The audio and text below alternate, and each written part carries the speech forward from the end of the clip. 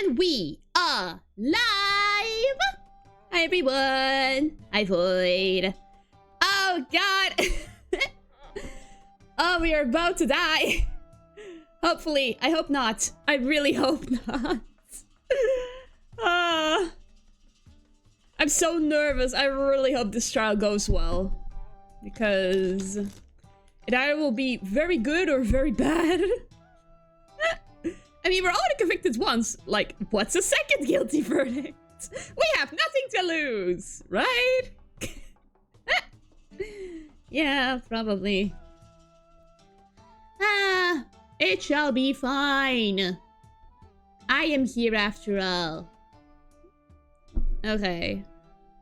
Since the void is voiding today, we shall begin early. As is pretty much tradition, because I want to get started right away, okay? I want to see what happens next. Maybe the reason why nobody's here is because I haven't posted the schedule screen, but... Ah, that's my fault, I guess. People will just have to catch up. I will have to upload the VODs. Oh god, I'm so behind on everything. Never mind! Never mind that. That's my problems. Let's continue. Let's voice act. To forget the pain of forgetting. May 12th, 9:34 a.m. The High Court of Kurain. The accused lobby. Oh, Maya. It's gonna be fine. It's gonna be fine. Maya looks exhausted, but I can't blame her. Nick, I was thinking about it all day yesterday. I never probably asked you to defend me, did I? It doesn't matter. I'm on this case till the bitter end. I know. That's why I wanted to officially ask you for your help. You got it, Maya. Let's do this. You gotta wrap this up and get back home so you can make your dream show come true. Steel Samurai versus the Plume Punisher, right? Aw, yeah. You bet! You look as if you did not sleep last night, barbed head. It is written all over your face. How can you expect to put up a respectable defense like that? I'm all fired up and raring to go, even. I guess Maya's not the only one looking exhausted. I mean, yeah, guilty verdicts don't happen. Wait, they happen more to you than to Apollo, Phoenix. Who's the better lawyer? Phoenix is, of course. He has more experience, but Apollo doesn't have a guilty verdict yet.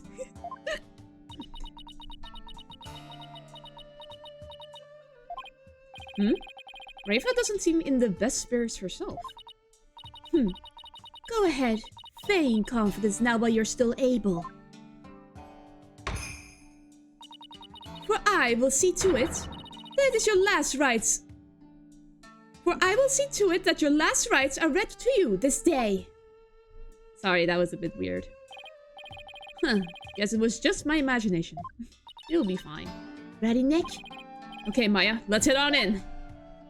Round 2! This time we're gonna be innocent. May 12th, the High Court of Kurain. Court is now in session. All rise. Now then, if everyone is ready. The defense is ready, Your Majesty. Prosecution is ready. Let us begin without further delay. Oh, no prayers this time, Prosecutor Samari. I already offered my prayers for the latest victim during my visit to the crime scene. Being that the accused had already been found guilty of the first murder. Let us hasten this trial, so we may put this dead lawyer walking out of his misery. Sure. I could not agree more. Oh, great. The whole courtroom will just chant for my death the whole time. In yesterday's trial, the accused was already found guilty of murdering the high priest. And today, she will be tried for the murder of his disciple, TuMiiA Zealot. Now then, Prosecutor Sabmari, your opening statement, if you would.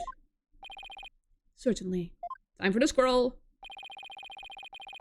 Oh, no scroll, I guess. Maybe he sees it as part of the same case? The accused has now slain 2 of the most devout clergymen in Koreanism. Even the lowest level of hell, the hell of tickling, would not be punishment enough. Ugh. Then, what terrible fate awaits her?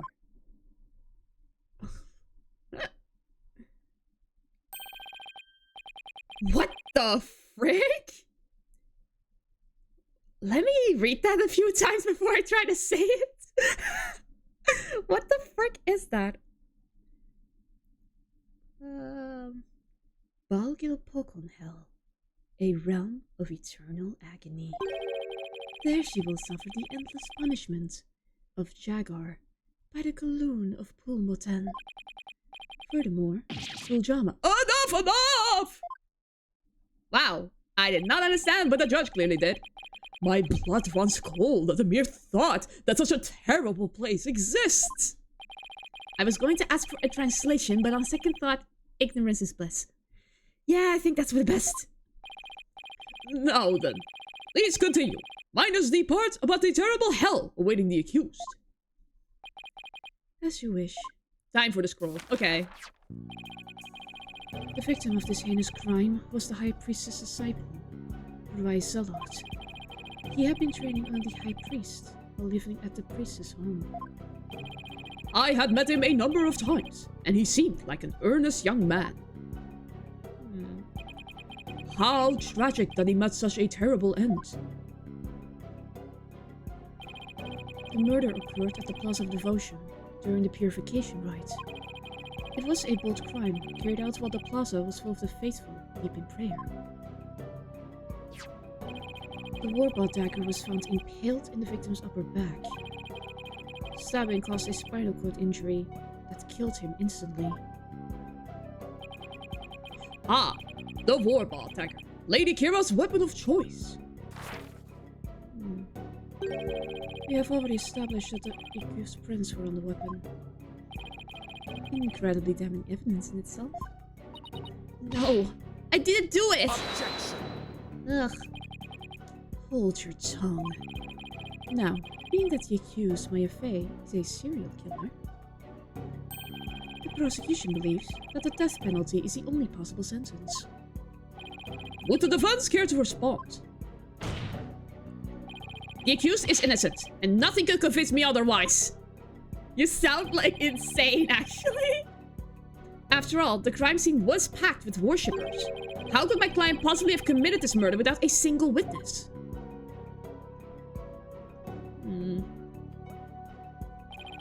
The accused's fingerprints on the murder weapon alone is enough to render a verdict. As such, I see no need to debate this any further. What about the divination seance? But down with the child of the demon lawyer, yes! Strap streams, welcome to the stream. I have a feeling this is gonna be crazy. Oh, I'm so nervous. I really hope we are spared from death today. Well, once our benevolence conducts her seance, it will be clear for all to see. Why are you silent? Your Majesty, might I have a word? Is something the matter, Prosecutor Sabmari? Crazy in an Ace Attorney game? Never! It only gets crazier and crazier. It is about the divination seance. What? Rafa? Your benevolence? Stop right there, Prosecutor Sabmari. As you wish. Forgive me for overstepping my bounds. What was that all about? Barbed Head, have you made peace with your fate? For this time, the divination seance will bring you to your knees. I'm ready, and I accept your challenge. The only problem is, I have no weapons at my disposal. Yay! Fisticuffs! Come on, Phoenix! I know you can fight! Weren't you in a fighting game once? Our only hope now is what we can glean from the seance vision and Refa's insights. Very well. The divination seance, if you please, your benevolence. Yes. Let us begin. Nena! I misread that as Barb said, have you made peace with your face? And I couldn't remember Refa being that savage. Amazing. O Holy Mother, we hold this divination seance in your name. Okay, here we go. Let the eyes of everyone here be clear, and our ears be unstopped. O dance of devotion, guide the victim's soul to me, so that we may receive their final memories in the pool of souls. How many times does Refa do this, like, on a weekly basis? Because this might be very exhausting to do for, like, every trial. Daily! Oh no. Wow. The same song and dance over and over. Round 3. I'm actually happy that I saved this for the stream and not for the previous one. Oh right! Oh, I forgot.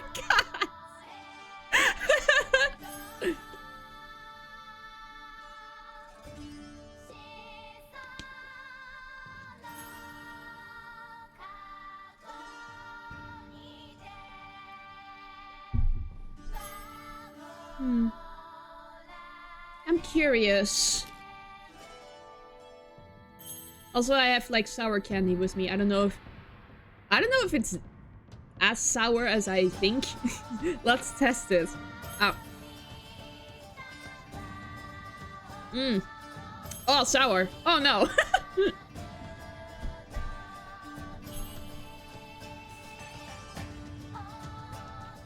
Refa preparing for her first VTuber idol concert. With only one song? Come on. She needs at least 3. Even if, like, 2 of those are covers, it doesn't matter.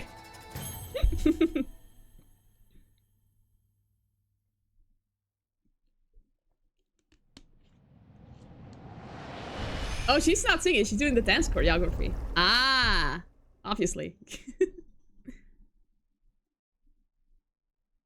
Hello? Wait, what? Wait. Wait, what? Hello?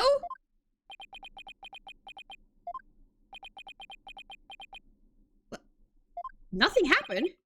I don't get it. Why wasn't there anything to see? Wait a second. Your benevolence! What in the world? Ugh. I was unable to evoke any sort of response. I called out the spirit's name many times, but to no avail. Wait. Just as I thought. Wait, what does he know that we don't? I have sought to confirm the contents of today's divination seance. After all, it is customary for the prosecutor to verify beforehand. It's all the fault of the demon lawyer! He stole the song! Objection! The divination seance happened twice in my presence so far, before this. And then I didn't steal it, so how did I steal it the 3rd time, huh? Come to think of it. Yeah. So he knew that nothing showed up. That is weird. Clearly you were making us think, you cat! And that is why I sought to help. And that is why I sought to stop her benevolence from performing it here. Oh, that's why he was so insistent on the murder weapon being the only evidence necessary. Again, I'm here to be the gallery. Yeah. However, she insisted that it be done. She wished to try one more time here, in the Hall of Justice. It would appear her benevolence is tired from her manifold duties. Oh no, that's gonna go to her head. I am not anything of the sort! The victim's spirit will not answer my call, but I know not why. It is my sacred duty to convey the truth through my divination seance. Rafa. What are we to do without a divination seance? Wait, this wasn't the first time this happened in 23 years? Surely this must have happened, like, once in 23 years before this, right? I suppose I shall have to deliver the last rites without them. Prosecution has already taken that into account when preparing for today. I am fully capable of proving the accused's guilt, with or without the divination seance. You never fail to impress, Prosecutor Sapmari. This is bad. The divination seance was my one and only hope. Your Majesty, Her Benevolence said she isn't tired. So, shouldn't we try to find out why the divination seance failed? How curious, Mr. Wright. Why have you suddenly taken such a keen interest in the divination seance? Yes, explain yourself. The divination seance is for shedding light on an accused's crimes. It is the Holy Mother's hammer of wrath that is ever poised to pound you into your grave. You should fear it, not plead for it. I believe in my client. Plus, yesterday, somebody told me something that changed my mind. The divination seance was once thought of as just another piece of evidence. If we were to correctly interpret the visions through careful analysis, then they would lead us to the truth behind what really happened. And the truth will show that my client, Maya Fey, is innocent. The truth is, you don't have anything else to fall back on, huh, Nick? Nope. Maya, please, you're not helping. How dare you! The voice of a Mitama is to be feared, not utilized by vile lawyers such as you! Yeah, Maya is that. Seances exact a heavy toll upon the royal priestess. It would be best not to burden her any further. Yeah, sure. Or does the defense feel that they can pose no counter-arguments without the seance? No, of course not! He saw right through me. I'll have to find a way to make the divination seance happen or we're toast. Burnt toast. Burned by the fires of hell. The demon lord has tried to waken the princess down with the Well, since the divination seance is not possible at this time, I see no other choice. Let us proceed with the trial without the seance, as Prosecutor Sabmari suggested. Thank you, Your Majesty. Why you... I will not forget this, barbed head. This will not be the last time you see of me. Well then, I will now proceed by providing an outline of the case at hand. We have fun here, I say, hiding my torture pitchfork. Oh yes, the fun will begin once I'm proclaimed guilty. Very well. If the lead detective would please come to the stand, we may begin. What is up with me today? I'm mixing up words left and right. Ugh. Ugh, I say.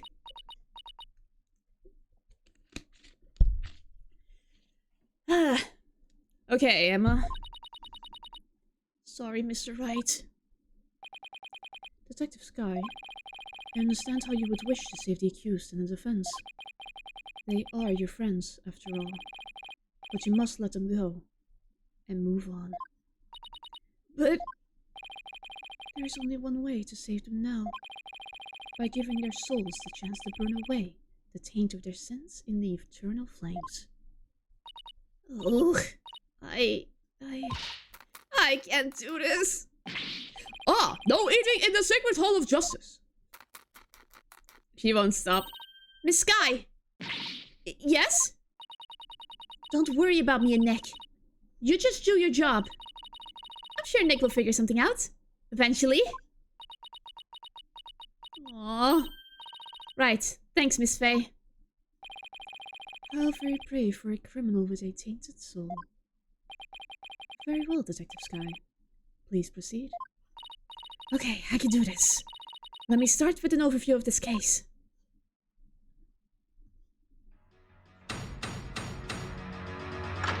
I love this new witness testimony screen and cross-examination. It's so much more epic. Overview of the second murder. The latest victim was Zealot. He had been training under the High Priest and living at his house for the past 2 years. The High Priest's widow Belief Imi has identified the victim's body. He may have been mistaken for a rebel and killed due to his connection to the High Priest. I see. Well, that certainly makes sense. Would the defense care to respond? I didn't spot any inconsistencies in your testimony so far. Me neither. And I don't have any evidence in my arsenal. What am I going to do now? Press everything!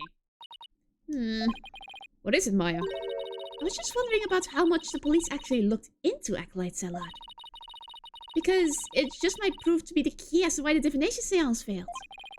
What are you getting at? Well, it's just a hunch. Wait a second. During my investigation, Rafa told me how the divination seance works. Wait. Zealot is not his real name? Oh, that changes some things. Okay. If I could figure out why it failed, maybe she could try it again. Okay, time to press for some more information. Yes, we are thinking the same thing.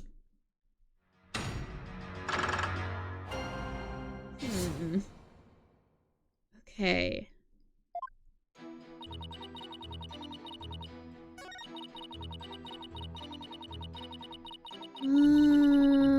Hold it! 2 years. Are you sure about that? We took statements from his neighbors and his fellow monks. They all corroborate our initial findings. What about you, Maya? Well, when I first came here, I saw Zealot praying under the High Priest's instruction. I see. So the results of the police investigation seem to check out.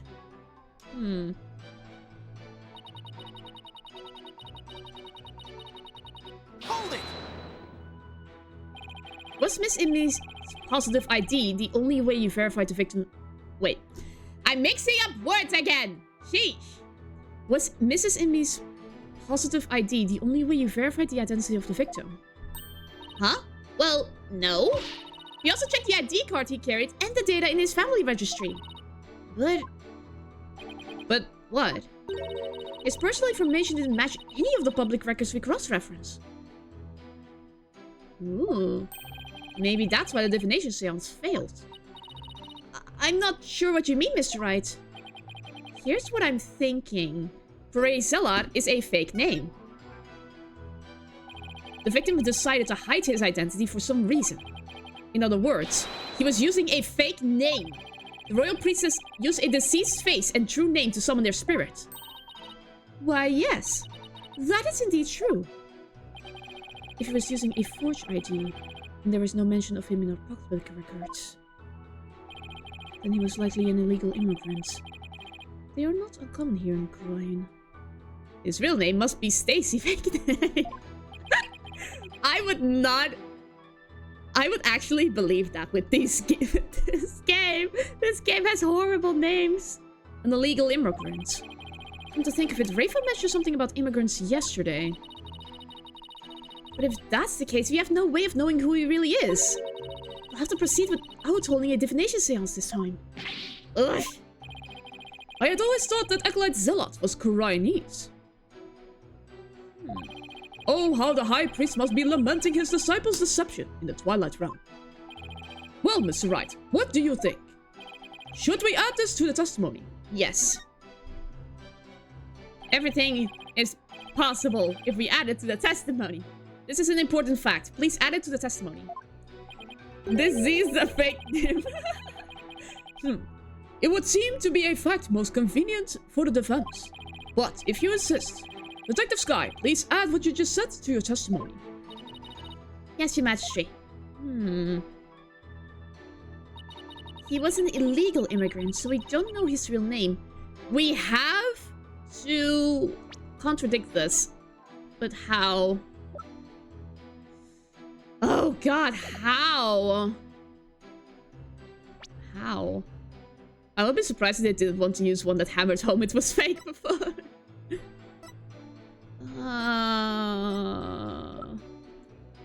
What new evidence do we have? Nothing here. This isn't important yet.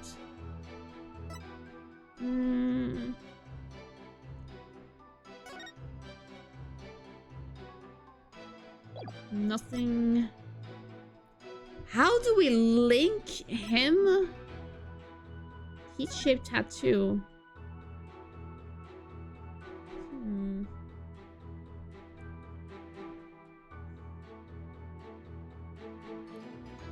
Does the tattoo have something to do with this? It just looks like a peach tattoo. We can try. I mean, we can try. Let's try. Objection! Oh my god, it's true. It's a tattoo. Why does the tattoo prove he's Koreanese? What?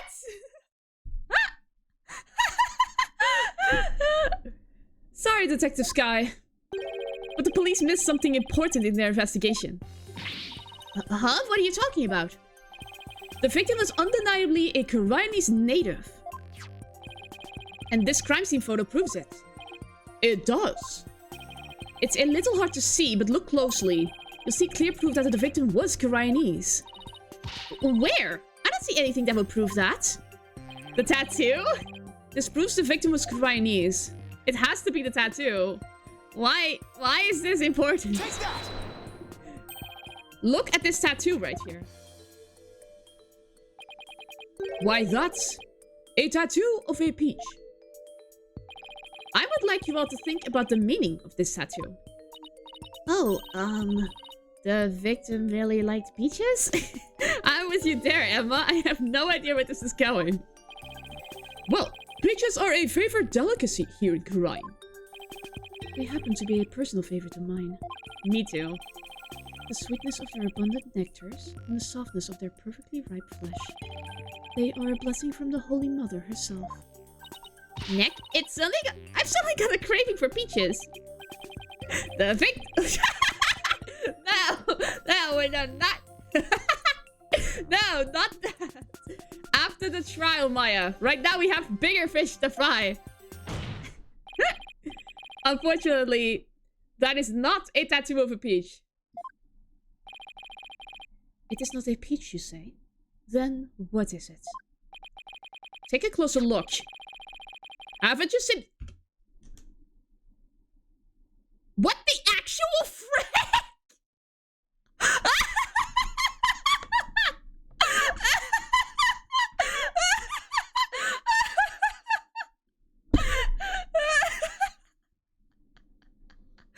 Oh my god! Look at this! Oh my god! I did not even notice! Phoenix, what the frick?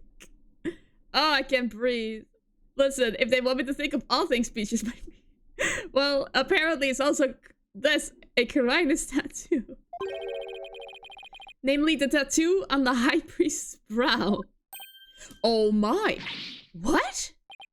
This mark is only borne by members of the Koreanist clergy. Objection! So that is what you believe it to be. But are they not utterly different shapes? You turn it around 90 degrees. Sure, they're shaped differently, but there's a reason for that.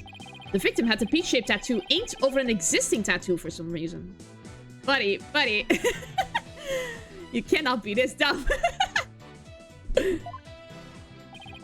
However, the dark red portion is exactly the same as the mark all Koreanist clergy bear. Hey, you're right. Until about 20-some odd years ago, everyone did get one, didn't they? I myself bear one of my right... Oh no! No! That is entirely too much information, Your Majesty. Information on everyone who enters the clergy is maintained at the temple. All we have to do is look up a monk with a mark in the same spot. I'm on it. I'll let you know if I get any hits. That will not be necessary. If you seek information on the clergy... He already has the scroll, just for that. I have it all right here. He's such a tryhard, I swear. Oh my, you never cease to amaze. So, tell us, is there anyone who fits the bill?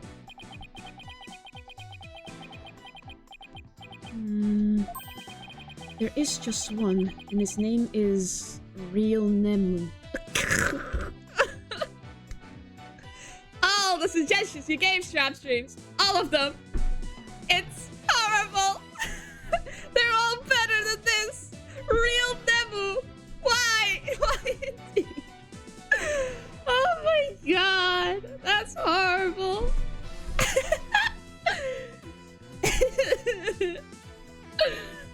Real Nemu. What is this? Ah. He became a monk 20 years ago. Huh.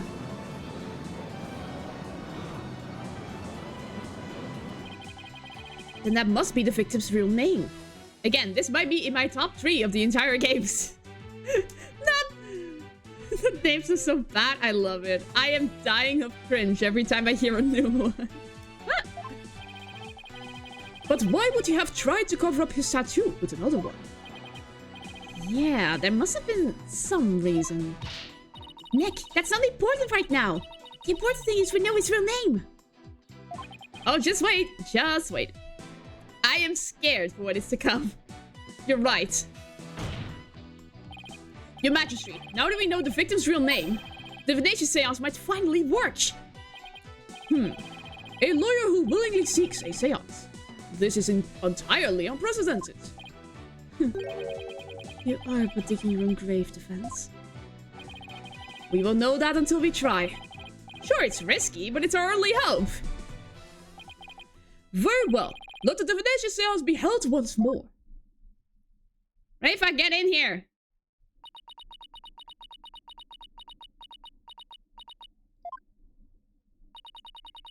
Why would a lawyer work so hard to see the divination seance be held once more?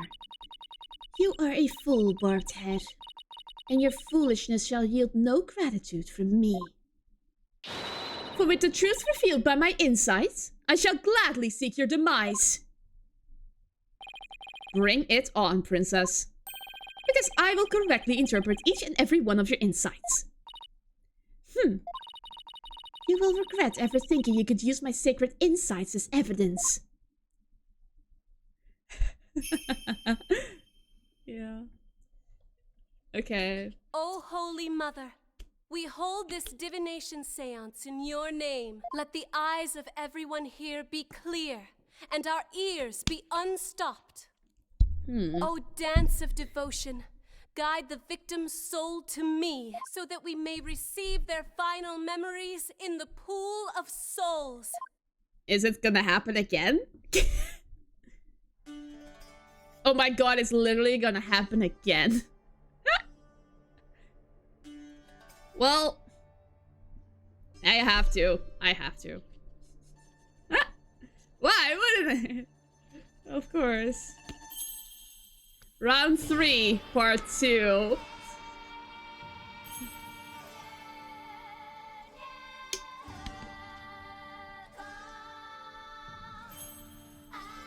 We have to immerse ourselves.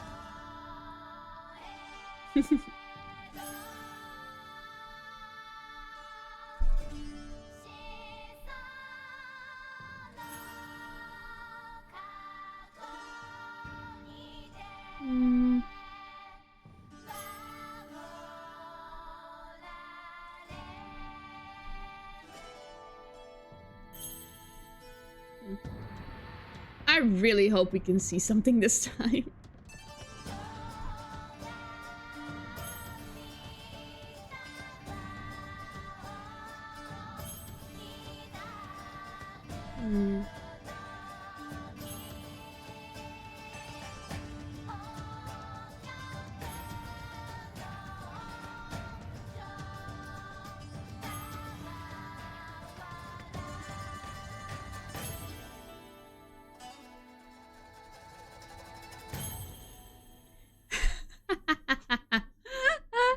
He has 2 fake days. Please let it work.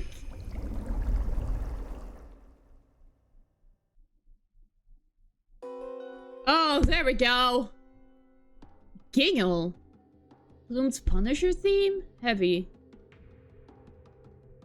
Heavy? Pain. Was he... Huh? Oh my. It is just as Mr. Wright surmised. Poor Zealot wasn't the victim's true name. And now at last, we have seen the victim's final moments. Actual name. But all we could see was the ground. You seem terribly disappointed. I have another theory. He died at the hideout.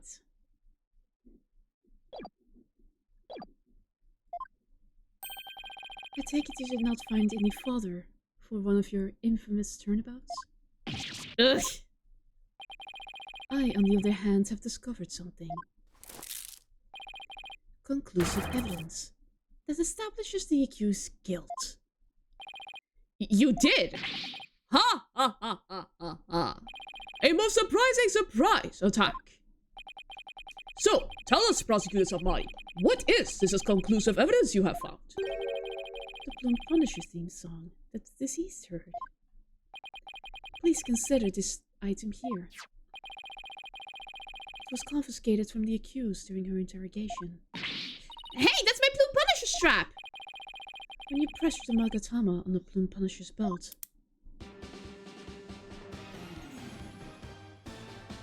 Ah, Bloom's Punisher theme song. It really is just a Steel Samurai with different instruments. Ah! Ah, okay. But I saw something different. It seems the accused inadvertently pressed the button in the midst of her crime.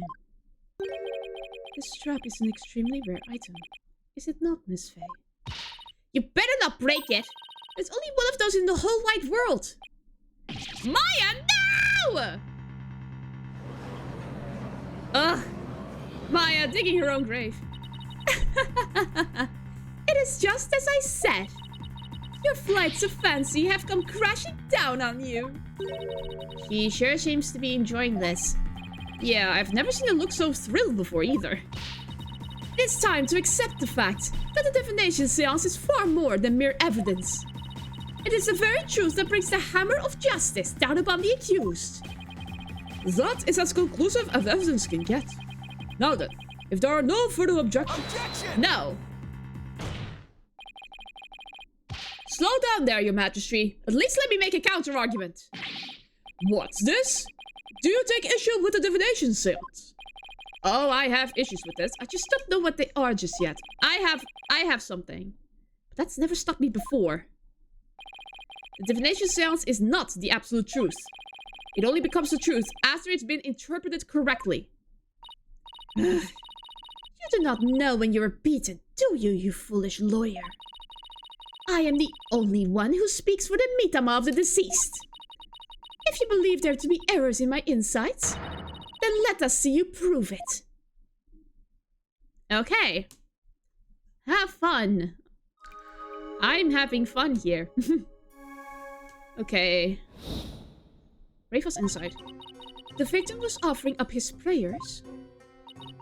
It was the night of the rite. Though it's dark, the pattern on the plaza's ground was visible. Then, someone was there, and the theme to the Bloom Punisher filled the air.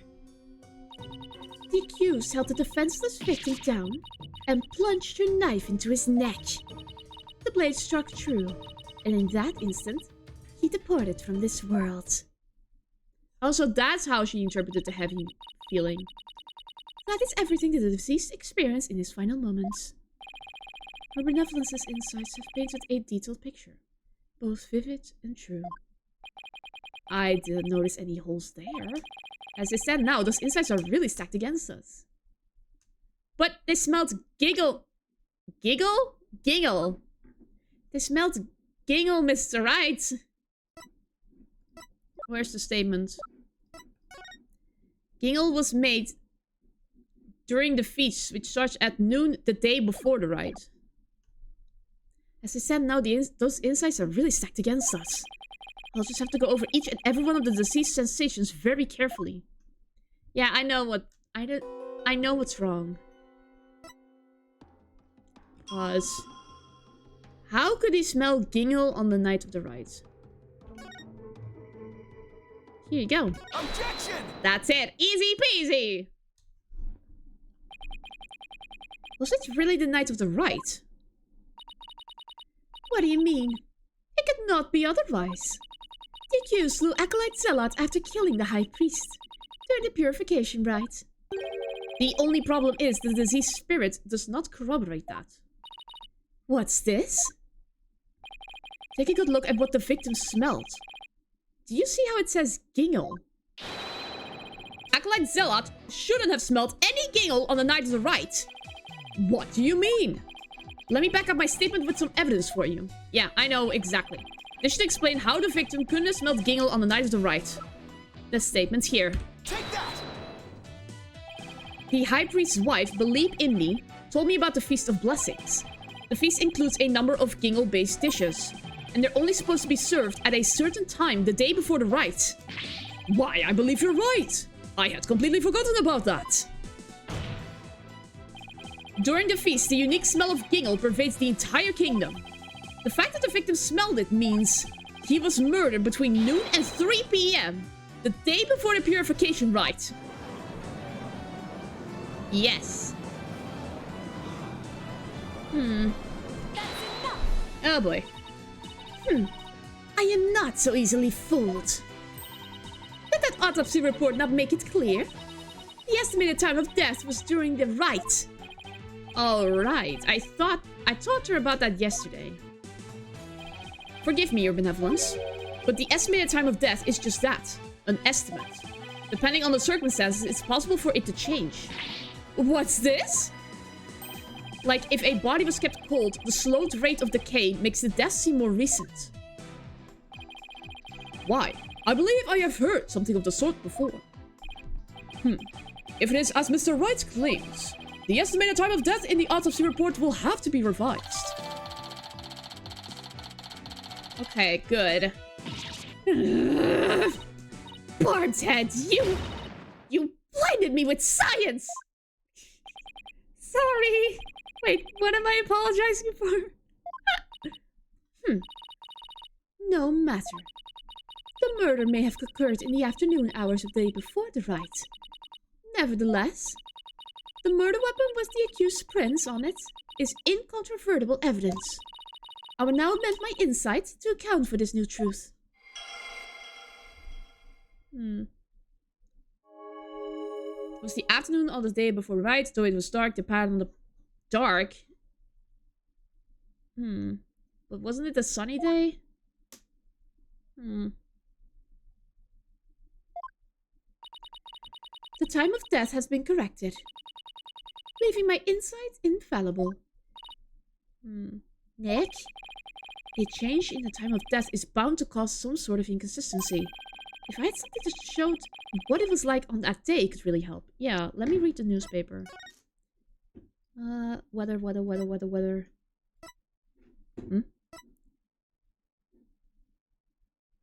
The thick white ice that froze the ground from the inner sanctum to the Plaza of Devotion until yesterday has melted. The ground was frozen. The rites can now go on as planned. We give thanks to the blessing of the Holy Mother and Lady Kira. Happy Raki. The ground was frozen? Weird. So if it was yesterday, then where is the ice? I think. Let me see. It is this, right? Yeah. Yeah, where's the ice?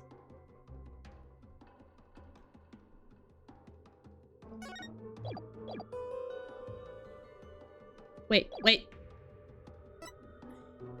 Here.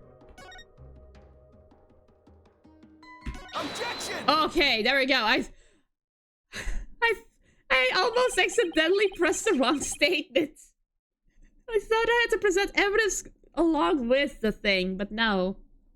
The change in the date and time for the crime has caused a new inconsistency to surface. What's this? Ugh, you're making that irritating face again! Cease that at once! Sorry, but this is the face I was born with. You were born smirking, Phoenix. Now, let's focus on what is important. What the victim saw in his final moments.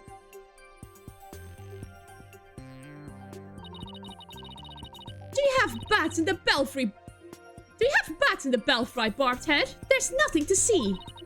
The ground at the plaza was all that entered the victim's eyes.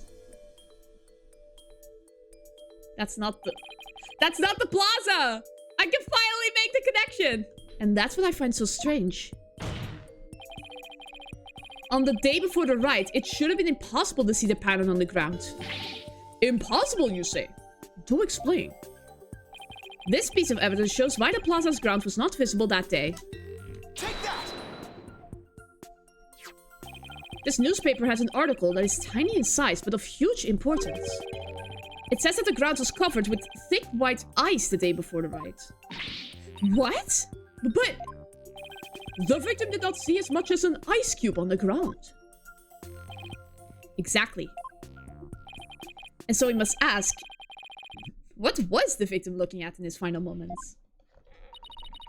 If you have something to say, then say it.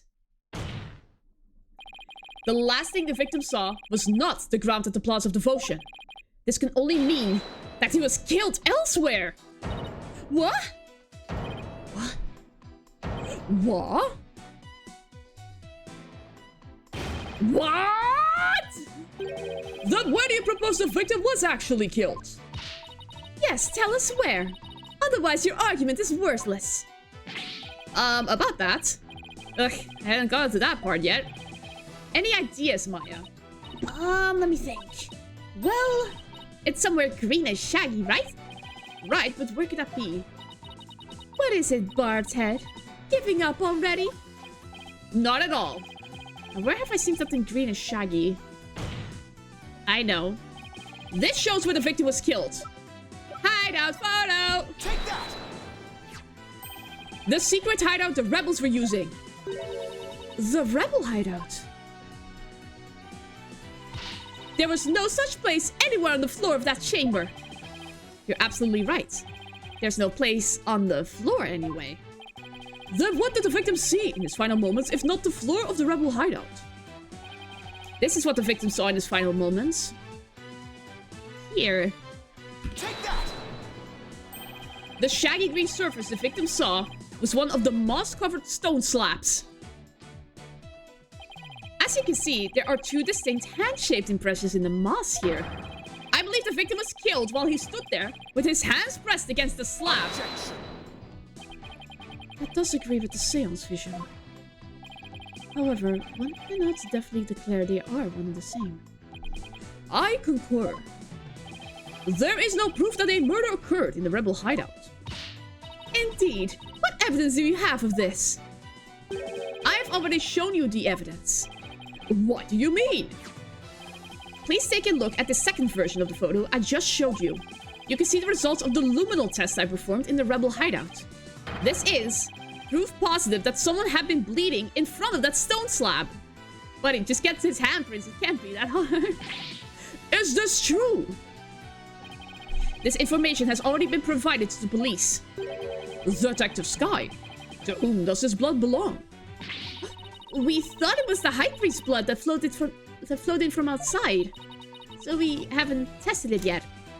Oh god, why? Then you must do so at once.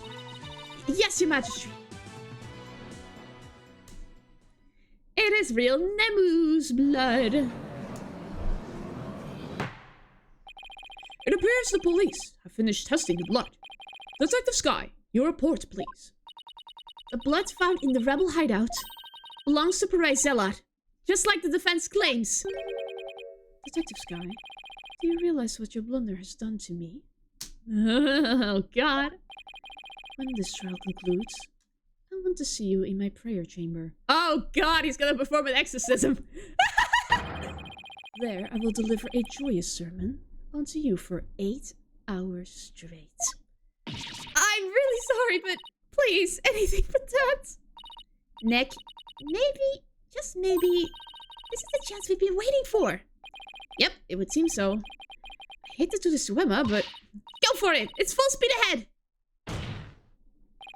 The victim was killed in the rebel hideout the day before the purification rite. Then, his body was moved to the Plaza of Devotion by someone we've yet to identify. So, when we thought we saw Acolyte Zealot praying during the rite, he was already dead! Ah! Oh my god, the moment we arrived there, he was already dead. And nobody noticed because everyone wanted not to disturb his prayer. And that's not all. If he was killed at the inner sanctum, that would explain one more thing. And that would be how the time of death was made to look later than it actually was. Oh my god, the mountaintop was cold! The proof of which was left behind at the sanctum. This points to how the time of death was made to appear later than it actually was. I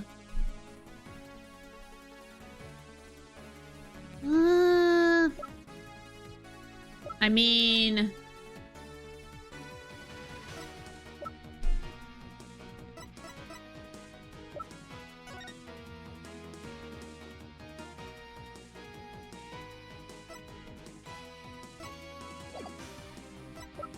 something to do with, like...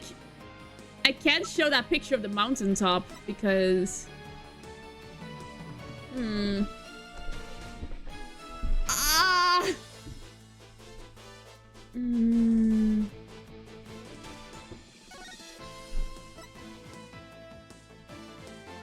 Wait a sec. Oh my god, this is relevant?! Oh my god, everything is relevant. He was covered in snow. Take that! Why? These are photos of the inner sanctum. I'd like to focus on this one. The proof is right there in this photo. This is how the time of death was made to appear later than it really was. Do you see how the snow has been removed from this one spot only? It's because it was used to keep the victim's body cold. And that's why the time of death wasn't what it seemed. The time was mistaken. And the place, too. And just what do you believe that proves? That my client is innocent. What of her fingerprints on the dagger? And the Plume Punisher theme the victim heard? You have failed to address these two key pieces of evidence. Ugh. I see your point. Plume Punisher theme! There was a clock! There was a clock! That's the Plume Punisher theme! Wasn't this your big chance, Nick? Ugh. I'm really hoping that the difference in location can invalidate either the weapon or the theme song for being used as evidence against you. It's the theme song. Actually, that might be possible. At least for one of them. Really? What's this? You say you could contradict our argument for a key piece of evidence? Very well, let us see you try. Nick, take a good look at the rebel hideout photo. Oh! The defense can invalidate this piece of evidence. Plume's Punisher theme. The Plumed Punisher theme. And how do you intend to support such a claim? Since the murder happened in the rebel hideout, there's something there that played the theme song other than my client's strap. It wasn't the strap. Is this true? The item that played the Plumed Punisher theme song was this. The clock. Take that! This is a Plumed Punisher alarm clock. I believe the victim heard its alarm go off. What proof do you have that the alarm went off? Objection! What proof do you have that it was my client's strap that played the theme song? Ugh! Do not twist the facts with your lawyerly wiles! Either way, the accused would still be guilty based off of her prints on the murder weapon. And here is what really happened. Oh, right. I have to prove he wasn't stabbed with that dagger. The victim stood with his stone hands on the stone slab in the hideout. It was the afternoon of the day before the riot.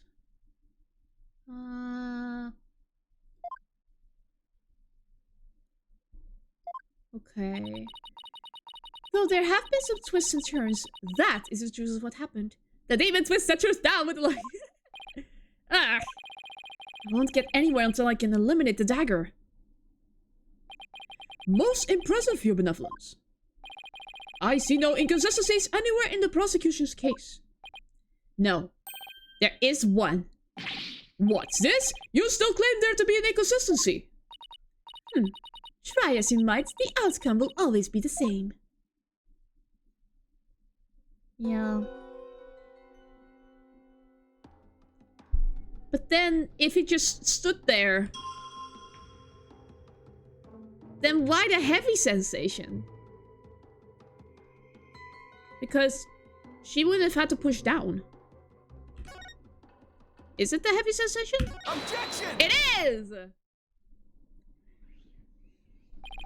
The victim was originally thought to have been stabbed while bent over in prayer, but he was actually standing with his hands against the stone slab. So the question is, where did the sensations of something heavy come from? Yes, I see your point. Since the victim was standing, he couldn't have been held down. Ah! Then tell us, Mr. Wright, what was that heavy sensation felt by the victim? What caused the heavy sensation Zealot felt? Any thoughts, Maya? I agree. That sense of heaviness seems important, but there's also the matter of Zealot's hands on the stone slab. Why were they even there? Could it be related to the cause of the heavy sensation? Well, Mr. Wright, do you have an answer for us? Of course. If I just envisioned the state Zealot was in when he was killed. The cause of the heaviness the victim felt was the falling stone slab. The only conceivable cause is the stone slab falling over, trapping the victim underneath. What? Oh, the stone slab came falling down on him, crushing him underneath. Right, that was the cause of the heavy sensation the victim felt. But then he died of stabbing. Could he have been trying to carry all of his... What the frick, Maya? While your theory is impressive, you have overlooked a key fact. The victim was not crushed to death. Rather, he was stabbed. Oh, yeah. Or do you claim that the dagger was plunged in after the slab had fallen on him?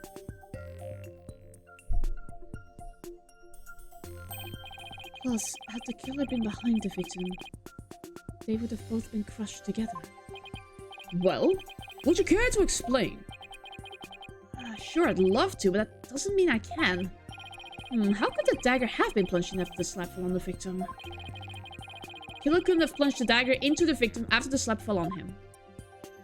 But what if the murder weapon wasn't what we thought it was? Well, there were other weapons in the rebel hideout.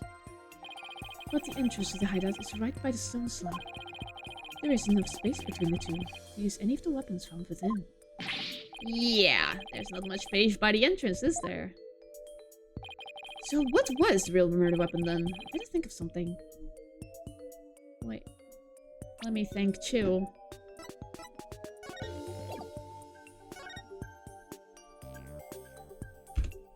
This thing can turn! Oh my god! This statue is a murder weapon! Oh my god! Oh, I thought I was wrong before, but I was right! In one weird way, I was predicting the second murder. If the murder weapon wasn't the dagger, then the dagger must have been plunged into the victim after he was already dead. That means he was stabbed at least twice, but the autopsy doesn't mention that. And then he must have been stabbed in the same spot with something shaped like a dagger.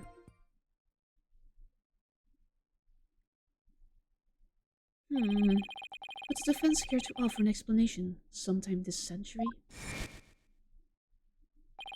Wait, wasn't there something dagger-like near the scene of this crime? Yes. Yes. Something that had a shape similar to the Warbot dagger?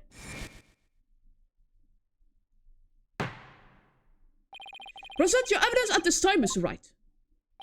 This shows what really killed the victim. I mean...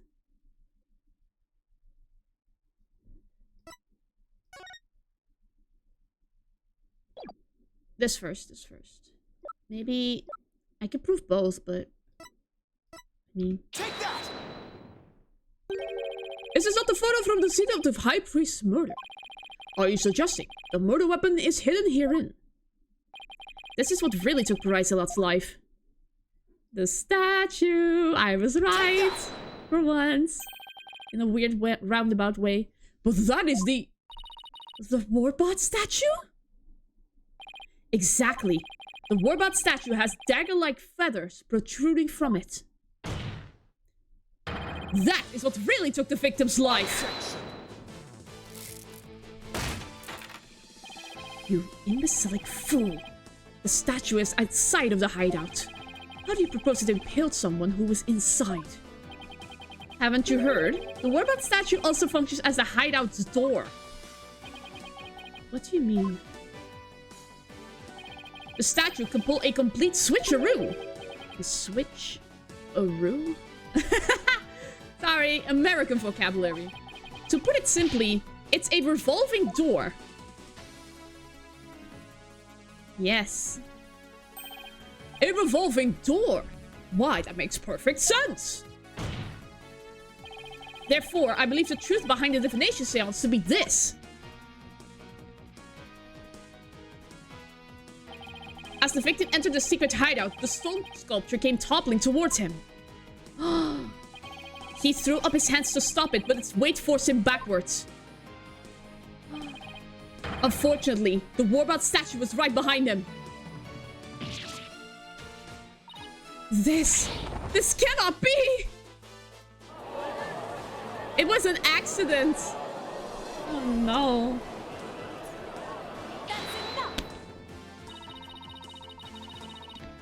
But the accused's fingerprints were found on the dagger. She had held it while rehearsing for the rite, which is when her prints got on it. This is a shocking turn of events, but there is a great deal of circumstantial evidence in the defense's favor. Okay, good. I believe we must accept that the Warbot statue was what killed the victim. Yes! We have it as evidence now. Good. Now that we know how Acolyte Zealot really met his demise. There's no basis for claiming my client committed this crime. Nice work, Nick! How can this be happening yet again? The divination seance. It's the only truth. No, your benevolence. It's not the truth itself, but it is a means for shedding light on the truth. Do you understand now? Your kingdom needs lawyers so that they can interpret your insights. But that means I have been misinterpreting the voices of the spirits all this time? Your benevolence! Are you unwell? All the color has drained from your face. Oh... I will be fine. Continue your proceedings without me. As you wish. She's coming to terms that she condemned many people to their deaths. Oh. I feel kind of bad for her. Now then, I would have the defense continue. Please explain what you have learned now that we know how the victim actually died. Acolyte Zealot was killed in the hideout before the High Priest's murder. That means the body found at the Plaza of Devotion was moved there by the real killer. But only after the Warbot dagger was thrust into him, to make it look like the murder weapon. That does seem to agree with what we now know. But why would the real killer go to such lengths? I believe stabbing Acolyte Zealot's body with the dagger and moving it to the plaza was a warning from the Twilight Realm! To make it look like a serial murder. A crime committed for fun! It was an attempt to make my client look like a serial killer.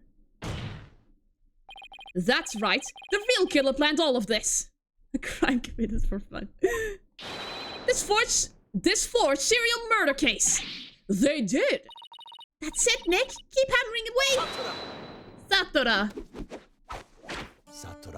Yeah, he's angry. Oh, he's standing at the ready. Your reasoning has more holes in it than that cheese you foreigners so enjoy. What?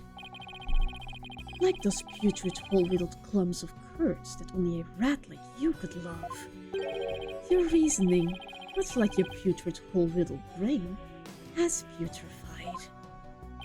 What's his deal with things going putrid? You have yet to overturn my argument that the accused is the killer. A careful analysis of the chain of events up to the killing exposes the truth as follows. What kind of excuse are you now going to say? Disguised as Lady Kira, the accused found the rebel hideout the day before the rite. But Acolyte Zealot had followed her there, after noticing her suspicious behavior. Caught by surprise, she pushed the stone slab towards him. And we know the rest. I've never been to the rebel hideout in my life! When the High Priest arrived at the sanctum the next day, he realized what she had done. That is when the accused murdered him, in order to silence him. I believe Prosecutor Sabmari has posed a compelling scenario. The defense, on the other hand, has yet to disprove the accused's guilt. Objection! Why would my client move Acolyte Zealot's body to where everyone could see it? And why would you stab the dagger with the fingerprints into his dead body? She had no reason to do any of those things. The dagger in his corpse was likely a warning to the rebels. Something along the lines of, Lady Kira would slay the Defying Dragons. So that is why she moved the body to the plaza for all to see. The judge is just eating this up, like... Ugh. Now he has the judge convinced too? I thought I'd finally made some headway. Well, Mr. Wright, about time for one of your groans of distress, is it not? Groans of distress? It kills me to admit this, but I've got nothing to counter his arguments with. And I still haven't disproven the allegations against Maya. Oh no, not again. Is it not time to end your futile struggle? You were already judged guilty yesterday. That makes you a dead lawyer walking. Accept the death that now awaits you. And in doing so, finally know peace. A dead lawyer walking, indeed. Then again, are not all lawyers who practice in crime? But I must admit, I misspoke earlier. Allow me to amend my statement. I had said the defense's reasoning had a putrid, cheese-like smell. But I now realize the stench was from his own putrid body, on the verge of death. Now I'm a rotting zombie! Think, who could have killed Zealot the day before the rites? Who knew about the rebel hideout and could gain access to the inner sanctum? Wait. Only those involved with the rites can enter the sanctum, so... Wait a second. Only a rebel would have known about the secret hideout. Wait. Oh... Wait, what? And the only person who was involved with the rites had access to the sanctum. And was suspected of being a rebel is... Ah! Did something come to mind? Yes, except there's one huge problem. A huge problem? The man is already dead. What are you two going on about? Plotting your escape from this sacred hall? I would not put it past you, considering you have no means to raise further objection. If I don't do something, Prosecutor Sabmari will have this one in the bag. I just have to bluff my way out of this. Regardless of that huge problem. Hey Maya, time to do your thing, girl. She's gonna commit heresy. Your Majesty, I believe there is another suspect in Pure Zealot's murder. Objection. Oh god. Even the most benevolent Holy Mother would not forgive such a desperate lie. After all, you know very well that such a person does not exist. No, there is one person who knew everything. That such a figure truly exists. Tell us, who might that be? I believe the prime suspect in Acolyte Zealot's murder is the High Priest himself. Take that! It had to be someone allowed to enter the sanctum and who knew of the hideout. And that would be the High Priest. Now, Yuta, do you believe your own hype that much? Or do you just like hearing yourself talk? I mean, I think he is very convinced of his case. He is kind of arrogant about it, yeah. I mean, yeah, with how much of a tryhard he is. Yeah. If he comes to a conclusion he believes it to be the divine revelation of the Holy Mother. So yeah.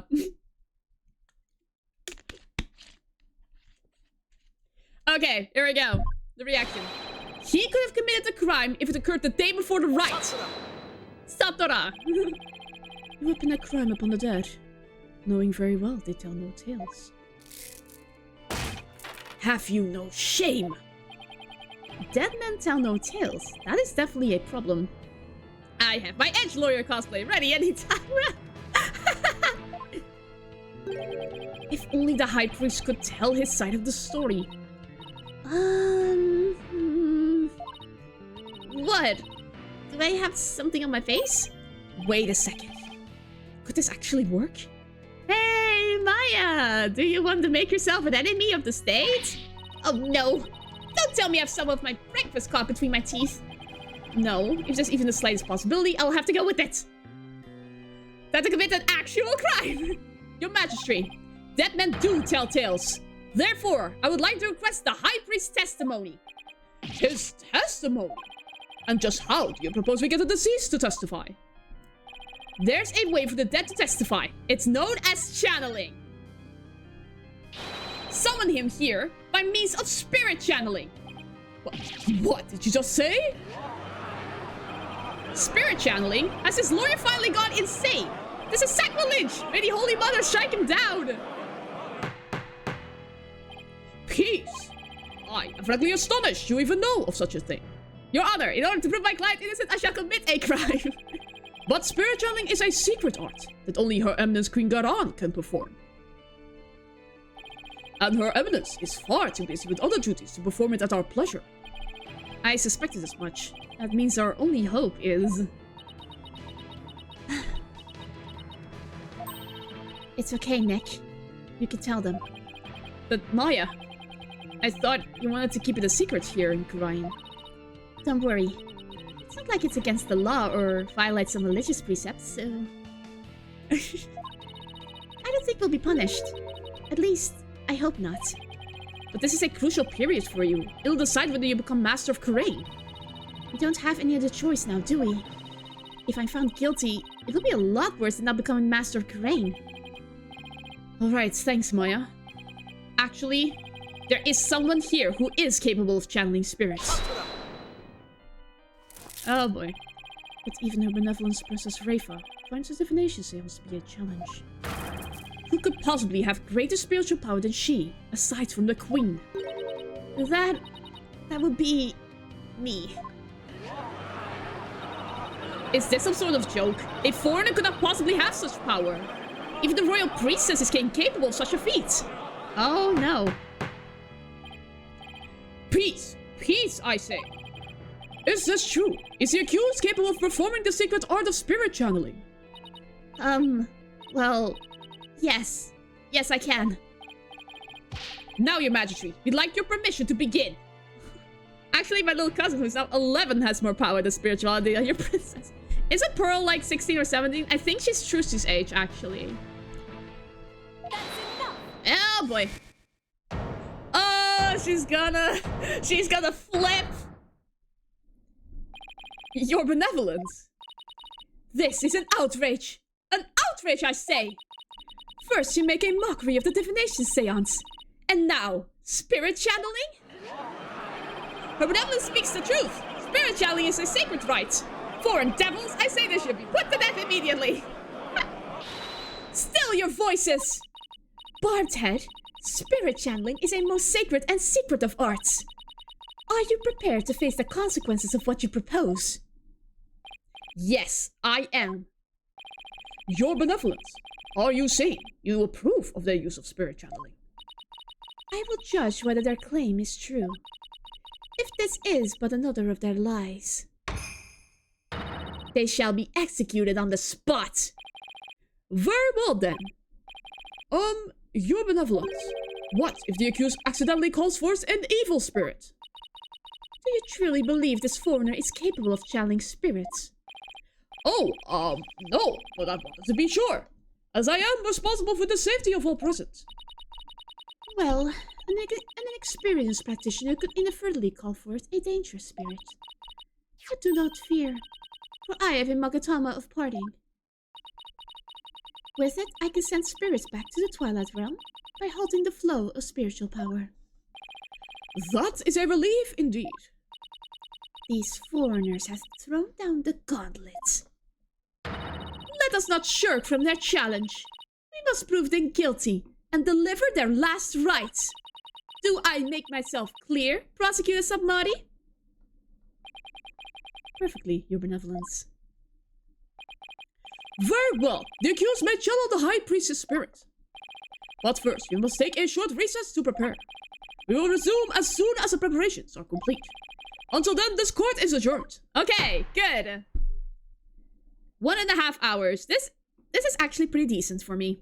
Okay, good. It's going as planned. I wanted to do like the first part of the 4th case too.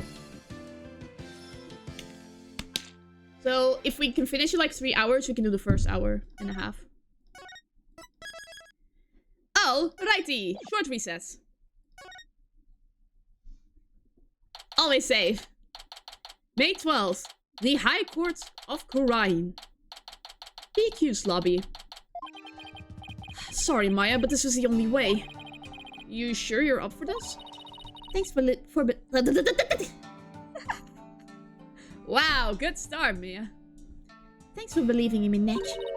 Even though I don't know if my channeling ability is on point yet. Oh, right. Before she started training here, her success rate was only about 30%. I know you can do it, Maya. At least, I hope she can. So, you sure you're ready? Yeah, at least I think so. You don't sound so confident. What about all your training? Training's one thing, actually doing it is another. But isn't training actually practicing the arts? Oh, I see. Uh-oh. If she fails to channel the High Priest, we're as good as dead. Relax, Nick. You can count on me. I'll show you what my training's done for me. This will be a moment you never forget. Okay, I just hope it's unforgettable in a good way. Once we hear Abbott Imi's story, I'm sure the truth will come to light.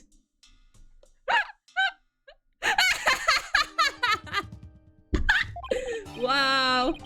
I hope so, but he was right in the fact that he was a rebel, so...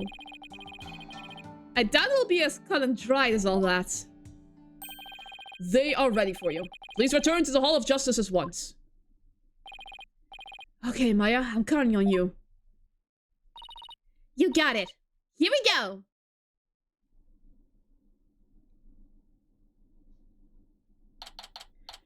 May 12th, the High Court of Khurain. Oh boy, here we go. I am very, very nervous. We have received official approval for the accused to channel a spirit here today. Now, if you will, Miss Faye, please proceed.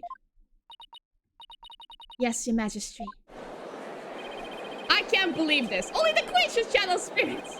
Execute them! Put them to death right now! Let me concentrate, please! Let her concentrate. Come on, Maya, I'm counting on you.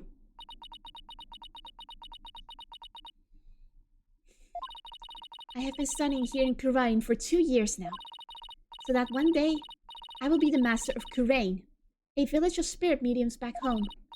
But first, I shall show you all the fruits of my training in your kingdom.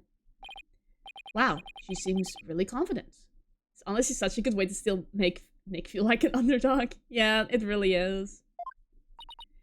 A neophyte practitioner such as you could not possibly channel a spirit. Okay, Your Benevolence. How about this? If I succeed, will you stop calling me a neophyte? Very well. If you succeed. Oh, I will. Just you watch. Here we go. Oh god, it's an actual cutscene. Oh god. Oh, spirit of Taurus in me, slumbering in the Twilight Realm. Return now to the world of the living. Oh, come on, come on. Oh god. Ah. Oh god, it worked! He's here! What is this place? Oh my! No! This cannot be! Volkunka! It's the High Priest! The accused really can channel spirits! I don't believe it. The accused spiritual power is the real deal? Maya? Heck yes! I do not understand. This cannot be. This simply cannot be. I must step out now before I forget myself. But Imi, would this be the Twilight Realm? And what of this? Luxurious mane of hair. Oh right, he was bald. Is it perhaps a gift from the Holy Mother for decades of faithful service? But Imi! My, but it isn't his majesty. Have you too shuffled off that mortal coil? No! Not yet. Please do not count me among the dead. It is only you who has passed on. But the spirit medium Maya Fey has brought you back among us today. Why? Acolyte Fey has mastered a secret art of spirit channeling. I suppose that explains those gorgeous locks. When I pass from this world, I too hope to be channeled with a full head of hair. Though it be for the briefest of moments. I give thanks for this splendid coiffure. Praise be to the Holy Mother. I do not know how to voice this man. However, this kimono is a bit too snug for my taste. If you would excuse me. Blech. Oh my god! There, that is better. Could we get to his testimony now? And I wish he'd kept his top on. Me too, Phoenix, me too. Why you are that foreign lawyer the people speak of as of late? And is this not the Hall of Justice? Why have I been summoned here? Forgive us for calling you back from your eternal rest. But you have been accused of murder. Might we ask you to testify on your own behalf? Ah! Ah! I have been accused of murder. That is troubling indeed. You're breaking Maya's bones! Stop it! Ah! What's with that crazy pose? Is this really cause for such astonishment? Even the lowliest of monks can achieve such body control with the proper training. Oh, I wonder if Albie will be able to do that someday. Oh god. Will the defense please explain the situation to the High Priest? I'd be happy to. Your disciple Parai Zealot has been murdered. It happened on the day before the purification rite. And the crime occurred in the rebel hideout hidden within the inner sanctum. Acolyte Zealot. He has been killed. Who would do such a thing? Someone who knew of the hideout and had access to the inner sanctum. In other words, you, Abbot Imi. After all, weren't you secretly a rebel? What? Oh my god. Oh dear, I really hope this doesn't break Maya's bones. That's still Maya's body. I hope he doesn't break anything.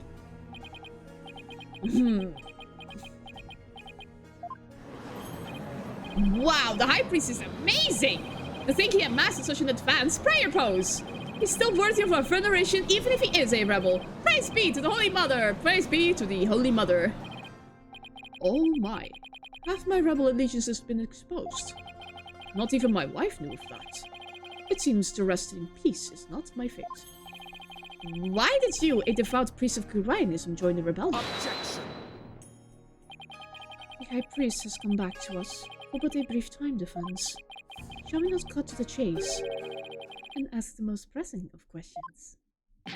Oh, right. Abbot Imi, the prosecution believes the one who slew both you and Acolyte Zealot to be Maya Fey, who had been playing the role of Lady Kira in the rite.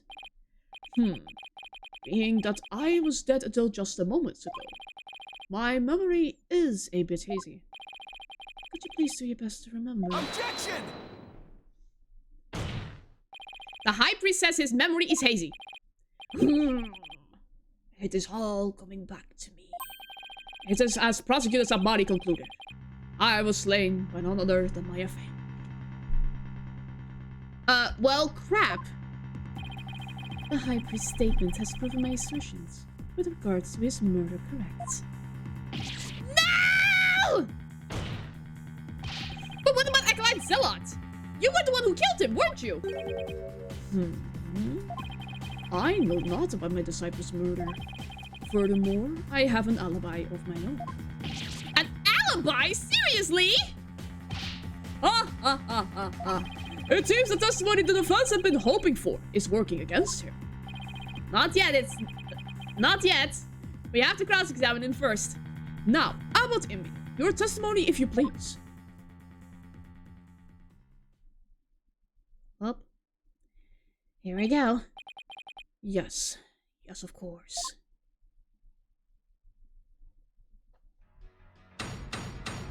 Here we go once again. Ugh. Why does everyone blame Maya? I have an alibi. I have an ironclad alibi for the time during which the murder took place. Just past noon on the day before the riot, I was entertaining guests at my home. And I believe my guests can corroborate this. You had guests? Just past noon. That's right about the time Zealot was murdered. Are you sure about that? Absolutely. Come to think of it, Rafa told me about a spirit's memory. Yeah.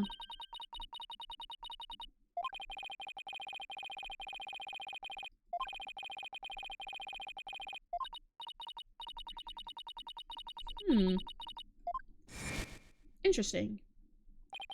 The High Priest seems to know exactly what he's talking about. So the question is, what would be the best angle of attack? It doesn't have a lot of statements, so I will press every single one this time. He only has like 3 or 4. Yeah, 3. Hold it! You used the word alibi as if it was second nature. Are you perhaps mocking me? Or is it perhaps the kingdom of Khurain itself you wish to ridicule? Come on! Everyone in the drama knows what alibi means! We're not a bunch of country bumpkins here! We have plenty of courtroom dramas on TV! Peace, peace! Peace, I say! Mr. Wright, would you care to clarify your last statement? Please, don't take it the wrong way. It's just alibi is a rather technical term for a priest to use so normally. I assure you, I know how to use the term.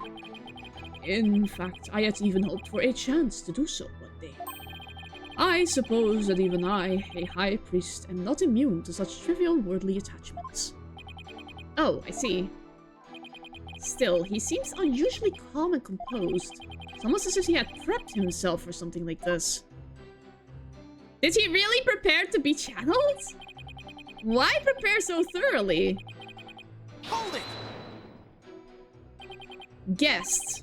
And you're entertaining them personally.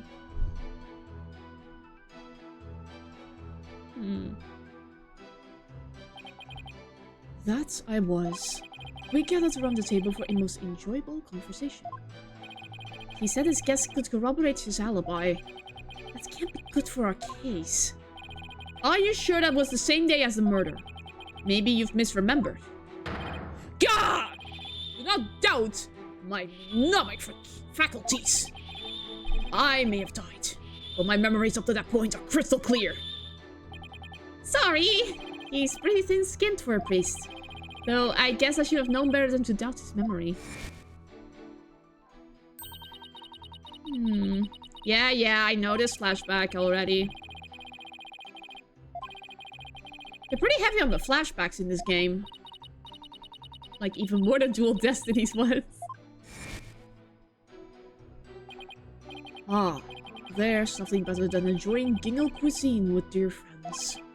That way, everyone's breath becomes equally malodorous. Right.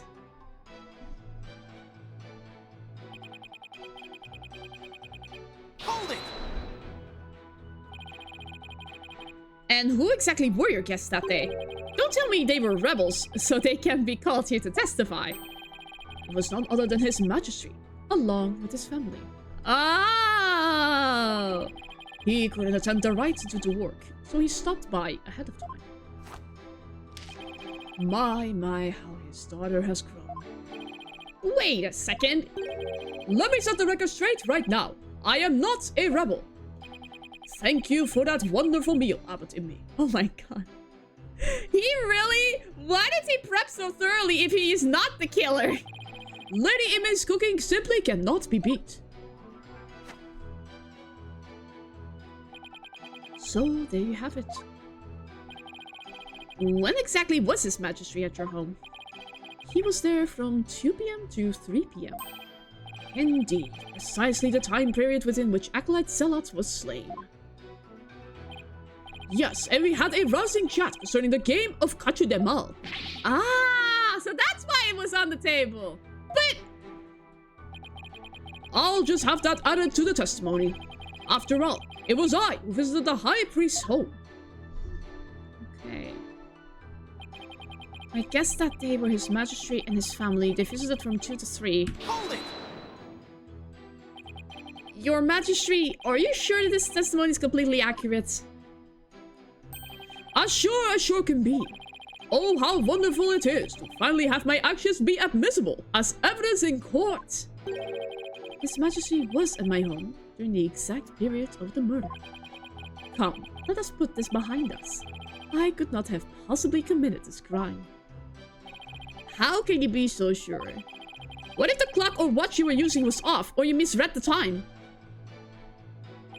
There was a clock right near the table, and it's at the exact same time as my watch.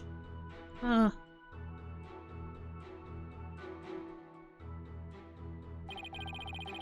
do you understand, lawyer? Oh boy, this isn't fun. As you can see, my alibi is airtight. But why did you... I'm thinking of something. Or do you still think I could have killed Acolyte Zealot? His Majesty's a witness! Are you satisfied now? There is not a single discrepancy in Abbot Immi's alibi. It's too perfect, don't you see? If I give up now, it'll all be over. Now hold on a second! Is there anything wrong with the High Priest's testimony? Yes! There is a discrepancy in the High Priest's testimony. There is. Well then, perhaps you could explain what it might be. This is what was wrong with his testimony. Prayer feast was short, he's too friendly with the judge! Oh, savage! He knew... Oh my god, that's it. He knew the time of the crime. From the exact hour. After Abbot Immi was channeled. No one ever stated what time Acolyte Zealot was murdered. Now that you mention it. Despite that, you claim to have an alibi from 2 PM to 3 PM. That means you knew that Acolyte Zealot was dead. When you were still alive. Ugh. Oh my god. Wait, I think I saw something just now. No, I must be matching things. So tell me, how did you know that what time the crime had been committed? About that. Open your heart. Let the Holy Mother in. Why? We've been blessed with the High Priest's sacred words of prayer. All who serve for holiness must strive to banish worldly desires from their soul. Open your heart. Let the Holy Mother in. Purge your mind of greed and baseness. I feel as if my very soul has been cleansed. You can't fool me. Prayer may banish worldly desires, but it can't make a contradiction disappear. Satora. I like saying that word. Satora. How can you be so sure? What's that supposed to mean? This lawyer seems to think little of the power of Karayan's prayer. Huh? What are you spewing now? Abbot Immi was at home during the crime, but knew of what happened at the hideout. I believe this can be explained thusly. He must have had a way to monitor the hideout from his home. What? He had a security camera there? You will never cease to amaze, prosecutor. As he had surmised, there was a listening device installed at the hideout. It enabled me to instantly learn of anything unusual, even when I was not there. Remember, the rebels have been using this as a top-secret hideout. It would be perfectly natural for them to install such an apparatus. Wait, come to think of it, when I was searching the rebel hideout... Oh, behind the thing! Something under the banner, microphone. Oh no. Someone's trying to record something with it. That was a listening device. It starts recording whenever it detects movement. And I heard such a recording after His Majesty and his family left. If you look in the desk in my study, you will find the tape in question. Alright then, Bailiff! Yes, your majesty! Go retrieve the tape in question from the High Priest's home. At once, your majesty! Okay. The power of Gorian's prayer. Even a putrid brain such as yours should understand it now. It's like the contradiction really did vanish. We shall ascertain the content of the recording once we have the tape. In the meantime, I would ask Abbot Imi to continue with his testimony. This is gonna be very exhausting, but he is the murderer, so yeah. Very well.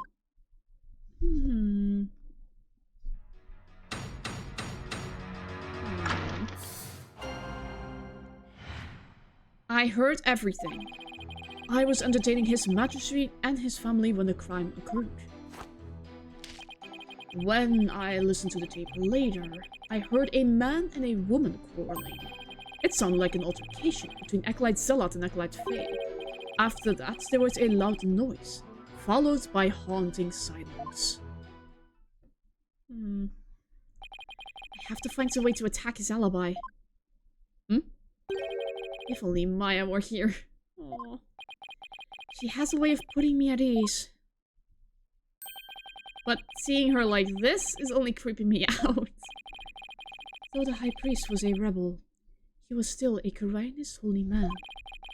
Therefore, take care in your questioning, lest you invoke the ire of our people. Ah, don't press too much. May the Holy Mother strike him blind. As if this wasn't hard enough already. Nice try, but I'll stop at nothing to find the truth. Yeah.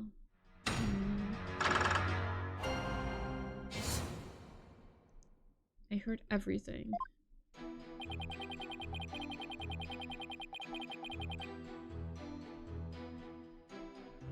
Hold it! I'm thinking. You were entertaining His Majesty and his family during the crime. Indeed. My wife Believe was treating them to her wonderful home cooking. Your wife was there that day. Wait a sec. Why, yes, she was in the kitchen cooking up a storm the entire time. Come to think of it, I don't think I saw her at all that day. Oh my god, he's trying to cover up for his wife! She takes her culinary duties most seriously, you see. That is why she was in the kitchen cooking without pause the entire day. So the judge never saw Miss Imi. Should I have Abbot Imi add that to the state? Yes! He's trying to cover up for his wife. Please add that statement to your testimony. As you wish. My wife Believe was in the kitchen cooking the entire time. Hold it! What was your wife making that day? The menu that day featured Hatin supais and meltomot. They are both traditional Kurainese dishes. Yeah, I can't even begin to imagine what those are. Ah, yes. The exquisite zest of Hatin supais and the supreme texture of meltomot. Lady Imi's cooking that day was utterly unforgettable. Thank you. It brings me great joy to know you enjoyed your meal. Now, once His Majesty and his family had left...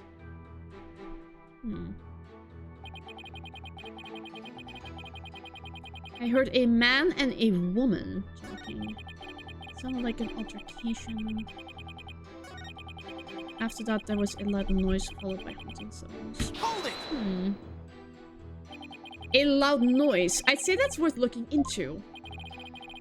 It was a terrible crashing sound. Poor Acolyte Zealot. It must have felt so heavy. How do you know it was heavy? It must have been the sound of that stone slab falling over. Should I have him add that statement to his testimony? Yes. Every statement is important. Please add that statement to your testimony. As you wish. I would describe the noise as a terrible crash. Poor Zealot, it must have felt so heavy. Hold it! You believe that terrible crash is connected to Acolyte Zealot's death? Yes, the sound, no doubt, was poor Zealot's death knell. Such a tragedy, for he was a fine disciple.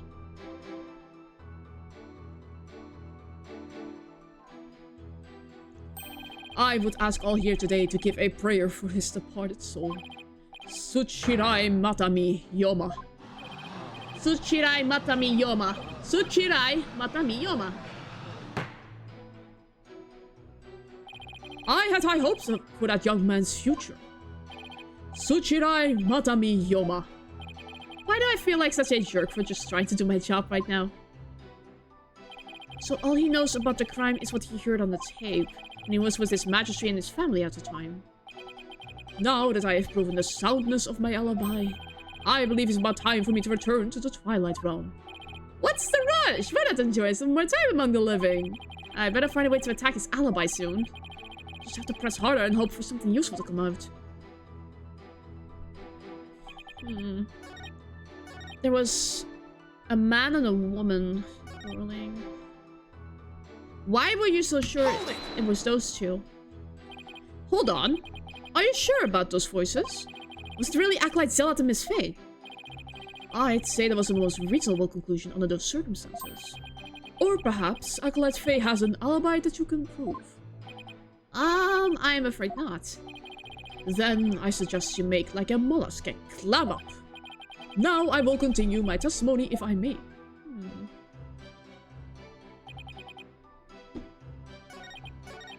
Man and woman. You heard everything from a recording. Indeed.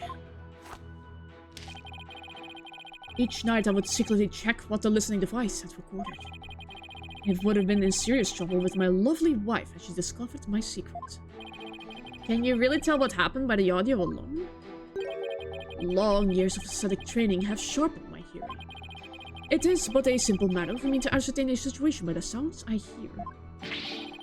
Practicing Koreanism improves your hearing.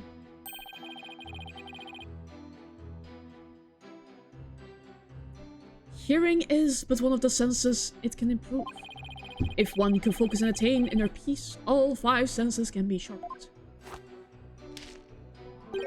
Why, the warbot over in the bazaar just cried. Did you not hear it? Give me a break. Oh no. Mr. Wright, do you still feel the need to question the High Priest?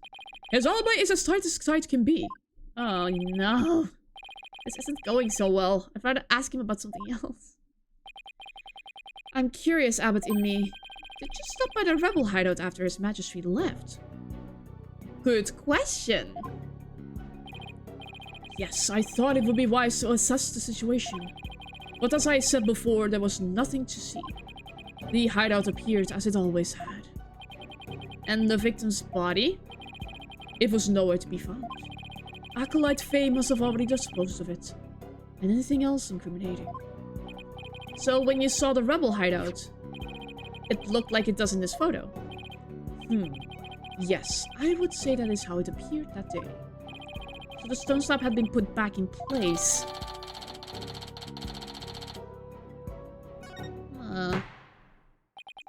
Mr. Wright! Is it not time to concede defeat? Nope. No, wait! I just need a little more time! If you insist. Okay, what was amended in his testimony? What was amended here?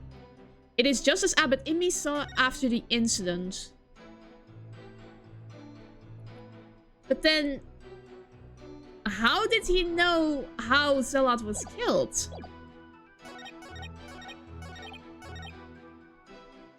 It must have felt so heavy. He doesn't know what... He proclaims he doesn't know what happened, but he knows exactly what happened. This is it. Objection! Yes! Finally! Abbot Imi, you said, and I quote, "Poor Zealot, it must have felt so heavy." Why do you think he felt something heavy? You said the hideout looked like it did in this photo. If so, there's nothing that would lead you to believe he had experienced a heavy feeling. Ah. The fact is, of course, a stone slab did fall over onto Acolyte Zealot, impaling him on the warbot statue behind him. But that was only revealed through her benevolence's divination seance earlier. Would the defense please get to the point? My point is, simply hearing a crashing sound shouldn't have automatically led him to conclude the victim was crushed to death. I still don't see your point. I'm saying that the High Priest knew. He knew how the victim was really killed. Why? And that is information only the real killer could have known. Wow, a real out-of-body experience. I definitely saw it that time. I've got the High Priest's spirit shaking in his boots. Or should I say sandals? Objection! Oh, of course. Need I remind you, Abbot Imi was with his magistrate at the time of the crime. Such an alibi precludes him from being the killer. That's true. So he can't be the killer. However, he knew how Zealot was killed. His wife did it. Oh, no.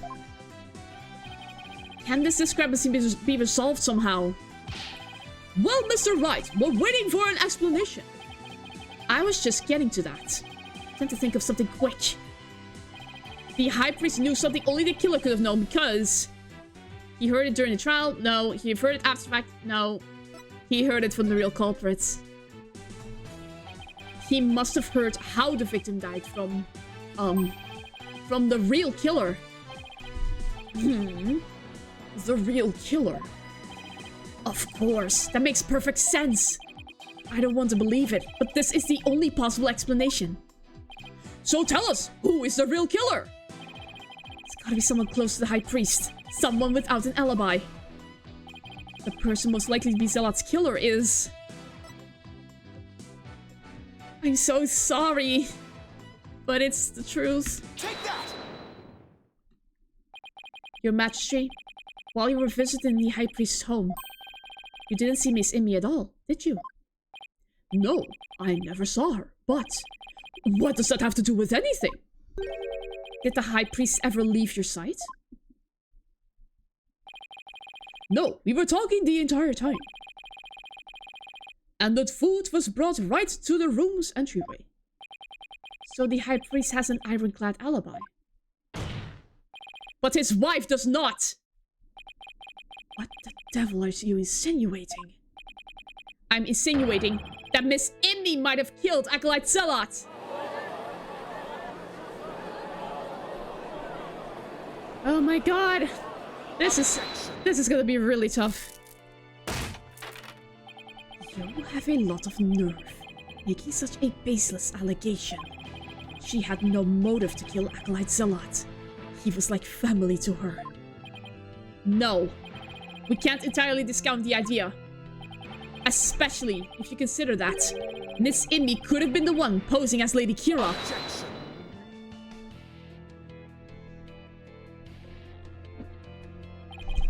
Even a fool must temper his foolishness at times. But do you truly believe Lady Kira would kill Acolyte Zealot, though he was not a rebel? Objection! As we all know, the High Priest was secretly a rebel. It would follow that his favorite disciple could very well be a rebel too. Are you suggesting that Miss Imi killed her husband as well? As sad as it is to think she'd kill her own husband to rid the kingdom of rebels. Oh, the priest will not... The priest will not hear that. I can already tell. I don't think we can rule it out. Yeah, no, he won't accept that. Whoa, that one was voiced! Ah! Yikes! You claim my wife is that rebel hunting Lady Kira? And that she slew both Zealot and myself? My lovely wife. That is utterly impossible. She was... Ah! Yikes! I have never seen the High Priest so angry. His voice was so loud that it pierced reality itself. And that I could hear it. Me, that is. It is as Abbot and me stated. And the accused has already been found guilty of his murder. It is far too late to overturn it. That's right, Mr. Wright. Now apologize to the good priest before he gets angry again. Quickly now. No, I'm not going to apologize. The true identity of Lady Kira is a major piece of this trial's puzzle. Admit it, Abbot Immi. Your wife, Lady Immi, killed you. Yet even now you continue to lie in an effort to protect her. How absurd. It appears the lawyer has forgotten. My lovely wife could not possibly battle the rebels in the guise of Lady Kira. For we were blessed by her holiness, as she is with child. Praise be to the Holy Mother! Ugh, I completely forgot about that. That abominable Lady Kira figure who slew me and Acolyte Zealot was the accused. This is bad, but I can't give up now. Don't forget, my client doesn't have the strength to fight rebels either. You're gonna claim otherwise, aren't you? How could a weak young woman like her possibly... Satora. Ugh. He is very, very pissed. He is so pissed. You foolish oaf of a lawyer. If only we're as blessed as Lady Immi. What? Surely the accused possesses the strength, or should I say, the power. The power to battle those black-hearted rebels. What are you talking about? My good prosecutor, I see you have come to the same conclusion as I. Such keen insight. Then you have figured it out as well, Abbot Immi. May I ask you to explain it to this putrid-brained lawyer? Certainly, for I cannot allow him to frame my lovely wife for murder. Foreign devil! Your Majesty, allow me to testify as to how my affair is that murderous Lady Kira. Well, if it would assuage your anger, then by all means, please testify.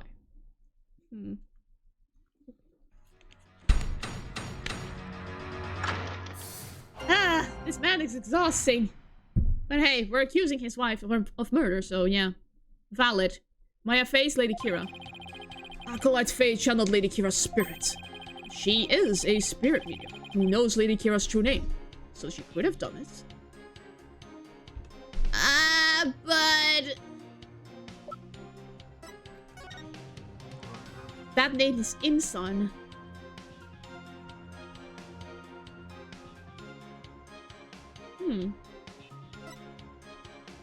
There's no face to be channeled, my dude.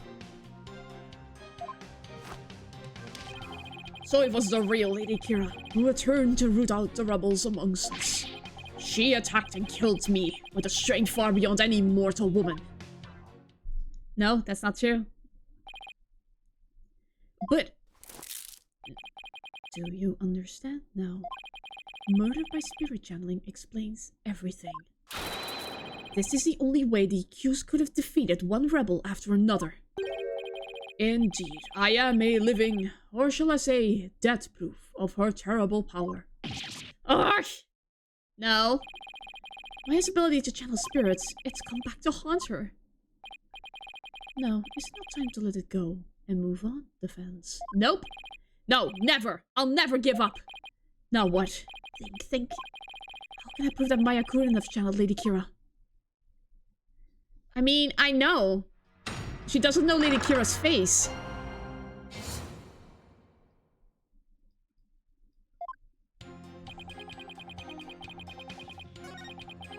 No, I know immediately what to present. Nope. The Tome of Secrets is only given to the priestess who performs the purification rite. Is this your proof that my client could have channeled Lady Kira?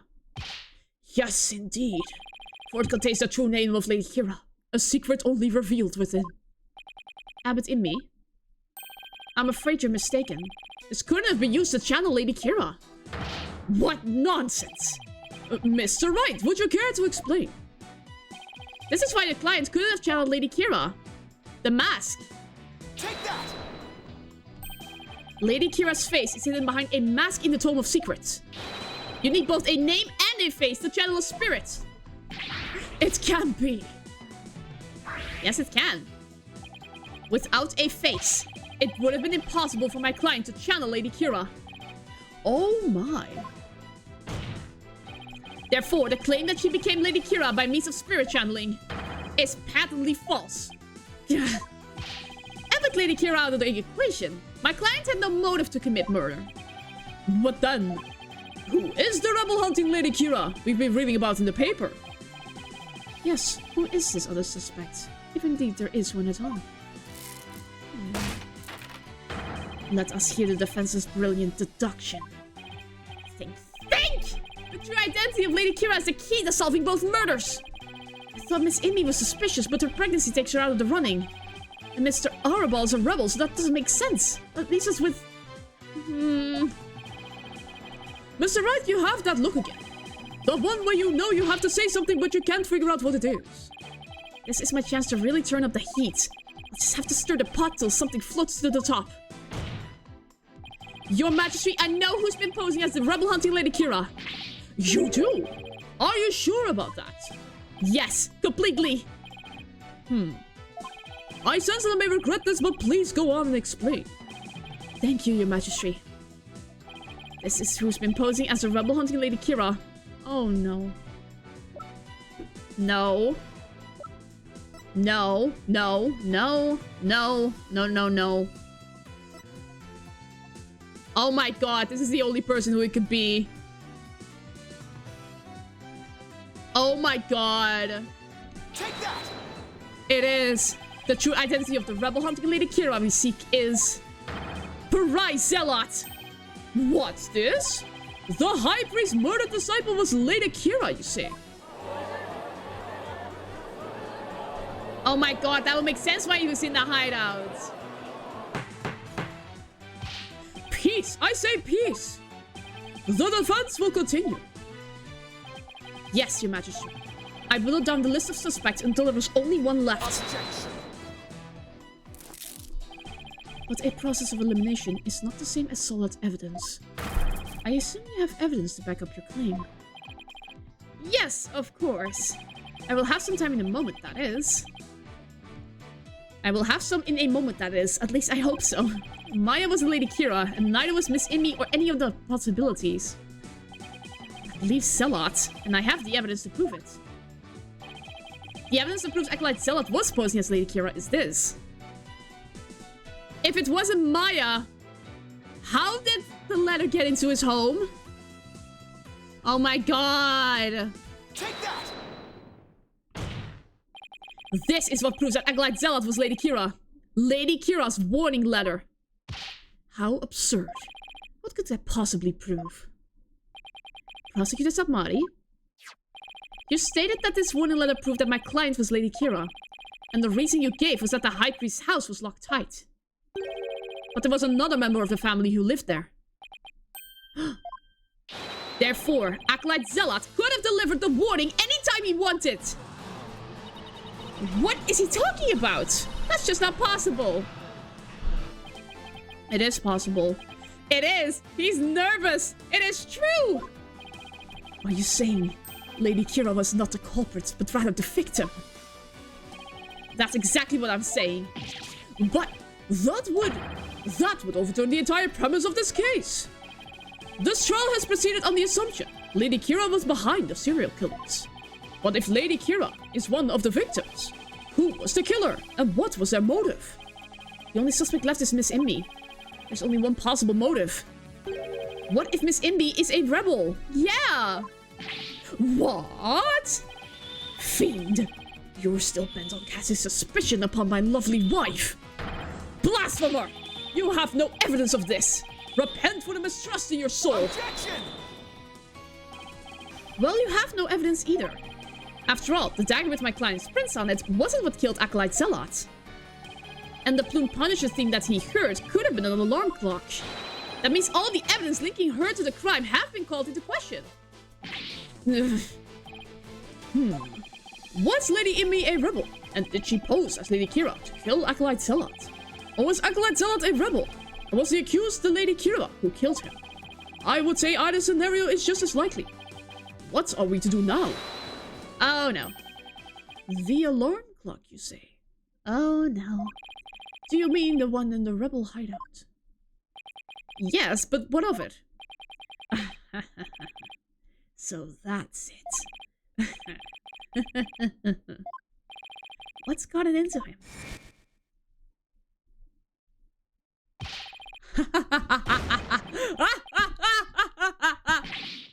But Imi, just what is so comical? I'm nervous. Forgive my outburst. That has simply tickled my funny bone. What did? The theme song came from the Plume Punisher clock, you say?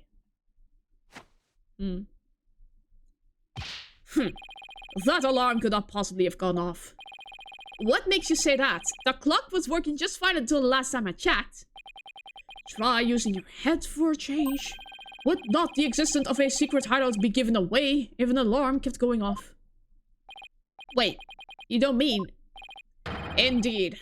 We leave the alarm switch off at all times. No! Frick! Oh no. Oh, what now? How would we solve this?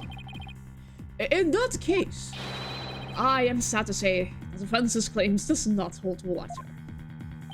Would you care to respond, Mr. Wright? Oh, this can't be happening, not now.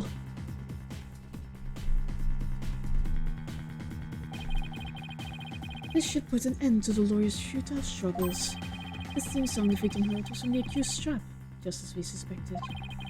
Therefore, the accused is the rebel hunting Lady Kira, and the victim's killer. I need an opening, something I can raise an objection to! That Plume Punisher theme song Acolyte Zealot heard in his final moments. I, too, heard it by way of the listening device. What, did you really? If you had heard it, why didn't you testify to the fact before? Is it not obvious? I did not know such a tune could become a key matter of dispute. Yes, the matter of the theme song came up before Abbot Imi was channeled. Oh, right. Well then, what if he's lying about the clock's alarm being switched off? Miserable wretch! That would be a pointless lie, one easily disproven. If you check the clock, you will see that the alarm is in fact switched off. Come to think of it, you had to press a button. Yeah.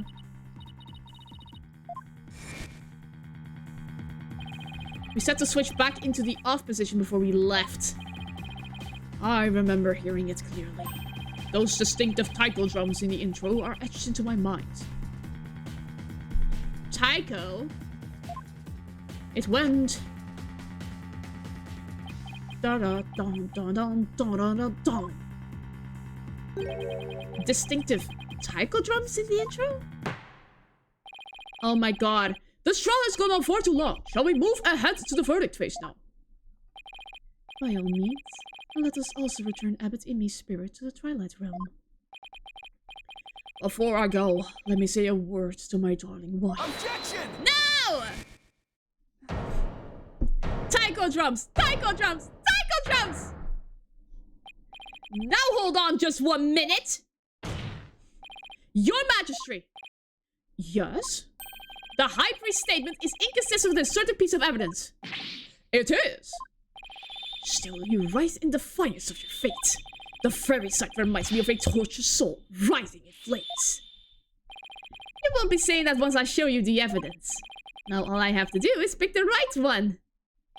This piece of evidence is inconsistent with that statement about the taiko drum intro.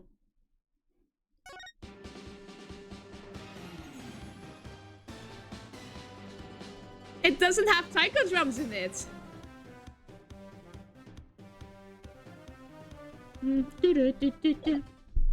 No taiko drums. Take that! This is what inconsistent with this statement. My client's Plume Punisher strap. What does that have to do with anything?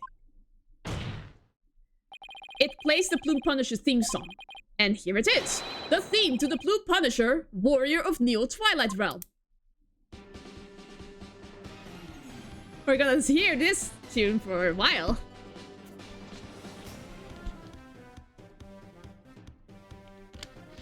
The judge is so confused. Do you see what I mean? The music the victim heard in his final moments might not have been the Plume Punisher theme song. I'm afraid I am not following you.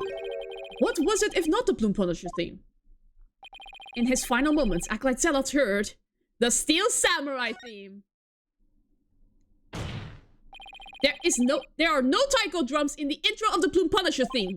So what Acolyte Zealot actually heard in his final moments was the theme of the Steel Samurai, Warrior of Neo Old Tokyo. Peace, peace, peace, I say. Mr. Wright, what is the Steel Samurai of which you speak? The Steel Samurai, Warrior of Neo Old Tokyo is an action hero show from America. The Plume Punisher theme is a total rip. It's very similar to it. If you didn't know about the Steel Samurai, you could easily mistake the two. But the fact that Acolyte Zealot heard music from an American action hero show is irrefutable evidence that the accused was in the secret hideout. No. Actually, no. You have it backwards. Backwards. That's right. Miss Faye met an avid Plume Punisher fan here in Kurain. Oh my god! Wait! There it is! Oh my god, it is her! And as a token of their friendship, she traded a certain Steel Samurai item she had for the Plume Punisher strap. And this avid Plume Punisher fan was the one who killed Acolyte Zealot. Yes. And that avid fan is none other than the High Priest's wife. Believe in me. Objection. Do you have evidence to back up this claim, Mr. Wright? For as forgiving as the Holy Mother is, I doubt she would tolerate yet another dose of your baseless slander. I suggest you prepare yourself to face her holiness's wrath. Yikes! Oh, I'm prepared to turn this entire case upside down, that is. This is my last chance. I better take a deep breath and review the evidence. Very well then. Please present your evidence if you would, defense. The evidence that proves Miss Imbi was the one who killed Acolyte Zealot is this. This! Take that! Yes! It's right here in this family photo. Prove that Miss Imbi and Miss Faye traded items featuring their favorite characters. Objection. a family photo. And what exactly should we be looking at here? The proof that they exchanged items featuring their favorite characters is right here. Oh, the penalty is gone. Anyway, I know what it is. Look at Miss Imbi's left wrist. You can see the Steel Samurai's trademark top knot right there. Yes, it is. Yes, it is. Which clearly makes this a Steel Samurai watch.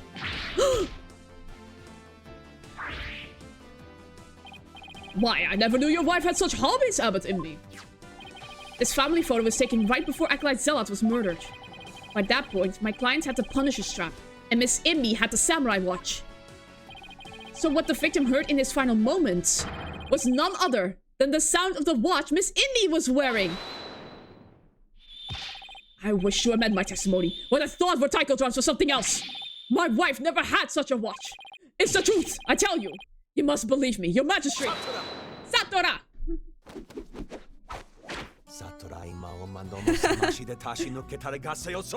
It's actually part of his phrase, Satora! I didn't realize it till now. Be not deceived by the Be not deceived by the defense's lawyerly chicanery. Now what? He's been pretty quiet up to this point. What does he have up his sleeve? There is a big gaping hole in his flimsy claim. A big gaping hole? I don't think so. Oh no, I'm afraid it is there, alright. Just like the big gaping holes in your putrid brain. My brain is neither putrid nor full of holes. I am not a zombie after all.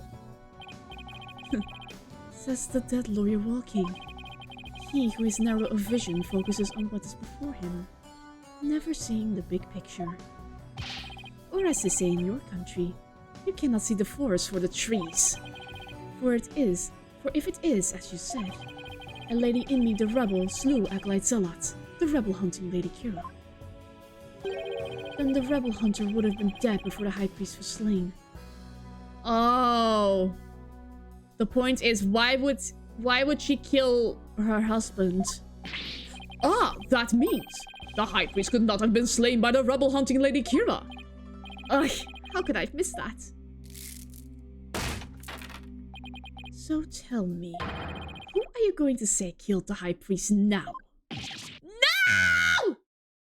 Oh.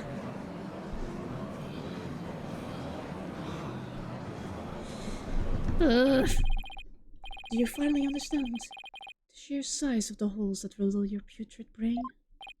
Ugh, I'm in hot water now. I don't have any other suspects in the high priest's murder.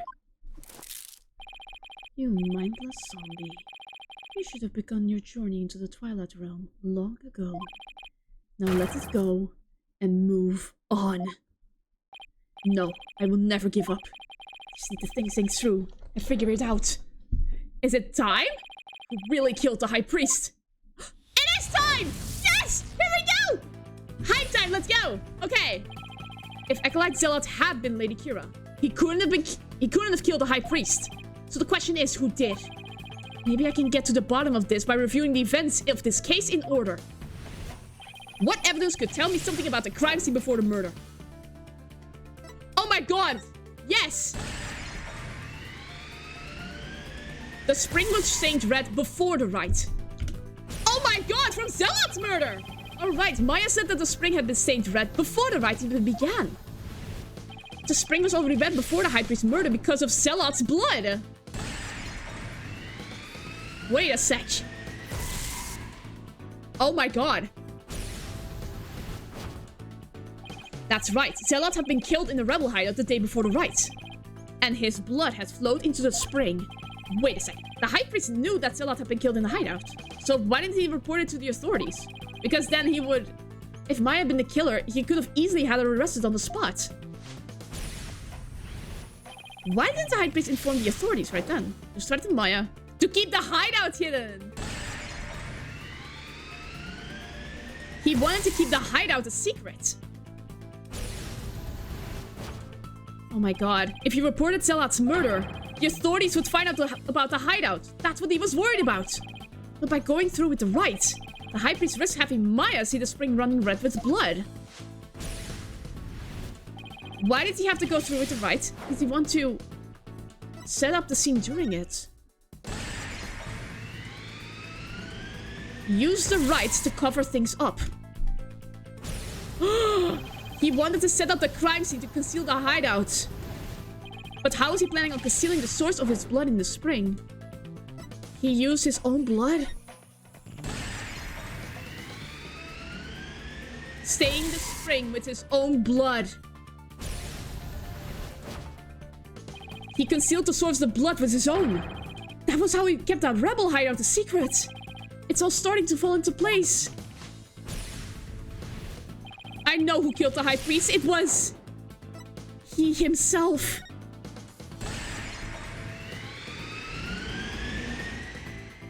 Taru's death was a suicide. I can't believe it. The high priest took his own life to keep the rebel hideout a secret. And to protect his wife. The high priest wasn't murdered by anyone. He took his own life to keep the rebel hideout a secret. What? What? What's this? Oh my god! Oh my god! Say it. It's true, isn't it? The High Priest committed the act. I have never heard anything more absurd. Objection. The lawyer has placed a stain on the good priest's death with his putrid brain. Its putrid gaping holes are as large as the hole in his logic. What hole?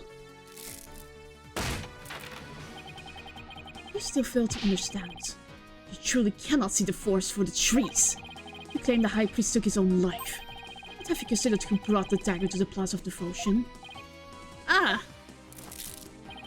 After the High Priest was killed, the dagger was thrust into Acolyte Zealot's dead body.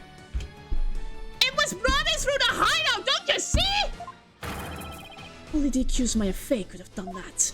No! No! It is as Prosecutor Samari says. Your claim is rather porous in its logic, and your evidence is too weak. You cannot prove that the High Priest took his own life to conceal the rebel hideout. Ugh!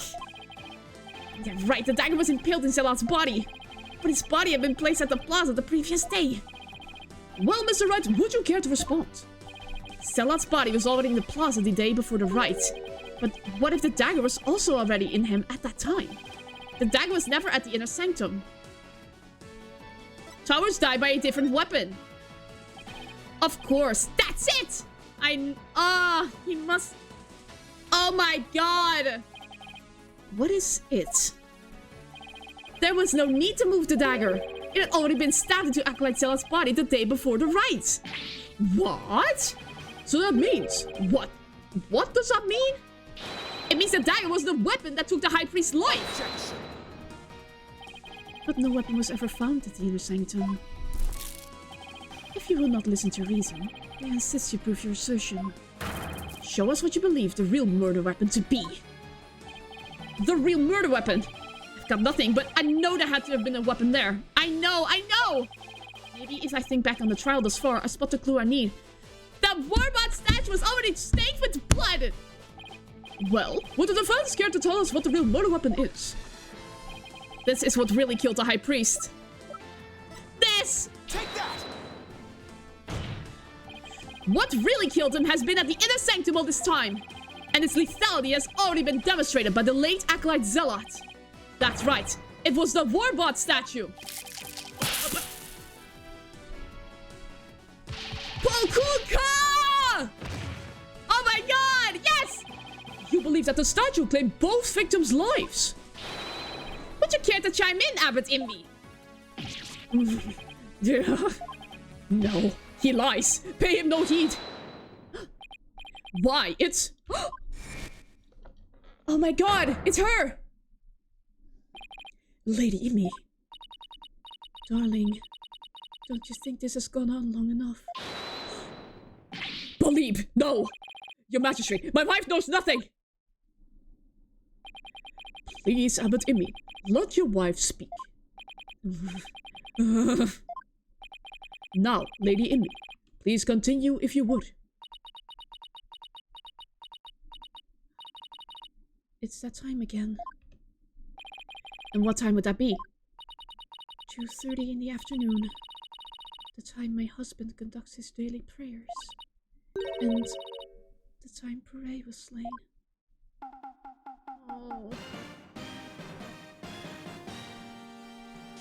Oh. This proves it. Taiko drums.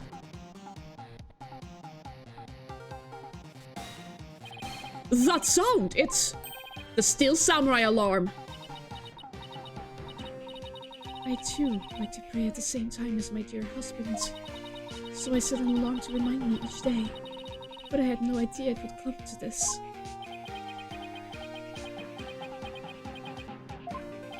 No, stop! She knows not what she speaks!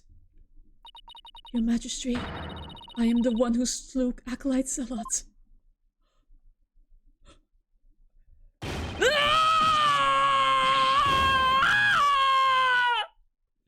Oh my god!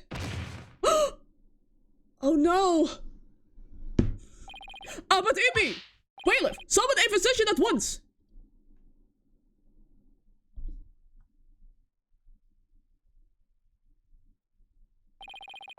The physician is now attending the High Priest, so there is no need to fear. Now, let us continue. And what about the half of him called Maya that's still among the living? Yeah, that's right, people. Maya is also in there. Miss Immi, will you tell us everything you know? The truth is, I am a rebel, just like my husband. This tragedy unfolded before the rite, during the Feast of Blessings. I had gone to the rebel hideout to prepare for Dots' escape. And that's when Acolyte Zealot suddenly appeared. Yes. Rai was shocked when he saw me there. Acolyte Zealot did not know you were a rebel. I do not believe he did. I believe he was there simply to investigate the hideout. And then he suddenly came face to face with Miss Immi. So the true identity of the rebel hunting Lady Kira was Rai Zealot. Yes. He was a member of the secret police, serving directly under the Minister of Justice. That was the secret up his sleeve! The secret police! And this is what he said to me. I can kill rebels with impunity. The Justice Minister has my back. He was using his position within the secret police to deal us rebels a heavy blow. But murder sanctioned by the Crown is still murder. Even without the DC Act, Dirk and his insurgents' days are numbered. I've got a little trick up my sleeve. That was what Lady Kira's secret was. Because he got a defiant attitude, like one of them dragon dupes. Oh my god. The trick up Minister Inga's sleeve was Lady Kira. No! This can't be! My father would never! This must be a bolt out of the blue for Rafa. This explains why Acolyte Zealot abandoned his real name. Yes. He even went as far as covering up the tattoo that all Karayan's clergy members receive. Lady Kira was a member of the secret police? That explains why no order was given to investigate her attacks. Oh my god, and you never mentioned that fact until now? I guess I'm not alone in hearing this for the first time. But, this cannot be! Is this true? The Justice Minister is sanctioning state-sponsored murder? Peace! Now, Lady Immi, please continue. Rai suddenly lunged at me. That's when I pushed the stone slab toward him with all my might. But I never meant for what happened next to occur. Oh. Allow me to take it from here. But Immi, are you sure you're alright now? I am sorry you had to see that. But you need not worry about me. I am already dead. Please, we need to know what was so important that you would take your own life. After I learned that my wife had accidentally slain Zealot, I chilled his body with snow to make it seem as if he died more recently than he did. Then, I later moved it to the Plaza of Devotion and inserted the dagger into his wound. The plaza was empty at the time, for it was before prayer time had started. Finally, I placed his body in the prayer pose, knowing that no one would notice anything was wrong until the rites had concluded. It is perfectly plausible that no one would disturb it if you seem to be praying. But wouldn't anyone notice that something is sticking out of him? That wouldn't make sense, I think. We do treasure our prayer time, after all. So you admit you tried to pin this crime on Maya Fey? Yes, this was all my doing. I never told my wife of my plan, for surely she would have tried to stop me.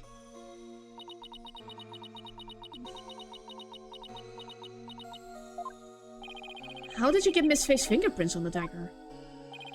I had her hold it while we were rehearsing the rite the day before.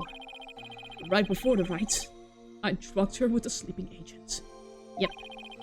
Then I put Lady Kira's robes over the Warbot statue. That means Maya was probably already groggy by the time the rite started. Finally, I ended my own life, to ensure that the crime would appear to have been by Acolyte Faye's own hand. But when your body was discovered, Lady Kira's robes were on the ground. How did they end up there if they were on the statue? After I impaled myself on one of the statue's dagger-like feathers, I used the last ounce of my strength to hurl my body backwards. As I did, I grabbed onto the ropes, taking them with me as I fell back onto the ground. How terrible! What possessed you to do such a thing? You need to have committed suicide simply to frame the accused. Prosecutor Submari, as one well-versed in our kingdom's legal system, I would expect you, of all people, to understand. Understand what? This kingdom's legal system. Miss Imi's crime. Your suicide. It can't be. That would be sadder than sad. Why, I believe the defense knows of what the High Priest speaks. I know. Yes, I finally understand. This explains why the High Priest took his own life. The Defense Culpability Act. Take that! The Defense Culpability Act. Circumstantial evidence supports Miss Imi's killing of Acolyte Zealot in self-defense. However, it would be next to impossible to prove it without a lawyer. That's why the High Priest wanted to pin the crime on Maya Fey. I fail to see what that has to do with his suicide. In Kurain, the divination seance is the most important piece of trial evidence. The High Priest wanted to frame Miss Fey as a serial killer. It was a clever plan, in which he made sure he'd see Lady Kira in his final moments. The lawyer speaks true. That is why I placed Lady Kira's robes upon the Warbot statue. I made it seem that Acolyte Fey was the rebel-hunting Lady Kira. What? Are you saying you used my divination seance to produce false evidence? Forgive me, your benevolence, but it was the only way to help my lovely wife. If you had approached me first, I could have proved that the murder was in self-defense. Perhaps, but I had little faith in lawyers, despite being a rebel. How utterly foolish to cast away one's life for such a reason. There must have been other ways to cover up the crime. Yet, had I done so, my wife would rush to my defense. And when the case went to trial, she would suffer the same fate as I under the Defense Culpability Act. I could not have lived with myself had she been convicted because of that fiendish man. This cannot be. All I've done under the laws of our kingdom, it has all been... Poor Rafa, she's really taking this hard. I can't say I'm surprised.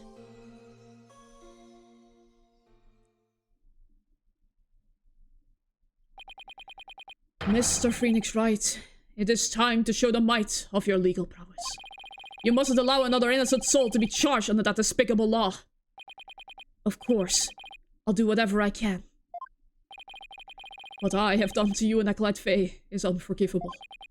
I can only offer my most humble of apologies. Your Majesty... Yes? I ask that you please look after my wife. You have my word. Your benevolence. It is time that I return to the Twilight Realm. The Makatama of parting, if you please. Very well. Huh? Your benevolence. Please, allow me the honor. Yes, it would be more fitting for you to send him on his way. Miss Imi. Darling, I'm so glad I was able to see you one last time. Thank you for everything. I'm sorry to leave you like this, my love. But now you can watch over me from the world beyond. Yes, always and forever. And with every breath I take, my darling, I'll be thinking of you.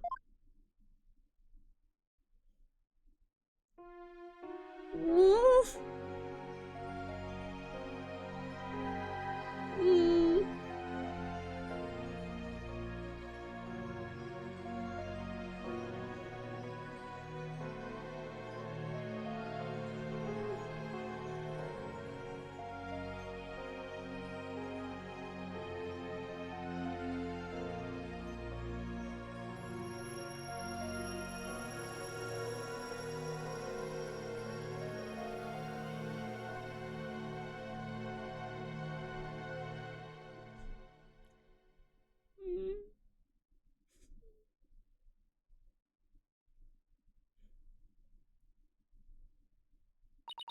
Farewell, my darling Thorust.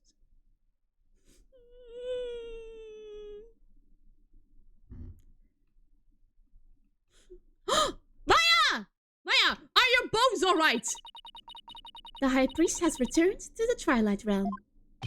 Maya! I feel great! I guess that means he didn't leave any regrets behind. Oh! What about the trial, Nick? It's over. It was a sad reality born of love. And a great tragedy born of the Defense Culpability Act. Well, I see no need to continue this trial. Does the prosecution have anything to say? Mr. Phoenix Wright, I owe a debt to you. One that I will pay back in court someday. Now, to deliver today's verdict and overturn that of yesterday's trial. With respect to all current and previous charges against them, I hereby declare the accused Maya Fey and her defense Phoenix Wright not guilty! Yes! We're free! We have life instead of death! We have escaped hell! Yay! Good job! Yay!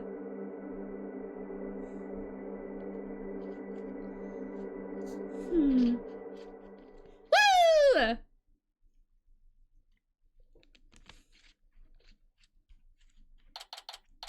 May 12th, 4:20 p.m. Nice. High Court of Kurion.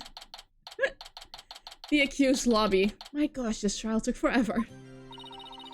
So I was thinking, Nick, the legal system here is really stacked against the defense. It's totally unfair. Yeah, it even forced the High Priest to make the ultimate sacrifice just to protect his wife. It's just so sad. Protect the status quo or join the revolution. If the real Lady Kira were here, I wonder which side she would take. Oh. Yeah, it's been tough for you too. Your benevolence. Huh? What? I was, just wondering. Are you alright? Quiet, you! How could I possibly be alright? Oh. Yeah, she's not doing well at all. Who do you think you are? Suddenly appearing before me.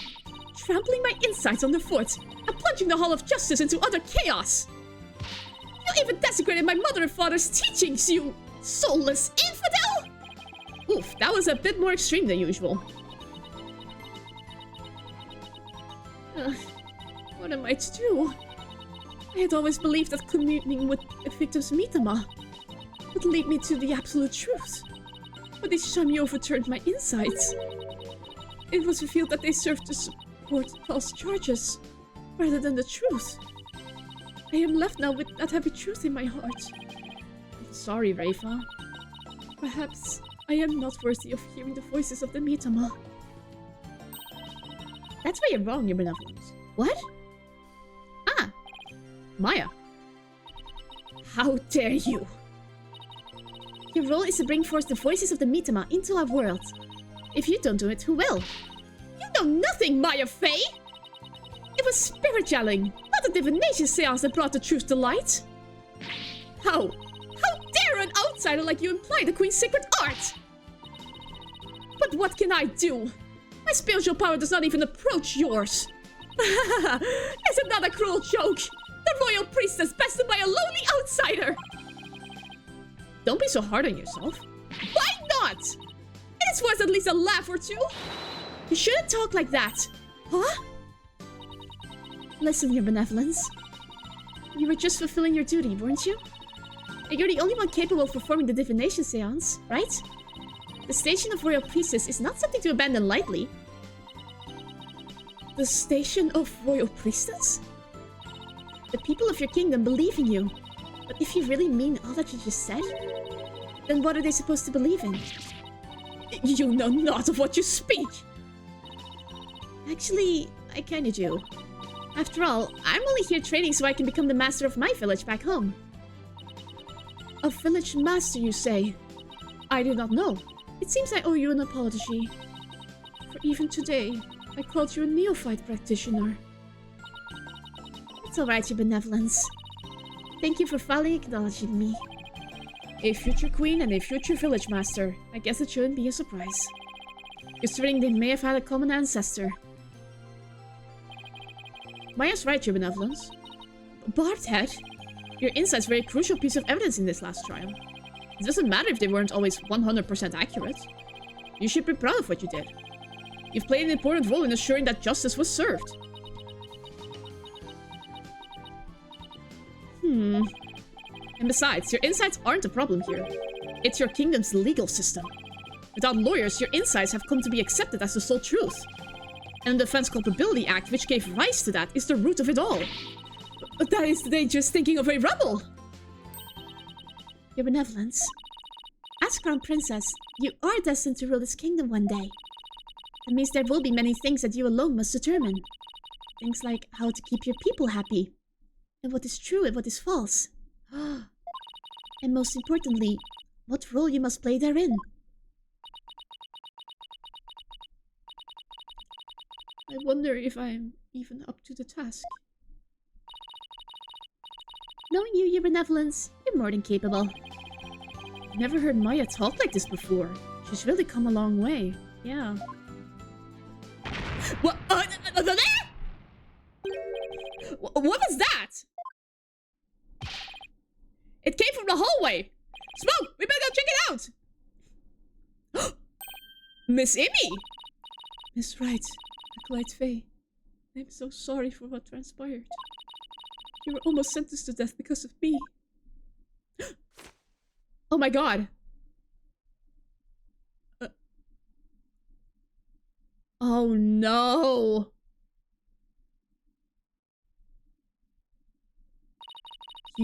I will make amends by picking up where my husband left off.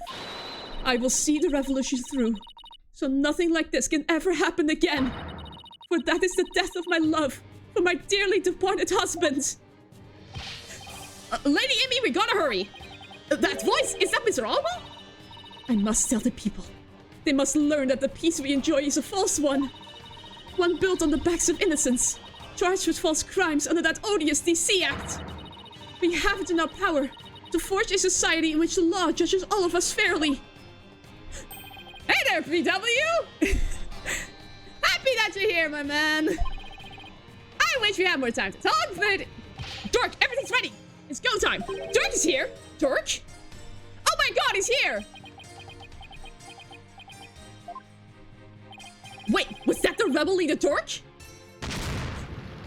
Oh my god, after him, don't let it get away! They're blowing up the courthouse! The power to forge a society in which the law judges all of us fairly. It's the start of a legal revolution.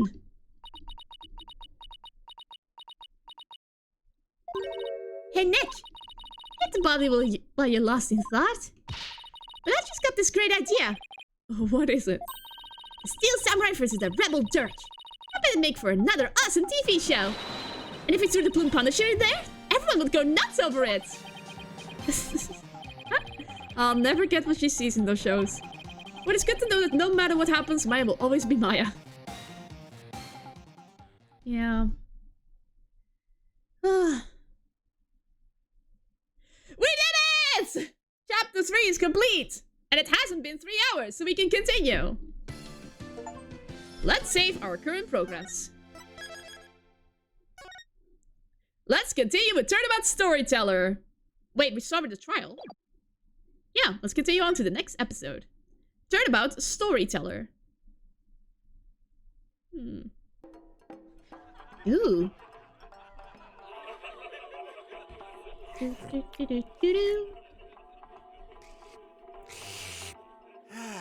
He's eating ramen like a true aficionado. 5, 6, 7, 8. What time is it? It's 9, 10, 11. Uh-oh. Well, this man is dead. Yep, this man is dead. Shisho's dead? No, do you think he did it? Oh no! If he did, then what do we do? Hey, pull yourself together. Don't worry, I have an idea.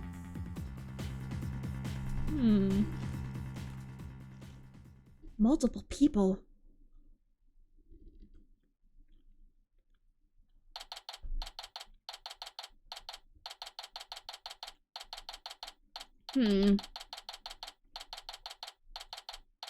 May 13th, 9:45 a.m.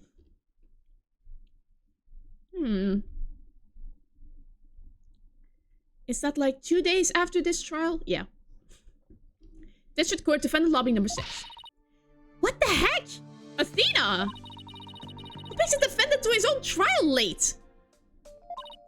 Plus, the request was so last minute, I didn't even have a chance to talk to my client. He's late. He's late for a very important date. My name is Athena Sykes. It's good to have a case with you, Athena. Armed with analytical psychology and a full arsenal of legal know-how, I'm a fully competent defender of the Right Anything Agency. Though I wish my clients would show up already. The trial's about to start. It appears you made it just in time. Where have you been? The trial's about to start, Simon! Is that the Simon I think it is? It is! Oh my god! Oh my god! I'm so happy to see you again! Oh my god! Yes! Oh my god! Wait, are you the defendant? Not again, Simon. Oh boy. Okay, what was his voice again? Oh no. You need to get so worked up, Athena.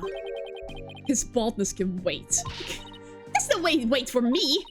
And besides, why would I want to start off on the wrong foot with him right out of the gate? Dealing with such matters is part of being a lawyer, if I'm not mistaken. Yeah, well, covering for your lateness is not! Still but a rank amateur, I see. This is Simon Blackwell. He might not look it, but he's actually a prosecutor. And a psychology specialist. He and I go way back. As for our shared specialization in psychology, we're both disciples of the same person, so to speak. But he's kind of my senior, I guess. But twist a sense of humor or no, I wish he'd stop treating me like a child all the time. You're little Athena to him. Why wouldn't he? So, where are Right Donor and Justice Donor? Mr. Right is abroad, and Apollo is helping Trucy with the magic show. Ah. Didn't I tell you? They're what? So neither one of them are here? Leaving you to take this on alone? Yep. Ye gods. Call Right Donor back. It's not too late.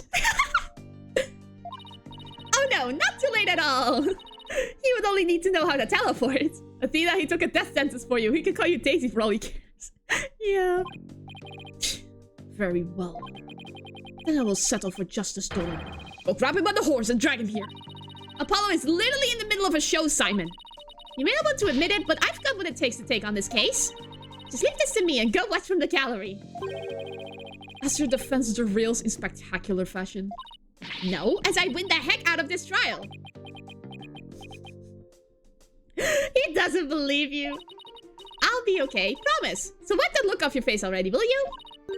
Anyway, I take it the guy behind you is... Oh, that's the defendant. Yes, he's your... He's asleep again. Hey, Bucky, wake up! Ah! Ah! Ow! What did you do that for, Simon? Hick? Oh my god, is he drunk? How are you two acquainted? This man is drunk. Who's this yellow chickadee? She is your lawyer, such as it were. I'd say she's more green than yellow, however. Lawyer? She sure doesn't look it, does she? Is she like your fellow apprentice or something? It's just a simple ramen boy. Yeah, he delivers ramen? Something like that. I've known her longer than I've known you.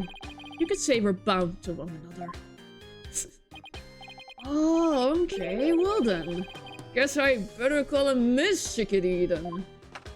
How are you two good friends? Simon, this guy's not only rude, but is 3 sheets to the wind at his own trail. I I know we just met, but I'm about ready to give him a piece of my mind. Do as you will. Just save it for after the trial. Miss Chickadee? Don't call me that. How do you do? Simon here is an old friend of mine. I'm the 4th generation head chef of Vtuber. Soba? Ah, that's not ramen. I mean, I don't like soba as much as ramen or udon, personally. The taste is just so different.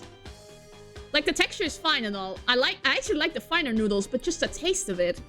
I don't like soba as much. I'm a ramen aficionado. Wet noodle number 4. Bucky Wet. Nice to meet you. It's nice to meet you too, Mr. Wet. Soba, you doing? So he can pull himself together when he wants to. Ugh, if only the trial was starting in a few minutes. I've been accused of a murder that only occurred yesterday. I'm afraid it's taken a toll on the poor boy. And you happen to be there at the theater where it all happened too, right? Oh, he's a witness! Cool! They said they found a Rakugo storyteller murdered in his dressing room. Rakugo? Indeed. The victim, master storyteller Taifu Tornado, was a longtime patron of Vtuber. Master Tornado had been looking after Bucky ever since Wet Noodle number 3 passed away. That's actually kind of sweet. I see, so the victim was kind of like a father to the defendants, huh? That stupid old fart. Like a father? No way. He was always dishing my soba. How dare you speak ill of him? Running your mouth like that is why they suspected you of his murder in the first place. Now pull yourself together. Number 3 must be rolling in his grave. Why are you so... But me. The police. None of them believes me. They won't listen to me.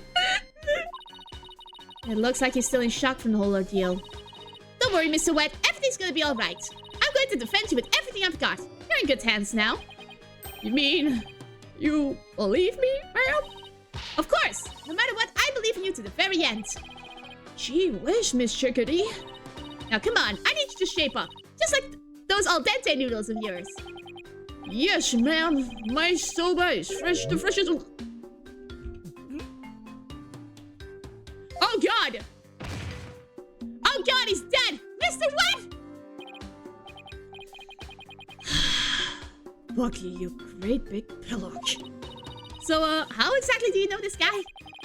He is a frequent Vtuber, and still do, in fact. I've known him since he was a lad. That's why his father and Master Tornado were always so good to me. Ah.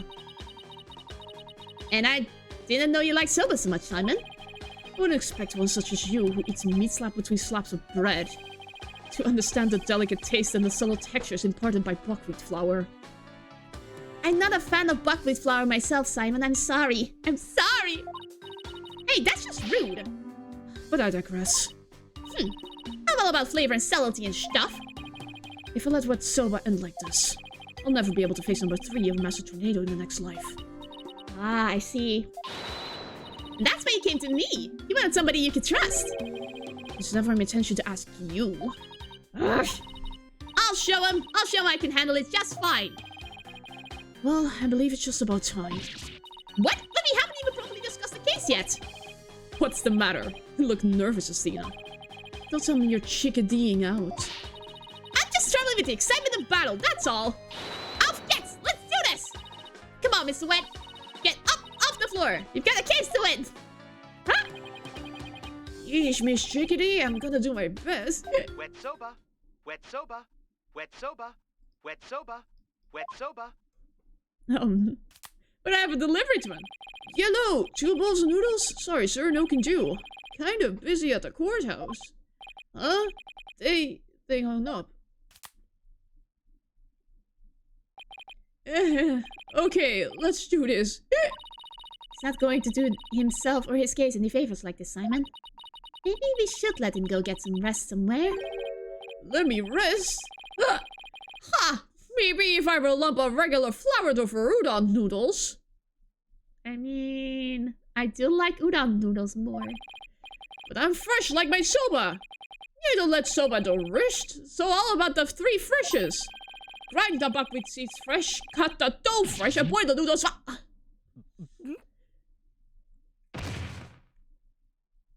And he's dead. Too much of the rice one, eh? He's blacked out. Oh boy, I just knew something like this would happen. Simon, what are these 3 freshes of soba he was talking about?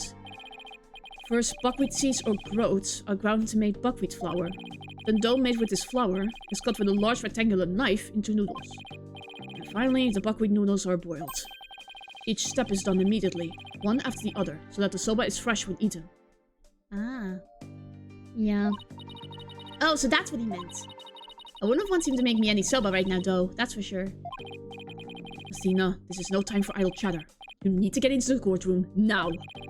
Just remember, as a prosecutor, I will be unable to lend you a hand. So don't expect any help from my quarter. There you go, treating me like I'm incompetent again.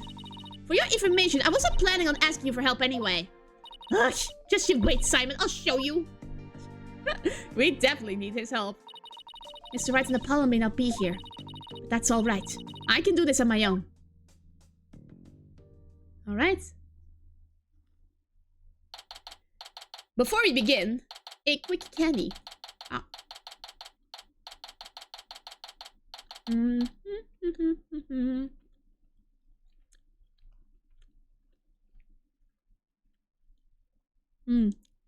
Delicious.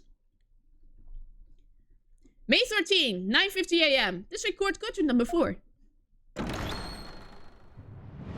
Court is now in session. All rise. Court is now in session for the trial of Bucky Wet. The defense is ready, Your Honor. Oh my god, he's here again. Did you literally just fly back 2 days after your embarrassing defeat? Huh? The prosecution is fully prepared, Your Honor. What's this? No prayer this time, Prosecutor Sapmati. That is correct, Your Honor. To expedite these proceedings, I completed them beforehand in the lobby. How very thoughtful of you. By the way, what brings you back to this country? Chief Prosecutor Edgeworth himself called on me to handle this case. Why? Why? Besides, I have a debt to repay. Oh. Though my opponent is yet a callow thing, I have no qualms with sending her down to hell. Objection! If you have a score to settle, it's with Apollo, not me. But more importantly, I am not a callow thing. I am a qualified and capable attorney. Then what is that yellow attire if not proof of your immaturity? You small spring chick. Now cease your shrill chirping. Now, Prosecutor Sapmati. She is still only a teenager. Please go easy on her. Ugh, great, now even the judge is giving me the kid treatment. Very well. Shall we begin, Your Honor? Yes, I suppose we should. 1 second, though. I will disappear for 1 second. 1, 2, 3, I disappear.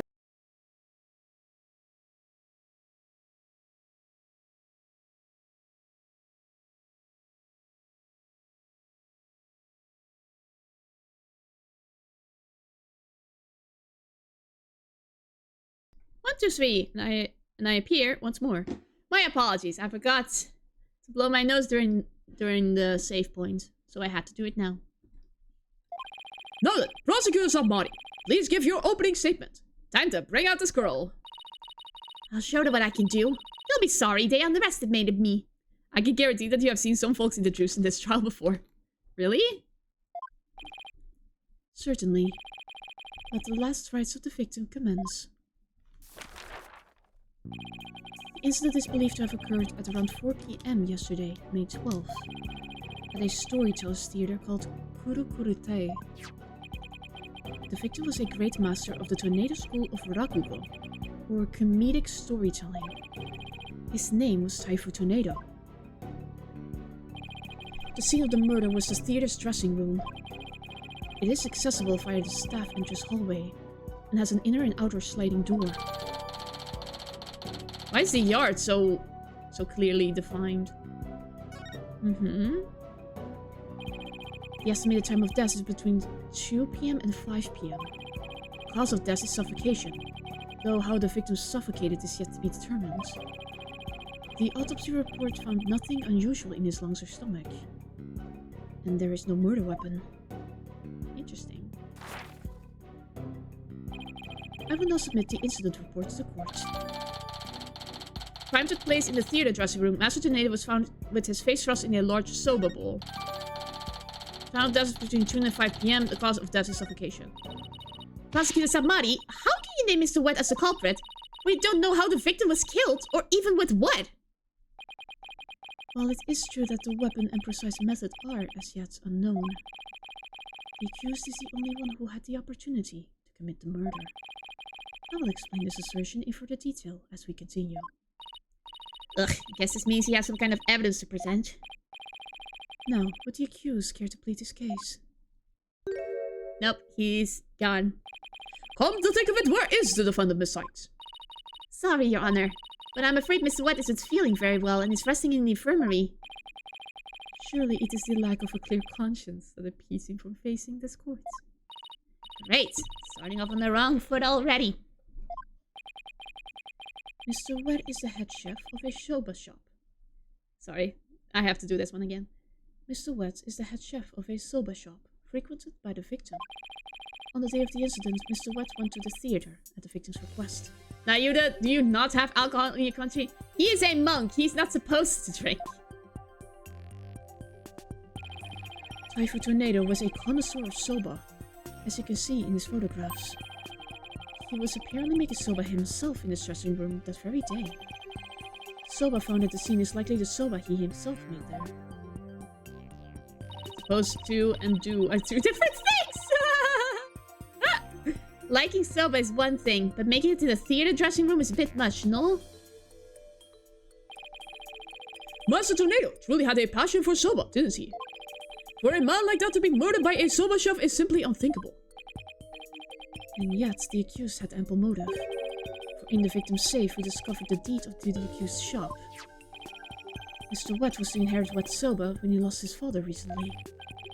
However, it's believed the victim stole the shop's deed during the transfer process. The prosecution believes the accused killed the victim in order to get the deed back. But then why is it in your possession? A murder over the deed to a shop. That does sound like a plausible motive.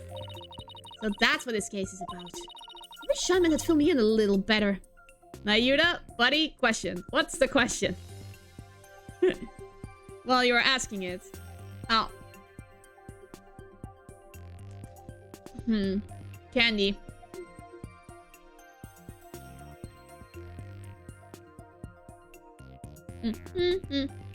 This is a long question. How much does it cost you to travel to so much between America and Korean? His expenses are paid for by the Minister of Justice, of course. Wait, does he go abroad for a reason just to spite the Minister of Justice?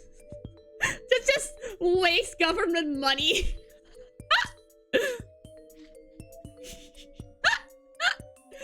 Oh yeah, like I hate you. I can't do anything about it, but at least let me drain your bank account. Let me drain the kingdom's treasury. He's a scamp in his own way. Yes, he is. I could have contributed more than just 1,000 buckets of cold sweat if he had. Defense. From your demeanor, I gather you know very little about the details of this case. Well, you see... Sakura! Malicious compliance from a prosecutor is fun. Indeed. You are dishonoring the soul of the victim by appearing in the courtroom unprepared. You are an embarrassment to your profession. You putrid egg yolk! Yeah! I'm sorry? Paul's a red pepper and now I'm an egg yolk? If I just started, I've already been demoted from Spring Chick. I'm ready to call my witness, Your Honor. Oh. Let us listen to the words of one who was present when the crime scene was discovered. Is it Blackwell's time? Someone who was there when the victim's body was found. Yeah. Very well. Witness, please take the stand. It is. It is! I can tell just by the shoes! Oh my god. Hello. My witness is a butterfly. I call her Emma. Oh my god. With his obsession with her, I might guess. Witness, please state your name and occupation. Simon Blackwell, prosecutor. Ah, yay! Prosecutor Blackwell! You didn't tell me you were going to take the stand! There simply wasn't time.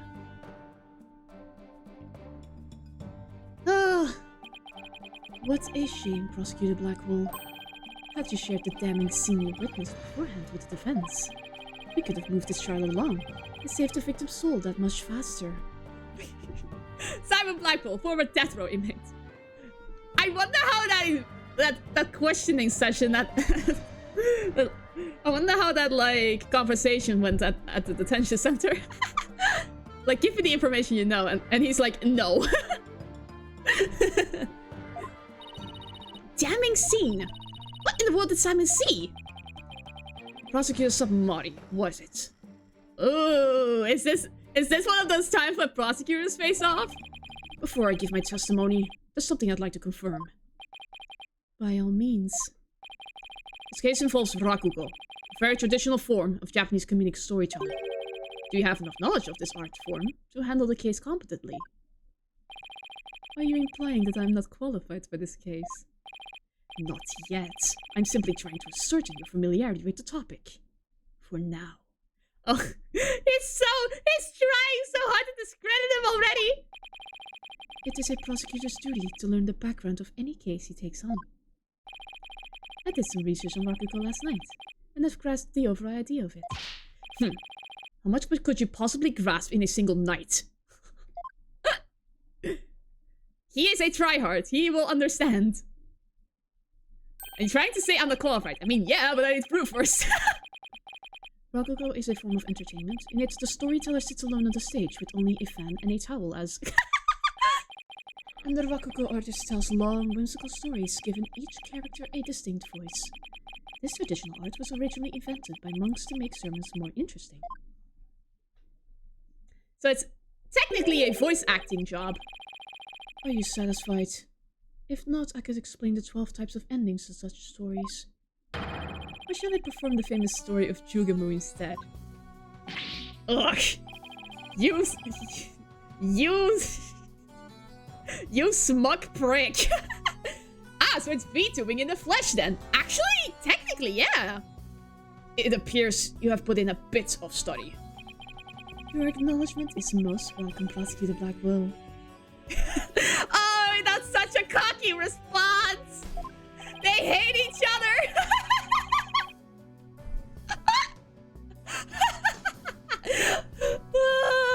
I love it! I can see why you are known for being quite thorough in your research, Prosecutor. Try hard. Now, I would love to see you perform that story you mentioned, if you don't mind. If that is your honor's request. Oh my god, no! Hold it!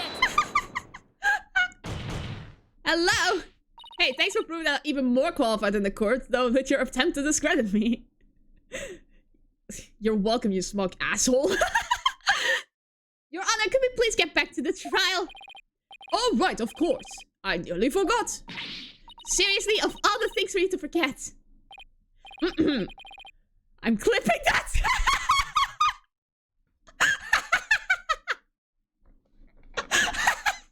Of course, the few times I actually swear. Now then, back to the case. Yes, thank you, Your Honor.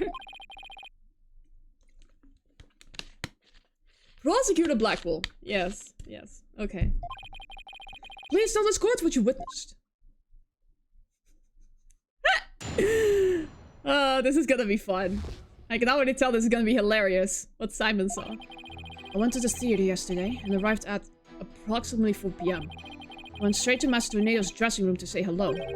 Bucky went into the dressing room thereafter, only to come storming out a while later. Master Tornado's junior disciple Uendo apparently then entered the room soon after. That's when Uendo discovered Master Tornado's body. Oh. Now wait just a minute here, Prosecutor Blackwell! With testimony like that, you're practically accusing Mr. Wet of the crime! All I can do is state what I saw. Can't help how it appears. But a qualified and capable attorney such as you should be able to dispatch with it, right? Well, yeah, duh. Alright, I guess I better stay not all the info out of him that I can. I'll get after stream. My phone bugged out and locked the screen. Yeah, take your time, man. A clip is a clip. I need more information. I need to press everything. I don't have evidence.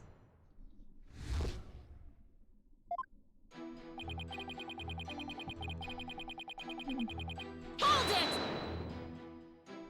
Prosecutor Blackwell, what did you go to the theater for in the first place?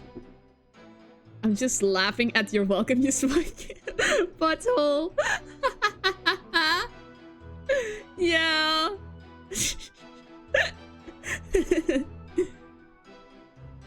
Just give it a bit of the context, maybe. A bit. I went because I had received an invitation from Master Tornado. Here, see for yourself. It was a special show commemorating his junior disciple Uendo's promotion. It was also an occasion to announce the boy's succession to the stage name of Uendo II. So what exactly does it mean to succeed to a stage name? You really don't know, do you? In the performing arts, a name succession is when an artist inherits a predecessor's name.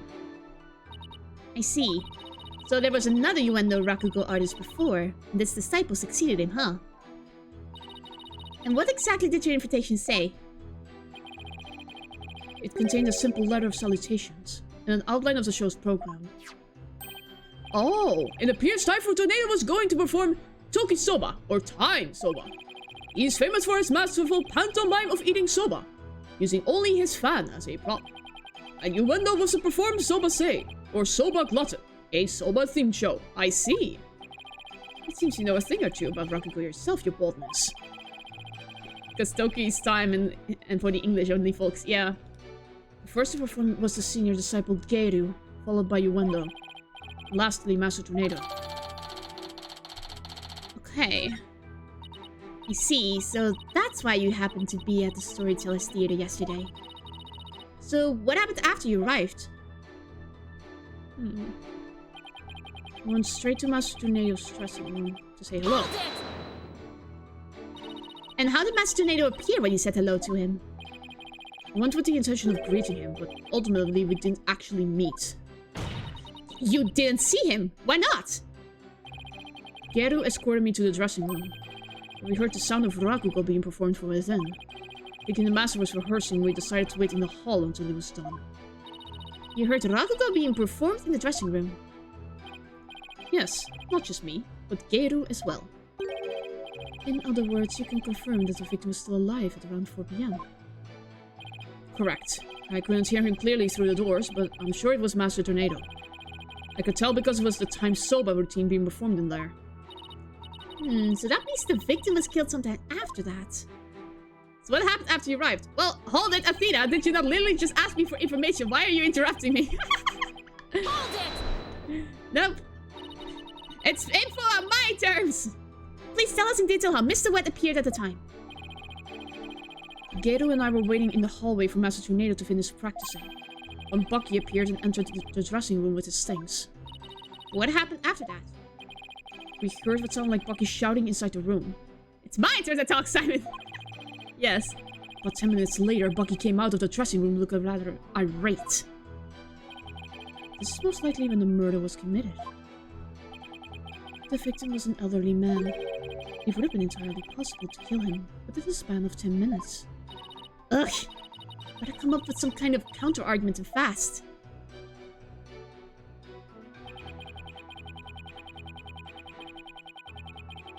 Hold it! What do you mean by apparently? Didn't you see him go in? No, I couldn't. I wasn't able to see the dressing room door from when I was standing at the time. Oh. But Geiru was right in front of it, so I'm sure she saw it all. I see. And why did you suppose Uendo went to the dressing room anyway? He had just finished his routine, so he was making a courtesy call. Judge, the defense requests that you allow us to try to kill you in 10 minutes. Oh my god, no, don't! The disciple is to pay their master's respect right before and each after. I'm mixing words again. A disciple is to pay their master's respect right before and after each performance. And all disciples are expected to do this. Yes, it's common courtesy among Rakugo artists. I see. Could you tell us what happened after you went into the dressing room? Certainly. Okay, but like, can you imagine? Sasuke's thing from last game would have been like that joke. Yeah. And how did Uendo act at the time? After Uendo had been in the dressing room for 2 or 3 minutes, you heard a scream from inside the room, and Uendo came flying out. 2 or 3 minutes? He would have noticed after 10 seconds. What? Did you hear any signs of a struggle at that time? No, just Uendo's woeful scream. I see. Well, it was nice having you as a witness. Well done, Prosecutor Blackwell. Your testimony has given us quite a glimpse into the sequence of events. Thank you, Prosecutor Blackwell. And now, please allow me to summarize your testimony. While Prosecutor Blackwell and Geru were in the hallway waiting for Master Tornado, the accused came along and entered the dressing room with some items in tow. He was heard shouting for a time inside the dressing room, and about 10 minutes later, he came back out of the room, seeming rather angry. Oh. A short time after the accused had come and gone, Uendo Tornado went into the room. They were just standing there? A few minutes later, after having discovered the victim's body, Uendo gave a scream, and came running out into the hallway from within. Why were they just standing there for the whole time? It's like if Geru wanted to have a witness there. Maybe. Prosecutor Blackwell and Geru then ran into the room and saw the body for themselves.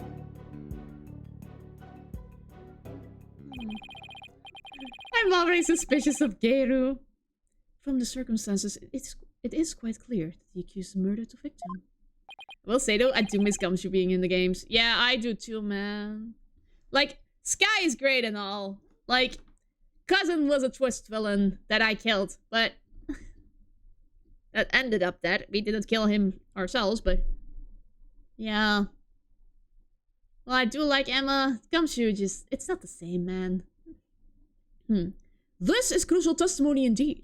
Maybe in the 7th game, if the 7th ever comes out. Samus' eyewitness account at the time of the incident. Defense? An eyewitness has given conclusive testimony. Why not let it all go now and allow the victim his last rites? Not on your life! If Uendo went into the dressing room too and was the first to discover the body, then who's to say he didn't commit the crime? Uendo was in the dressing room for a mere 2, perhaps 3 minutes. He could not have possibly committed murder at that time, nor without making any noise. Oh, Simon, why did you have to give that awful testimony? Prosecutor Blackwell, can't you give me something a little better to work with here? Isn't this technically the 7th with the Layton crossover?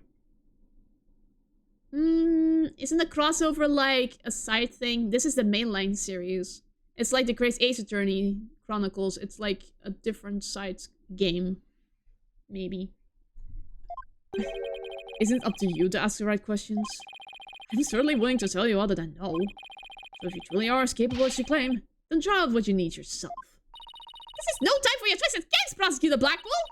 Just admit you don't remember it all that well! Satora! He was very thorough.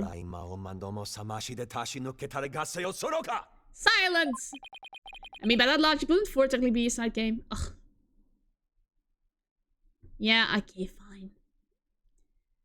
But online, people are constantly saying, like, where's the 7th game? So, by that logic, I followed. It's just what everyone else is saying. Listen, I'm a Kremlin. Yeah, that's true. Prosecutor Blackwell, watching you collude with the defense like this, I see that you are no prosecutor. Begone, witness. You shall haunt the sacred hall no more. How dare you treat me like some evil spirit to be exorcised? I'll remember this, you blackguard. Oh, they're gonna beat each other up later! Don't worry, Prosecutor Blackwell. I've got this! Oh. Where I have my way, you would not be the only one here to step down. Half-boiled putrid egg yolk. Ew. I object to the notion that I'm a gooey, smelly mess. Prosecutor Blackwell's testimony was like the lowly opening act of a Rakugo show. He may hold the title of prosecutor, but this time he stood on the side of the defense. To restore balance to this trial, I would like to present an actual witness for the prosecution. And who is this witness? The person who was with Prosecutor Blackwell when the body was discovered. She is another entertainer of the Tornado School, Miss Geiru Tornado. Oh, they're family. I'll make sure to put salt inside of your sandwich, you pompous Simon! Ooh.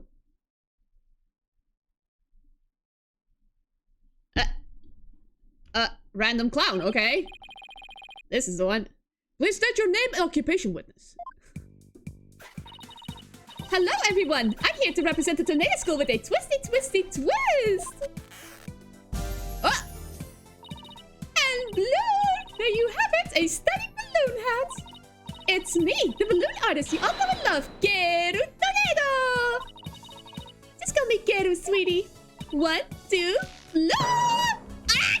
Oh God! What is happening? What? Oh, never mind. You haven't seen it before. Wow, you managed to avoid all the memes? Yeah, I can see this is a meme. What the frick? What a way to capture your audience's attention. For the wrong reasons, Judge! I dare say I can take my eyes off of those balloons. Raise your eyes this instant, Your Honor! Please tell me you're talking about the hat, Your Honor. Oh, Mr. Judge, I'm so glad you like my performance. Would you consider joining my fan club? Pretty please? Oh, absolutely. And please save your fanboying for after the trial, Your Honor. Anyway, Geiru, I can't help but notice you seem awfully cheerful for having just lost your master. Of course I'm sad, but Shisho would scold me if I didn't put on a big smile. Never show sadness. Smile, smile, smile with a twisty twist. Cake! Why the eyeballs? And blue! There you have it, one gorgeous cake. I see. I guess an entertainer's gotta do what an entertainer's gotta do. Her balloon art's worse than a Rorschach test. All I saw was a severed monster head. Geiru, you're obviously a balloon artist. So how did you come to be a member of the Rakugo school? Well, my father, my late father that is, was a Rakugo artist, you see. So I joined the Tornado School to be just like my daddy someday. I see. Judge, simping is illegal in court after the last time. We don't want an evil spirit threatening to curse the gallery again. Alright, no.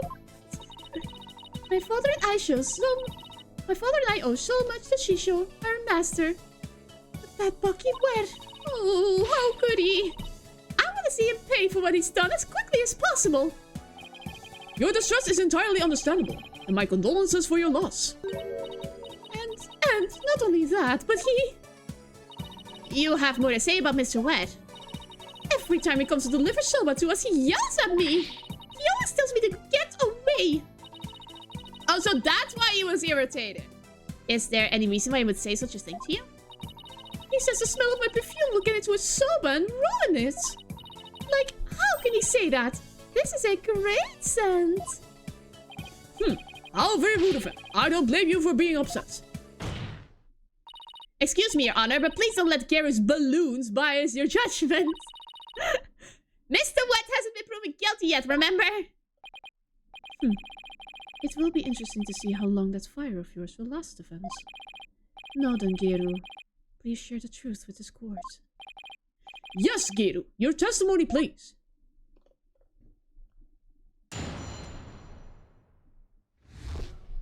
Before the murder was discovered, from 4 p.m. to a little after 4:20 p.m. when Shisho's body was found, Simon and I were standing in the hallway in front of the dressing room. Before you went to discover the body, the only person who had gone in there was Bucky. Come to think of it, a little while before Bucky showed up, Jugamoo was barking like mad. Jugamoo? Prosecutor Blackwell, do you have any objections to the witness's testimony? No. Make up your bloody mind, sad monks of money! First you exercise me, now this. Sad monk! Sad monk! You know, at times this case makes you think that Yula actually knows the truth and just wants to screw with the culprits. Sad monk, though. I mean, sad. I didn't think he would be sad. More like angry, perhaps? Your country is much more fun than mine. Yeah, he's sad, I think. Maybe because he has to compromise his morals so much. Sad Matt. Yep, sad Matt. That's the thing. Matt sad. Sad Matt. Sad body. Yeah. Oh my god, that's brilliant. Oh my god. We finally see the truth. You need only do as you are instructed, by this humble servant of the Holy Mother. As there are no objections, Your Honor, let us move on to the salvation of the victim's soul. Nope. Hey, I'm the defense attorney here, Prosecutor Samari. I just might have an objection or two once I actually cross-examine the witness. That's what are you asking Prosecutor Blackwell for? I'm the one you should be checking with.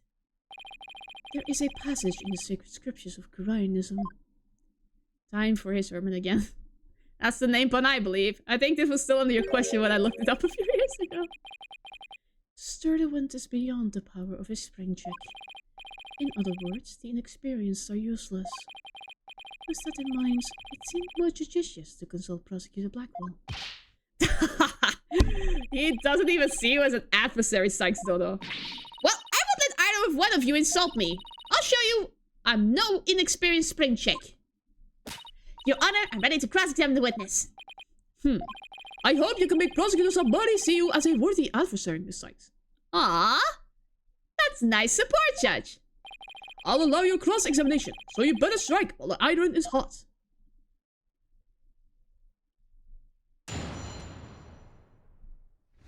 Yeah, he has a lot of conflicting emotions inside him.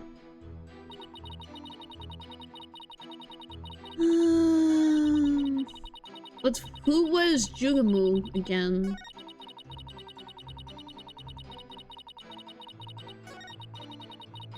I might be late, but I'm here for what appears to be a clouding. Hi, Wigan. Welcome to the stream. Your Honor, permission to punch Simon and Ayuda. Approved for Simon, denied for prosecutor somebody. Jugamoo. That's my doggy. I keep him at the theater. Let's see. With a twisty twist twist. Oh my god. And Bloom, there you have it. My cute little Jugamoo. He's kind of creepy looking. Oh, but he's a really, really good boy. And why was Jugamoo barking? Do you think it's because he saw someone suspicious? If so, then we'd have a new suspect in this case. Now, why was he barking again? The cake is creepy. Yeah, it has eyeballs. Why does this have eyeballs? Oh, I remember, because it was time for me to feed him. So I went into his yard and gave him some food. Couldn't somebody have slipped into the dressing room while you were doing that? Somebody was telling me the world is gonna fall. Stop it, guys! Oh yeah, the eyeballs too. Nope, the door out into the yard was wide open. I would have seen it if anyone went to the dressing room. Prosecutor Blackwell, come down to the stand for a sec, please. How many times would I do this? You saw what Geru was talking about, right? So why didn't you mention it before? Can't be expected to remember every minute detail. Well, remember them now, please. Did Geru go out into the yard? Oh. Yes, I remember now that she went to feed Jugamoo. And I saw her looking towards the dressing room quite frequently as well. Huh. Do you recall anything else? It looked as though she were feeding the dog a great quantity of dumplings or something. Jumu couldn't finish them all, so he buried the rest in the corner of the yard. That's about all I can remember. Interesting. It looks like Geru was telling the truth. Your Honor, I'd like Geru's last statement added to her testimony. As you wish, Defense. I was in the yard, but the door was wide open. So I could keep watch on the doors. Let me see the... Can I see...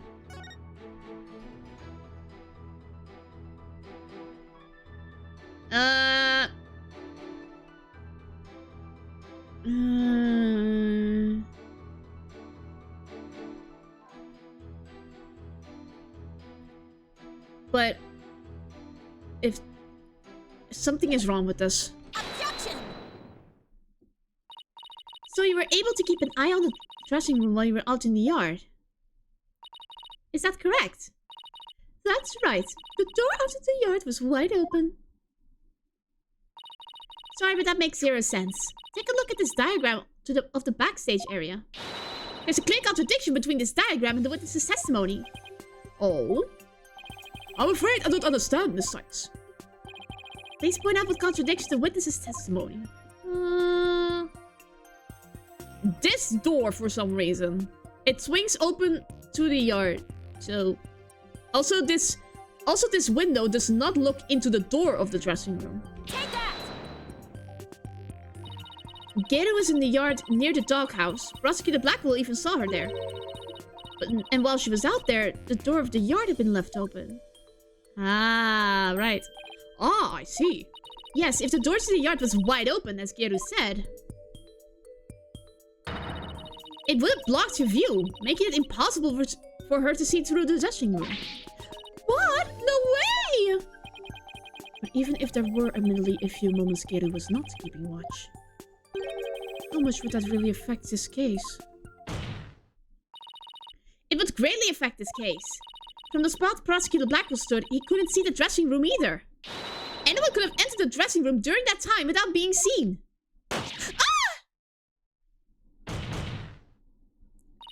Geru, why did you try to hide the fact that you weren't watching the dressing room? What? Objection!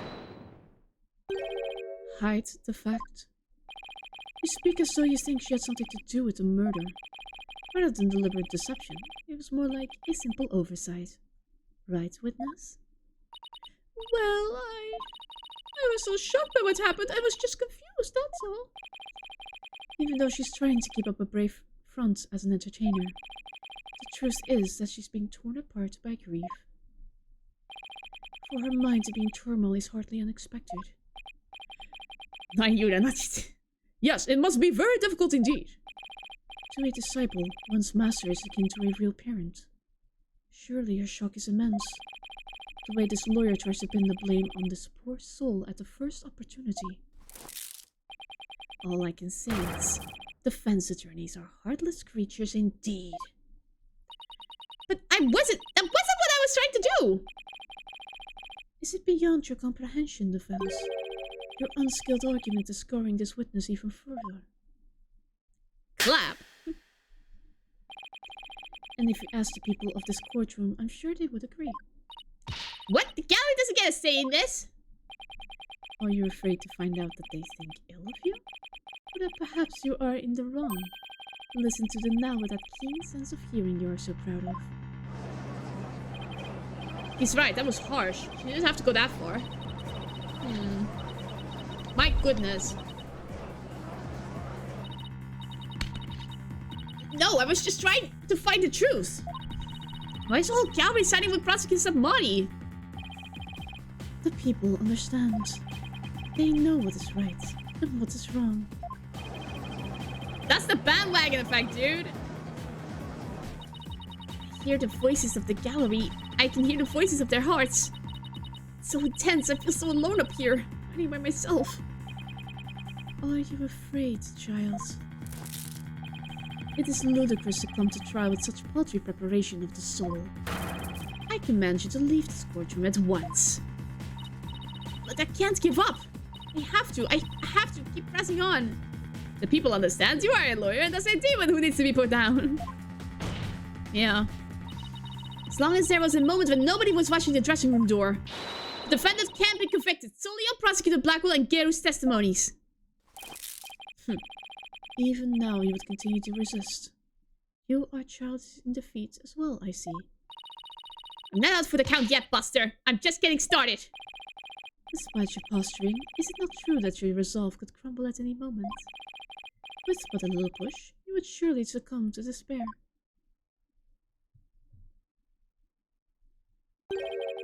A little push such as with this piece of conclusive evidence. Oh boy. Conclusive evidence, huh? That is correct. We found a critical piece of evidence at the scene of the crime. The victim's dying message, which clearly implicates the accused, Bucky Wet. Scroll. Look at these Japanese playing cards, known as karuta, lined up on the table. These special English version karuta cards spell out a message. That message is wet number 4. Wet number 4? You mean wet noodle number 4? Buddy, if you're presenting conclusive evidence this early, then you really got nothing on us. Yes, wet noodle number 4. As the fourth head chef of Wet Soba is also known. The message points to none other than the accused, Bucky Wet. No! That makes perfect sense, doesn't it? Wow, great job, Mr. Prosecutor. Oh no, this is really, really bad. What do I do? What do I do? Oh no. But you still carry on your futile fight in the face of this irrefutable evidence. You can say whatever you want, but we won't know until we... Satura. It is cruel to give the accused false hope. You will only compound his suffering. Wise people of the courtroom, do you not agree? He's right. It's cruel to make him suffer when there's conclusive evidence. What an incompetent noob! I feel bad for the victim and the defendant. What? I'm trying to prove Mr. Wet's innocence here. I know you can hear them, defense. Their voices implore you to save the accused's soul. It is time for you to let it go and move on, you inexperienced lawyer. You lack the competence with which to accomplish anything meaningful here. Is he right? Is this too much for me to handle on my own? No. No! They really just... They really, like, give the gallery more of a role in this game, which I appreciate, actually. Ugh. Now, defense, leave everything to this humble servant of the Holy Mother. Silence! Oh my god! He snapped! He's done with your BS! Yes! He's trying to use your keen sense of hearing against you to manipulate the trial, Athena.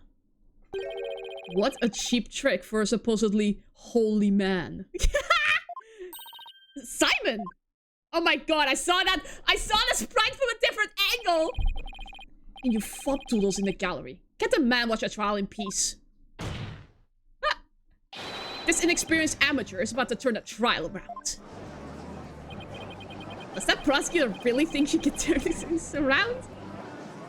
He knows the tricks he knows the trick somebody uses and uses it himself. Ah. The mood in this courtroom is starting to change. Prosecutor Blackwell, what are you doing at the defense's bench? I grew bored of watching from the gallery. Besides, if I were to leave this trial to this spring chick and lose my favorite soba shop in the process, I will be quite cross. I love it. I'm so happy he's back.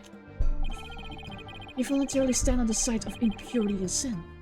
Truly, what a fool you are. Oh my god! Oh my god, this is amazing! I love it. This is one of my favorite prosecutors, and now he's side by side with me on the defense's bench. This is amazing. This is amazing. To think he was so easily manipulated by his parlor tricks. Whatever happened to qualified and capable Athena? I just let my guard down a little bit, but it won't happen again. Then gird up your loins and steel yourself a battle. I'm not girding up anything in this skirt, but I am ready to get serious. It seems there's now yet another soul I must cast down into hell. I was in prison for a long time. And hell sounds no worse than cell, to be honest. Oh, awesome! But the fires of hell will not be the end of your suffering. For the sin you have just committed, you shall surely be reborn as a panda in your next life.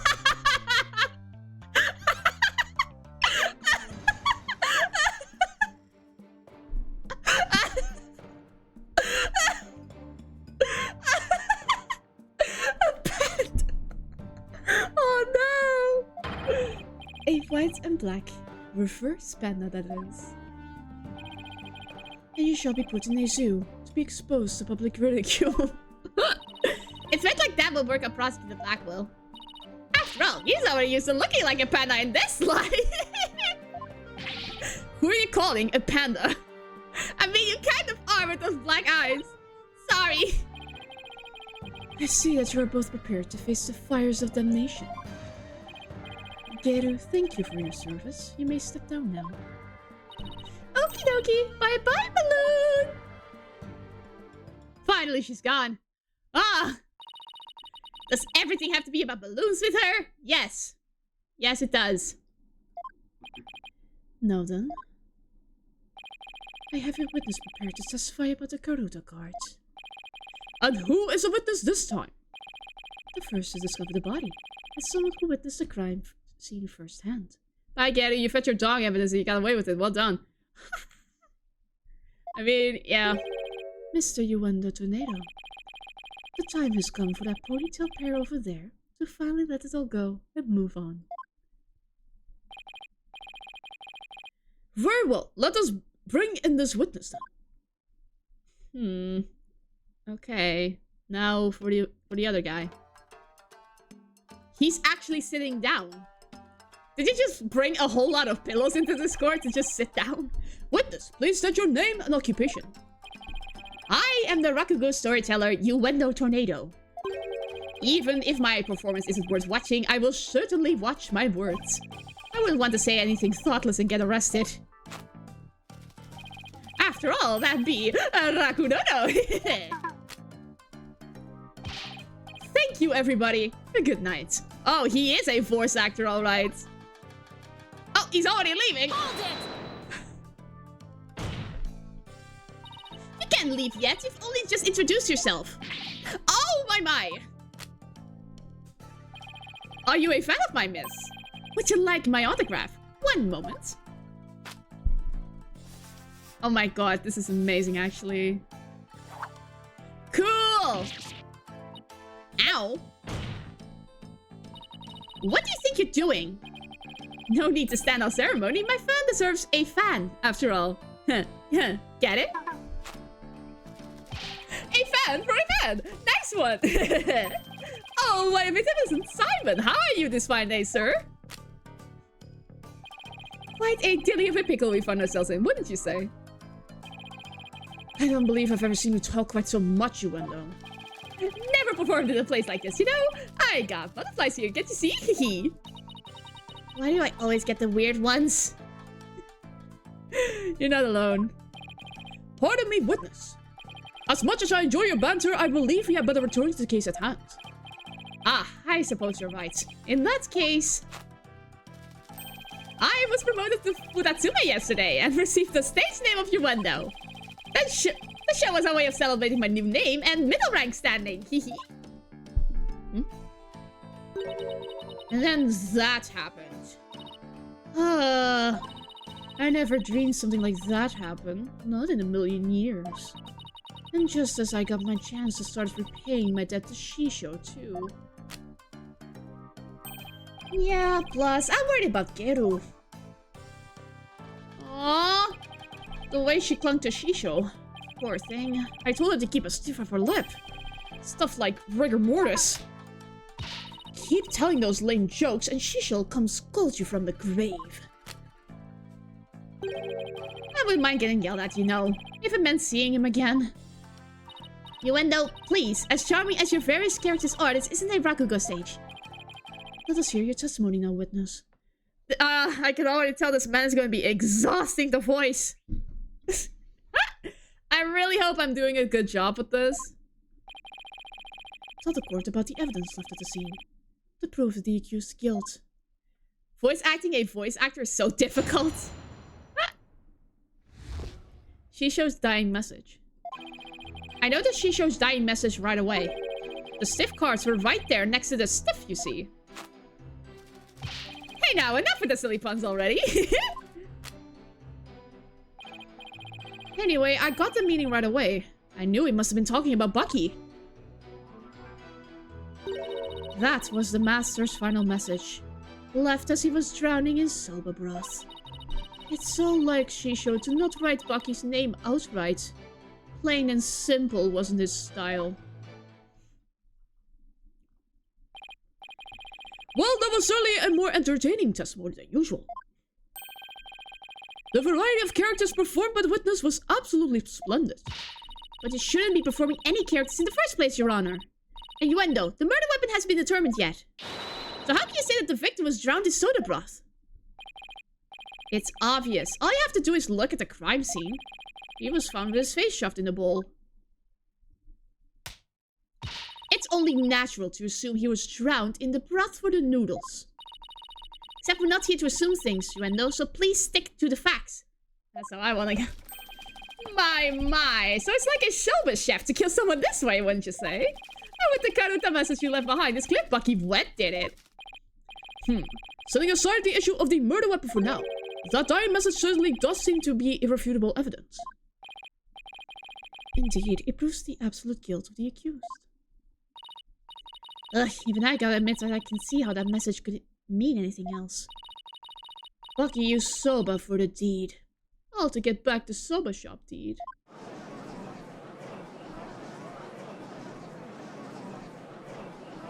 Ugh.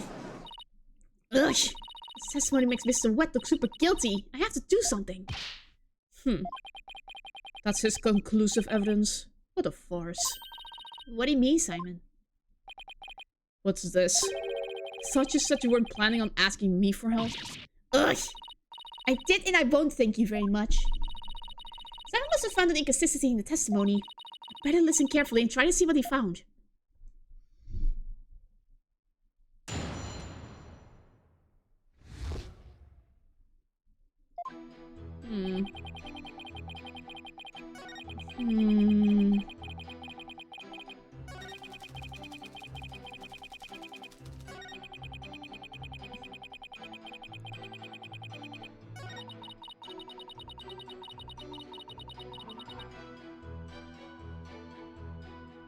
But his death wasn't drowning, it was suffocation. Yeah. Objection! Yes! If it was drowning, there would have been broth in his lungs. There's a contradiction in Yuendo's testimony. And would you care to explain where, Miss Sykes?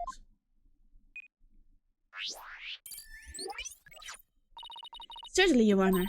According to the autopsy report, nothing unusual was found in the victim's lungs. Ah, yes, it does say that, doesn't it? He seems nervous. If he had drowned in a bowl of soba, then there should have been soba broth in his lungs. But since there wasn't any, it means the victim was suffocated with something other than soba broth. What? This is a contradiction you notice, isn't it, Simon? Not bad. Not bad at all. I guess I showed you. But if drowning in the soba broth wasn't the cause of death, then when was the victim's face thrust into the bowl? Typhoon Tornado's face was thrust into the bowl after the murder. Because no soba broth was discovered in the victim's lungs. His head must have been placed into the bowl after he was killed. And that's when the soba broth must have been spilled onto the Karuta cards. In other words, the victim could not have lined up the cards as he was drowning. I see. So it was done after he was already dead. But why would the culprit do such a thing? I'm afraid I don't know yet. Objection. Well, what do you have to say?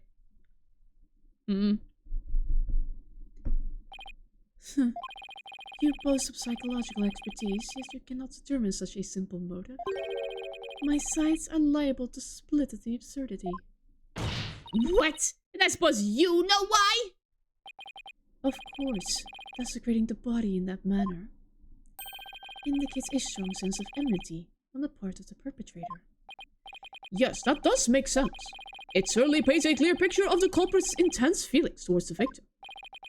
Feelings of resentment over the theft of the soba shop's deed, no doubt.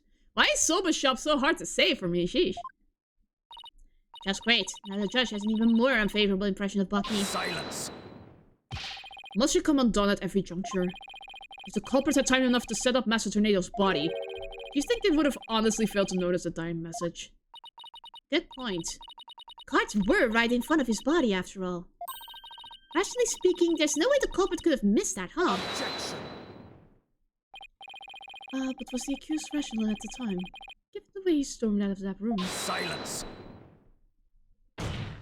Just shut up already. Never mind that. I have something more important to ask you, Wendo. Me?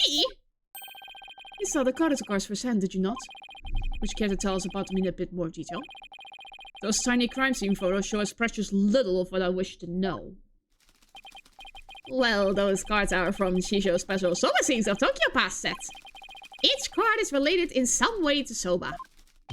Spare me the history lesson. Just tell me how the cards looked at the scene and no more. Well, there was Soba broth spilled all over them. That's not much help, I'm afraid. Prosecutor Sabmari, you have a photo that shows the cards more clearly. I do. Please accept this meager offering, Your Honor. He hesitated. He knows that it's against his case. It's hidden in the scroll, you see. Oh my, what delightful looking cards. Well, well. Tearing Prosecutor Sapmonk's conclusive evidence apart should be a breeze with this. Huh? So tell me you haven't noticed. Oh, I see. Don't be silly, of course I have. Not noticed anything, but I can't exactly say that now, can I? I know exactly what happened. They were rearranged. Miss Sykes, do you really see a problem with the prosecutor's claim about these cards? Well, go on then. Alright, do or die. All I have to do is study the picture and... these cards were rearranged. These cards were rearranged. But how can you tell? Please take a good look at these cards, Your Honor. The answer is right in front of us. Where exactly should we be looking, Miss Sykes? Where exactly should we be looking, Miss Sykes? Soba broth stains. Please focus your attention on the soba broth stains on these cards. The outline of these stains don't match up with the larger stain on the table. Oh, would you look at that? You're absolutely right. And? Please recall that the soba broth was spilled and got on the cards after the murder, when the victim's face was placed in the bowl. Yes, go on. Noodle solving crime, as God intended indeed. By the stains, we can see that the culprit deliberately rearranged the cards after that. In other words, this message was altered in order to pin the crime on my client. What? Then if we put the cards back in their original positions, we can restore the evidence and see who the cards were really pointing toward. That's true. Pokun. Huh? Then what are we waiting for? Let's do this! All I have to do is rearrange the cards so their stains match up. Oh. Let's see, where was this W card originally? Here. Perfect. Okay, the H card is next. Let's see, where was H? Yes, now the E card.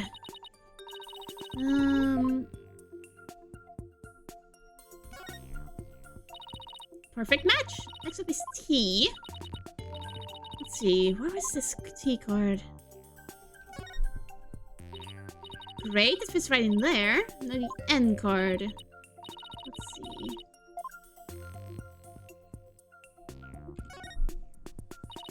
There, that looks good. Now O. Where was this O card? here. Oh, hi, Alpha Phoenix. Welcome to the stream. Nice. Almost done. Last card is 4. Let's see. We're arranging cards. Take that! There we go. 0 and 4th. 0 and 4th? So the message wet number 4 was originally supposed to say 0 and 4th. And this original message is our clue to the identity of the true culprit. What? Yes, what? That indignant look on Prosecutor Sadmonk's face is positively priceless. This is absurd. Yeah, how do you like that? So it was originally 0 and 4th? It wasn't with number 4. Maybe the lawyer's smarter than we thought. Order! Order in the court! Well, I never would have imagined that there was more to these cards than meets the eye. Yes. So now that that's settled, what does this 0 and 4th mean? I have no idea. Wait, am I? Who else are you supposed to provide an explanation? Of course it's you. But I hadn't thought that far yet. Change the cards around all you'd like. But if you cannot explain what the message means, then it is as worthless as you are, defense. No! Ugh, now he's smug again. And so the spring chick that fancies itself a graceful swan is brought back down to earth. Have to do something, but what? Still your thoughts for a second. There's a particularly good witness to question over there. Oh, right! That's a good idea. Come on, Athena. Get a hold of yourself. Uendo, does afraid 0 and 4th mean anything to you? No. There's no one named Owen in the Tornado family. Or our circle of friends. Go ahead. Ask anybody you'd like. It can't be serious. Having rummaged through your empty mind, I see you have, as expected, turned up nothing. Silence! I'm afraid I have no idea who the devil this 0 and 4th is either. But the fact remains that the cards were rearranged to pin the blame on Mr. Wet. That in itself proves that the defendant isn't the real culprit. Prosecutor Blackwell is right! Besides, the important question here is not who does the message point to, but rather, who rearranged the cards? Why didn't you point it out earlier if you already knew? Sorry. In any case, there were 2 opportunities for someone to rearrange the cards. The first was when Mr. Wet entered the dressing room. And the second was when Uendo discovered the body. Are you accusing me of rearranging the cards? Me, who came to testify out of the goodness of my heart. Well, you didn't exactly come running out screaming straight away, did you? Even a mere choice of 3 minutes is more than enough time to get up to some devilry. So what exactly were you doing in there, Uendo?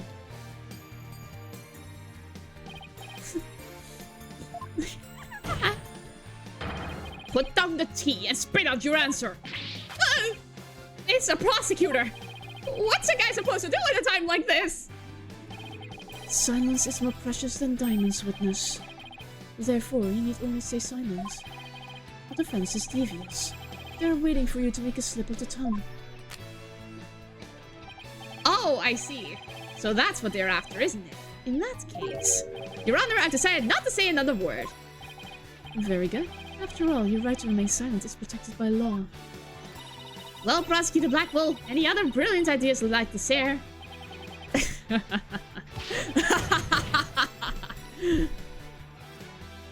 Oh, did you hear that, Sykes Sono?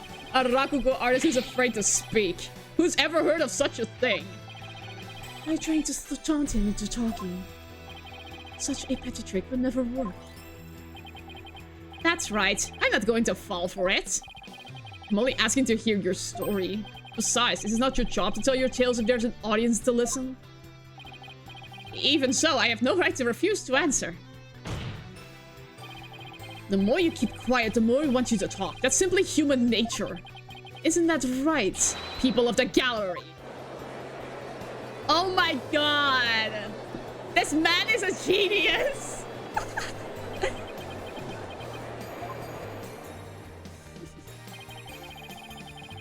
Even with this wonderful audience in front of you, you still refuse to talk. Even so, then perhaps you chose the wrong line of work, my friends. Are you saying I should quit? Because I'm not afraid to speak my mind, I'll have you know. Oh no, never mind what I just said. It is scary to talk. It's absolutely terrifying. No, as a Rakugo artist, I must talk. If I don't, how can I ever show my face on stage again? Your Honor, I'm ready to testify. He did it. He managed to convince Ueno with his power of suggestion technique. He was battling with himself. Bully for you, Ueno. That's as a real Rakugo artist should be. Alright, if the witness wishes to testify, then by all means, please do. To be turned by such an obvious ploy. What a man of weak spirit. They can see through each other's tricks is awesome. In the dressing room. After my performance, I went to visit Shisho. I called to him from outside the room, but he didn't reply. When I entered the dressing room, I saw Shisho slumped over the table, motionless. Huh. From what I can tell, there do not appear to be any inconsistencies in the testimony. Of course there aren't any. Because I'm not trying to hide anything. Prosecutor Samari's right. I don't see anything inconsistent either. But I did pick up on some faint discord in Ueno's heart. Ponder all you would like, defense. But it is pointless.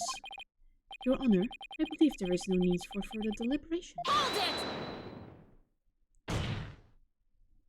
I disagree, Your Honor. I detected discord in the voice of the witness's heart. That's a clear indication that Ueno is facing some sort of inner turmoil. Ueno really gives you the vibes of that Mr. I'm a genius prodigy lawyer from the last game. Oh my god. He is more dramatic than Eustace, though. But he has the same cocky attitude.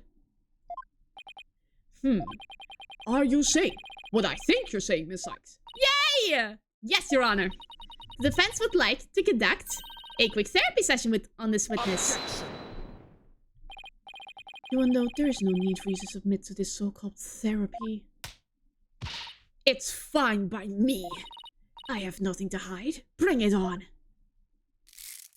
I wouldn't be surprised to hear that, cousins. Me neither, actually. That sounds fitting. Impetuous fool. Why will you not listen to the guidance on its help? Ueno is mixing up all my words. Why will you not listen to the guidance of this humble servant of the Holy Mother? If the witness wishes to proceed, I see no problem, prosecutor. In one ear and out the other. It seems this performer has no need for your so-called guidance, prosecutor sad monk. Just know this, Ueno. Your folly will surely earn you divine retribution. Nayuta, buddy, I'm telling you to shut your mouth. Exercise your Fifth Amendment right, you fool. Thanks, Simon. I'm going to make the most of this opportunity you created for me. Just keep your wits about you. I will. Ueno, could you tell us again about what happened in the dressing room?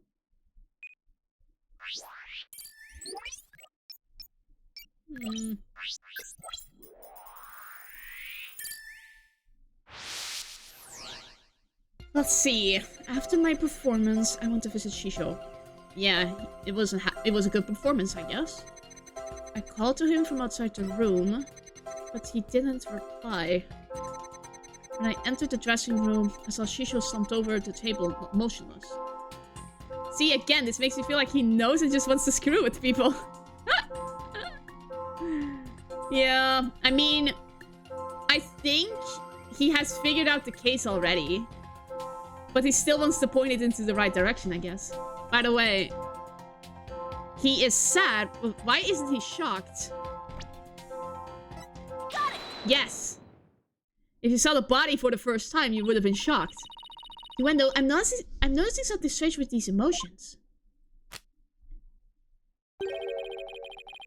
Something strange with cheesy toe skin, you say? No, something strange with these emotions! How could you have heard something strange with cheesy toe skin? I don't know. Maybe it's me who got some cheese in my ears. He willed the floor to open up and swallow his cushions out of shame for that bad joke. The point I'm trying to make is that I noticed something unexpected in your emotions. Now stop hiding and come out where we can see you. Bailiff, please bring the witness a few replacement cushions. You see now why I like this child? So what was this unexpected thing you noticed? Oh, come on. His honor said a few cushions, not a few dozen. Now that we've all had a good laugh, please continue, Miss Sykes. Who's laughing? Ugh, focus, Athena. Don't let yourself get rattled. When you entered the room and saw your master slumped motionless over the table, you weren't the least bit shocked, Yuendo. Don't you think that's a little odd? Is it, though? Lack of surprise means you were prepared for what you saw. And I think I know why. The reason Yuendo wasn't shaken when he saw his master's dead body is because... he was zoned out, he has the entertainer's guts. He knew about his master's death. Yuendo, I think maybe the reason you weren't shaken was because you already knew you would find your master dead. Game 7 shows us Athena with grey hair or wrinkles, and it's just for the stress. It only takes place a week after this game. Ooh. Why does he need to have cushions to sit on? What? What kind of a thing is that to say? You've got it all wrong. Oh, right. I just remembered something. I thought Shisho was just sleeping when I first saw him. Ah. You thought he was sleeping. Sounds plausible, but... what makes you think he was asleep? Well, he had his head and arms up to the table as if he were taking a nap. Oh, and one other thing. There was that note, too. A note? What note? Ah, he must be talking about this. Resting, do not disturb. It appears to have been written by the victim. Allow me to read it. Resting, do not disturb. Yes, that's the note I saw. After reading that, who wouldn't think Shisha was napping? That is a pretty reasonable assumption. You've got to be kidding me. Why camels? That's right.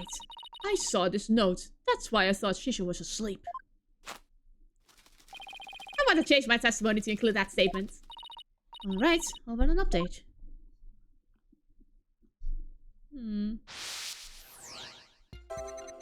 After my performance, I went to visit Shisho. I called to him from outside the room, but he didn't reply.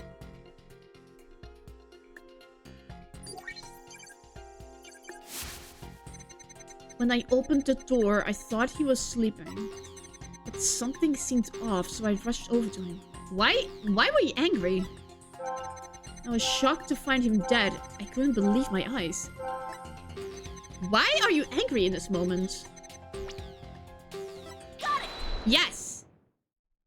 You know, I know Naita isn't from some backwater country because it would have been funny if he was assumed the hologram was witchcraft. Yeah. Yuendo, I noticed something funny in your emotions again. Funny, you say? I guess an entertainer of my caliber can make people laugh, even with my emotions. I didn't mean that kind of funny. Quite the opposite, actually. When you entered the dressing room, I see that you suddenly felt anger. What I want to know is, what made you feel angry all of a sudden? What? Let's see. Oh, yeah, now I remember. As I was going in, I whacked my little piggy on something. I was annoyed at my own clumsiness. Wait, you mean you stubbed your pinky toe? It's just a little bump on my little piggy. No big deal. It's embarrassing, really. Sounds more like he's hiding something. I better take a little deeper. No need to be embarrassed, Yuendo. But I'm afraid it's something we need to look into. I don't really see anything you could have stubbed your toe on in the area around the dressing room door in this picture. But maybe there was something there at the time. Yuendo, what exactly did you stub your toe on? Objection. What's an irrelevant question? You dishonor the soul of the victim with these unnecessary delays. You tell her. Really, who doesn't stub their toe every once in a while? You really got us fuss over every small detail like this? Well, the thing is...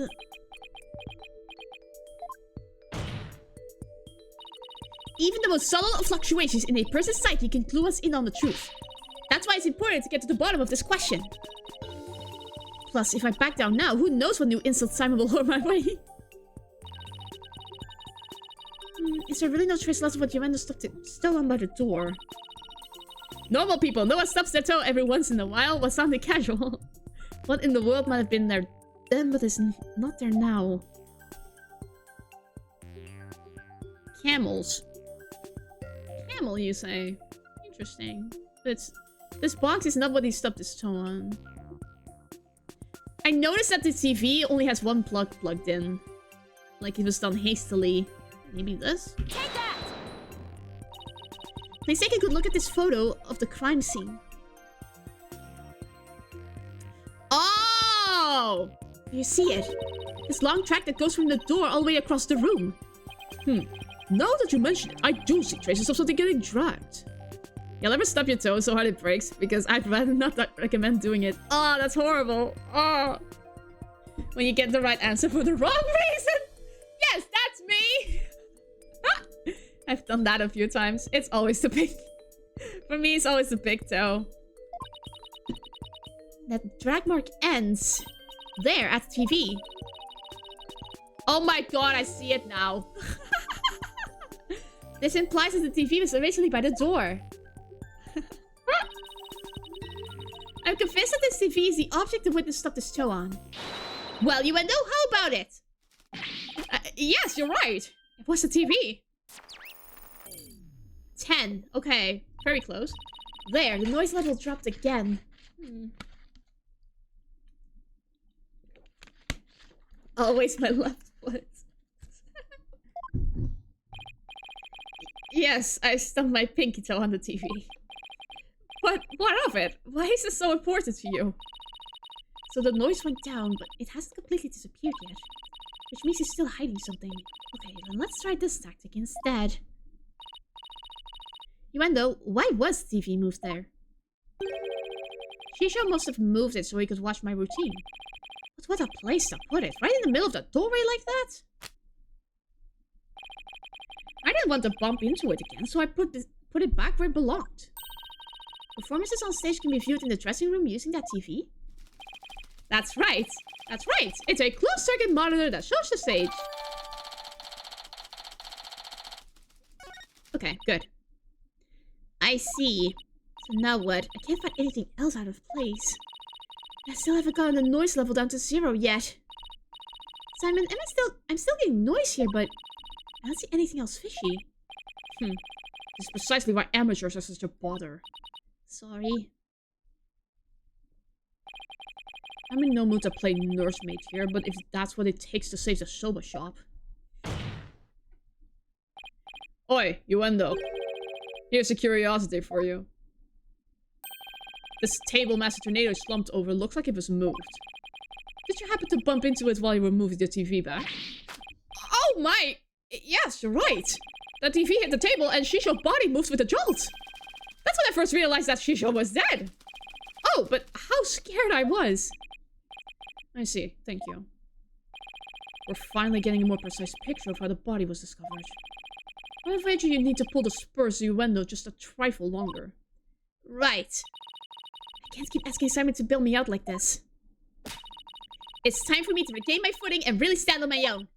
Yuendo, what you said just now about discovering your master's death? Could you please describe all of that again for the court in detail? All right. But before you do, let me just plug in the latest information. Okay. Okay. This is interesting. This is the same as always.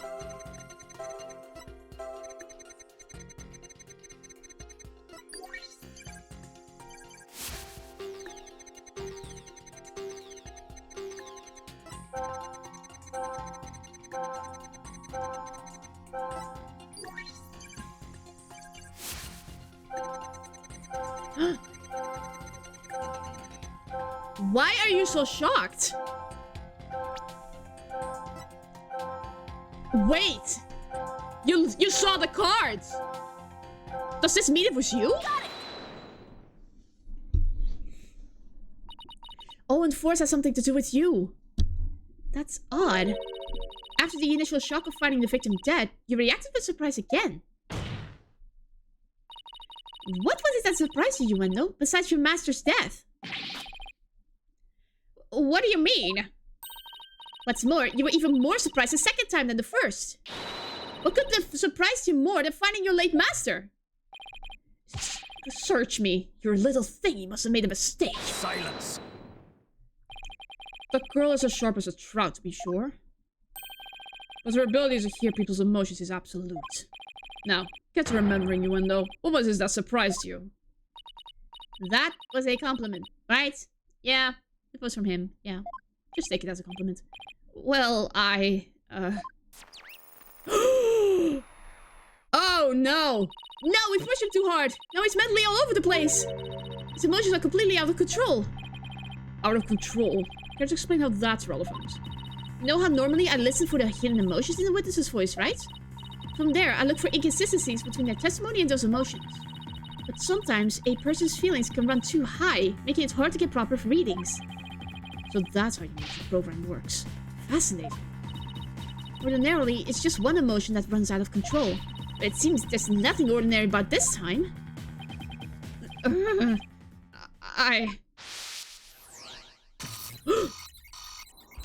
Oh boy, here we go. Angry.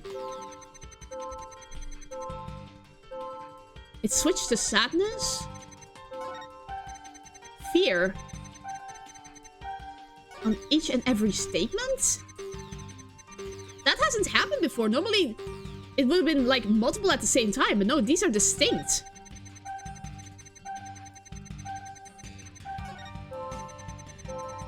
Yeah. Something is not right with him. I knew it. What's got your knickers all in the bunch now? Yuendo has multiple emotions running out of control at the same time. I've never seen anything like this, ever. So how does one bring a situation like this back under control? I'll have to find the root cause of the tangled mess before I can treat him. If I can identify what is causing this emotional rampage, then I can probe to dive in further. I'll need to point what I think is the root cause and hit probe again. Through this process, I can identify exactly what's causing Yuendo so much distress. And that will help bring his emotions back under control. In that case, let's get started, shall we? Alright, I can't guarantee success, but it's definitely worth a shot. Time to look for the root cause of Yuendo's rampaging emotions. It's the cards.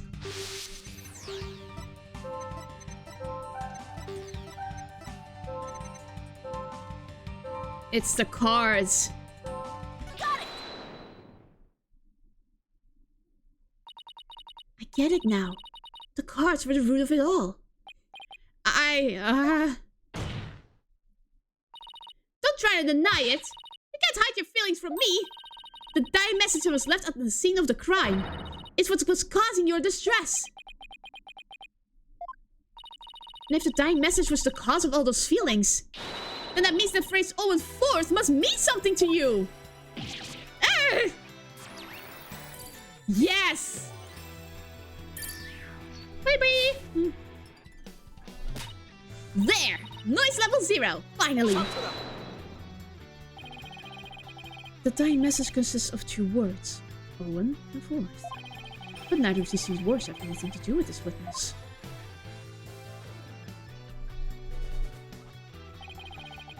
This topic warrants no further argument. Sure, there may not seem to be any direct connection between Yuendo and the message. For now. But why don't you wait and decide what's necessary after you hear my theory? I trust you've hit upon something, Athena. Yep, if my theory is right, we can finally solve the case of Yuendo and the mysterious Owen Forth. Well, go on then. I can already tell this promises to be interesting. Now, please share your theory with the coordinate sites. Owen the Fourth, that's the son of Owen the Third, right? I think I understand it all. I understand nothing. There was something puzzling to me about Yuendo's out-of-control emotions just now. Namely, that there were 3 distinct reactions present. Yeah, I noticed that too. I'd never seen that before, and I wondered how it could be possible. Oh my god, I think I know!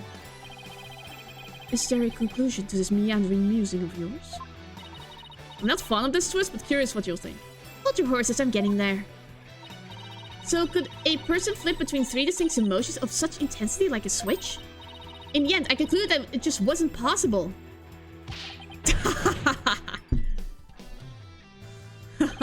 So that's it, is it? Bit unconventional, but I'll grant it is possible within the realm of psychology. Within the realm of psychology? Yeah, I know what it is. I'm afraid you'll have to explain it for the old man up here on the bench. Your Honor, my theory is that Yuendo has multiple personality disorder. With so many distinct personas, it's clear to me that Yuendo has dissociative identity disorder. What does that even mean? Your Honor, the defense would treat this trial as a child's jest. Multiple personality disorder. A preposterous proposition indeed. Would you not agree, witness? How did she know? How did she figure it out? Gotcha.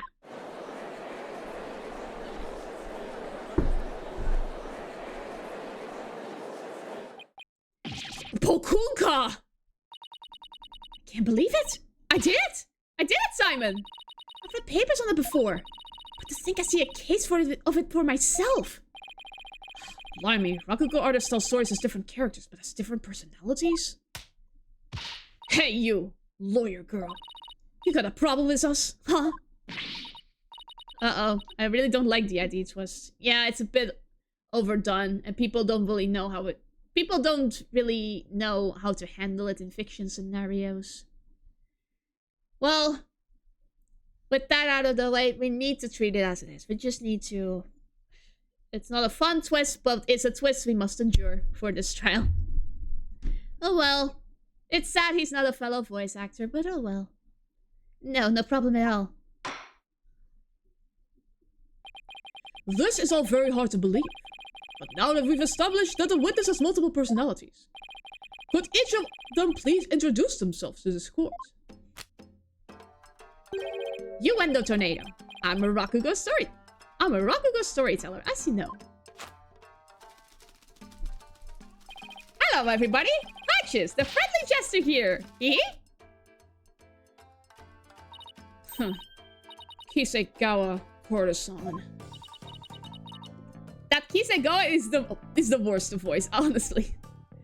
And is that all of you? Yes, that's all of us. That's all of us. So there's 3 personalities in total. Yuendo, Patches, and Kisegawa, huh? Well, Simon, what do you think now?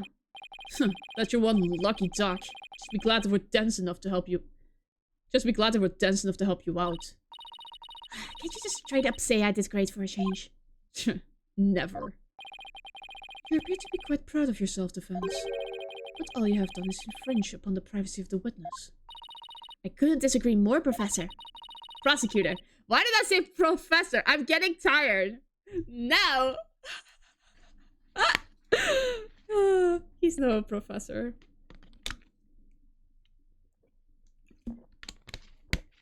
Now that we know that there's 3 personalities, a new way for us to interpret the meaning of a certain piece of evidence has arisen. A new interpretation.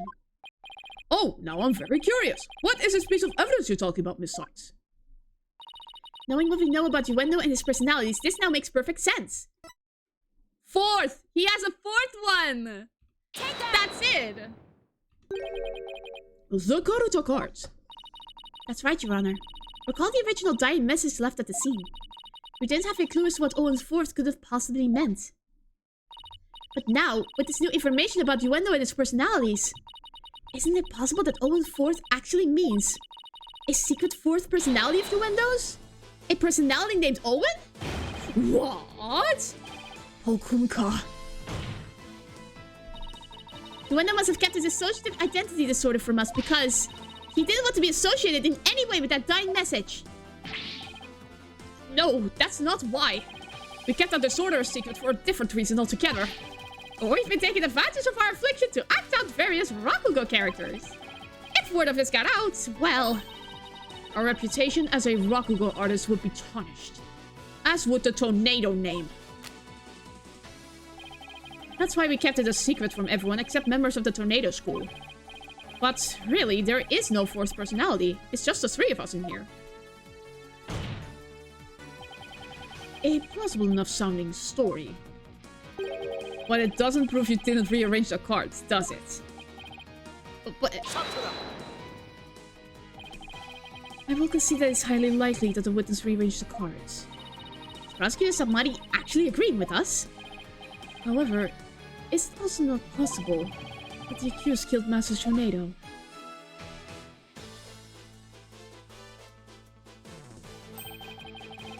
And then left that message in order to frame the witness. Ugh! Upon noticing the cards where he found the victim's body, you want to rearrange them. Silence! A fantastic tale, but a tale nonetheless. No one outside the tornado school knew what Uendo's multiple personalities. Uendo just finished saying so himself. Ah, that is a true, but ultimately meaningless point. The witness was only in the dressing room for 2 to 3 minutes. That's far too little time to commit murder, wouldn't you say? Objection! Then who's to say he couldn't have done it before his discovery? Objection!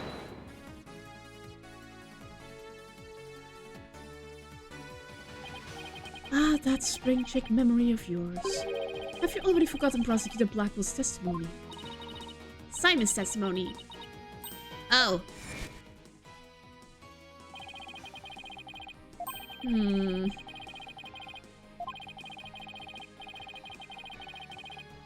Wait a second! It could have come from the TV! That's when the TV was moved! That's it! That's the thing! Why aren't you seeing that, Nayuda? That's right. Until just a few moments before Uendo entered the dressing room, Typhoon Tornado was confirmed to still be alive. No! Not only that, but Uendo was on stage until just before he discovered the body. A bulletproof alibi that I've already confirmed with several audience members. Oh no! I also heard that his Rakugo performance that day was a steaming pile of... Well, you get the picture. Yes, I'm afraid so. Really stunk up the stage, I did. And yet I have a perfect alibi. Indeed, when Atlanta cut the grass on the defense by describing your alibi witness. Okie dokie smoky.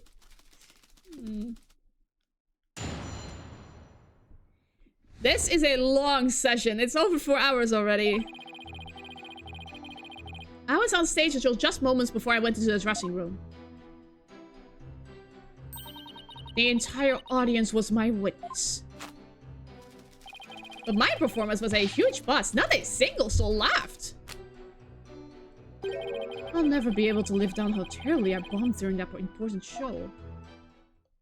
Yeah, I know I'm late, but I can't. I'm in the middle of something. Uendo was on stage before he found the body, so he could not have committed this crime. It is time to let it all go, defense, and move on. Well, get this, Prosecutor Submari.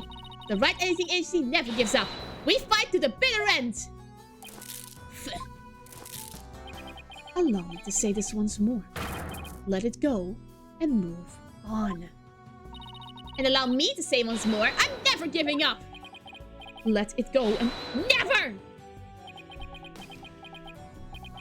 This is pointless.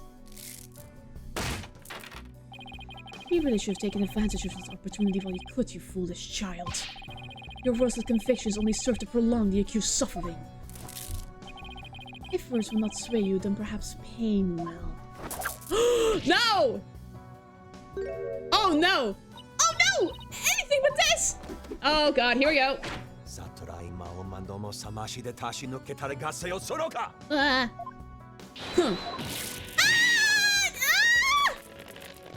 Simon, cut the beats with the sword. What's the big idea, Prosecutor Submari? That was but a small dose of punishment for your misguided convictions. Are you now a bit more inclined to give up as instructed? As if! In that case, you must require another dose. No. Yes! Go! Yes! Not bloody likely. I don't give two flips about your beliefs. But if Sidestone were to submit to you here, I won't be able to eat good soba anymore. That's right. For Mr. Wet's future and Prosecutor Blackwell's stomach, I will never give up. You will rue those words, Defense. Of that I can assure you. My mom is mad that I'm missing dinner. So after breaking down this guy, I shall leave. Even though it's at the worst possible moment.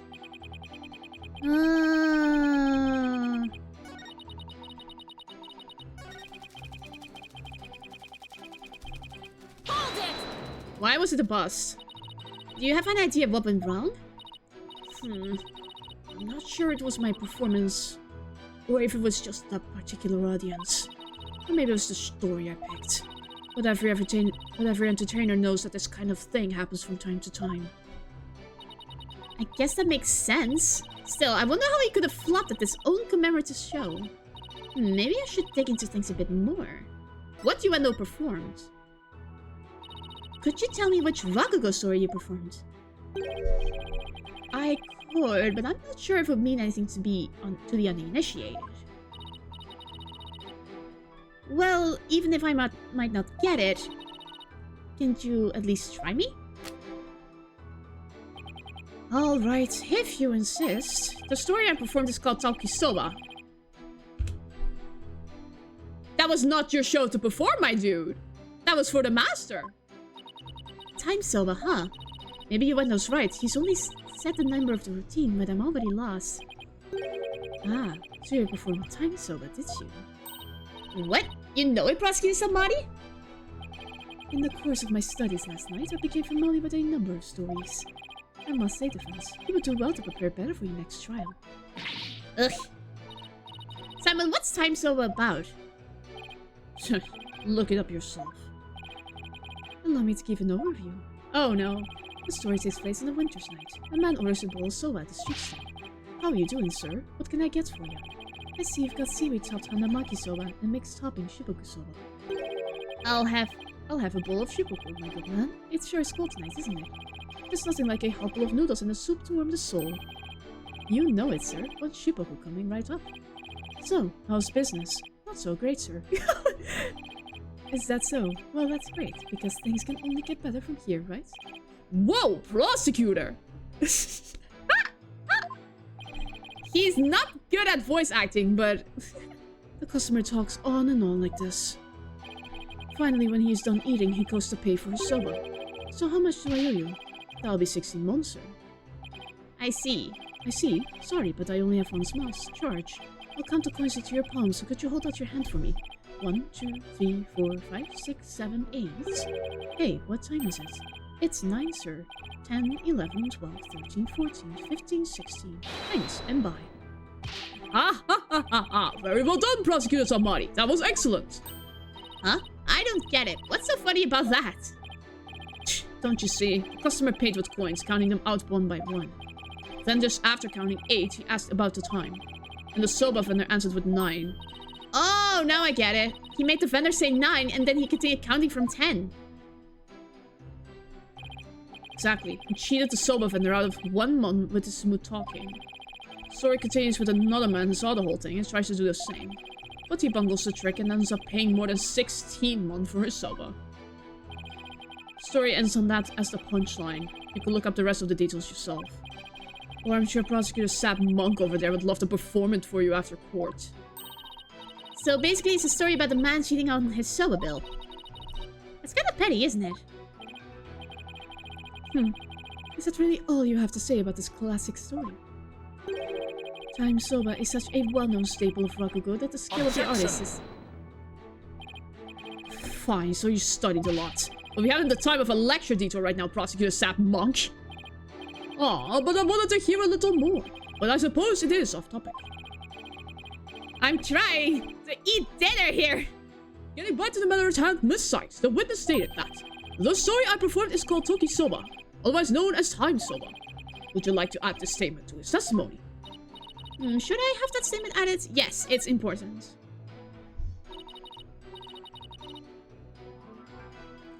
Yes, Your Honor, I'd like to have it added. Very well.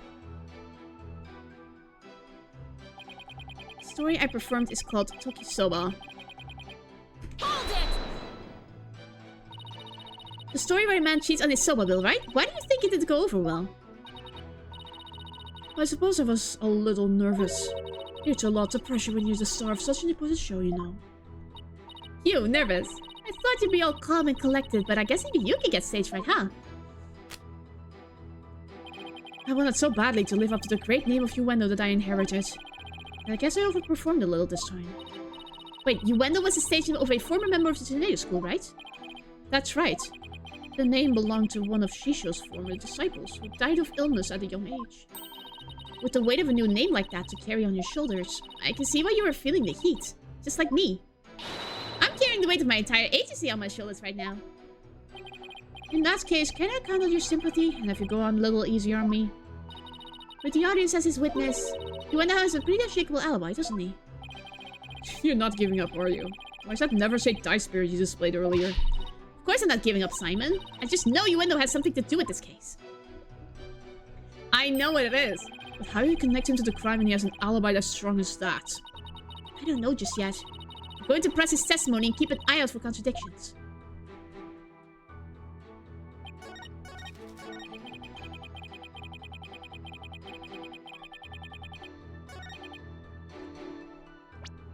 It's this. Uendo wants to do a soba glutton. Objection! Uendo, isn't there something odd about the routine you performed? Odd? No, I don't think there's anything odd about it. But that's exactly what I find odd. The fact that you don't think it's odd. Objection! We are discussing the witness's alibi at the moment, offense. The show's program is completely irrelevant. Objection! No, it isn't. That's why you're wrong, Prosecutor Samari. The reason being, it contradicts a statement the witness just made. Uendo, do you know what this is? No, what is it? This is an invitation to the show, sent from Master Tornado to Prosecutor Blackwell. Included in the invitation is a rundown of the show's program, which clearly states that Time Soba was to be performed by Master Tornado himself. Gotcha. No.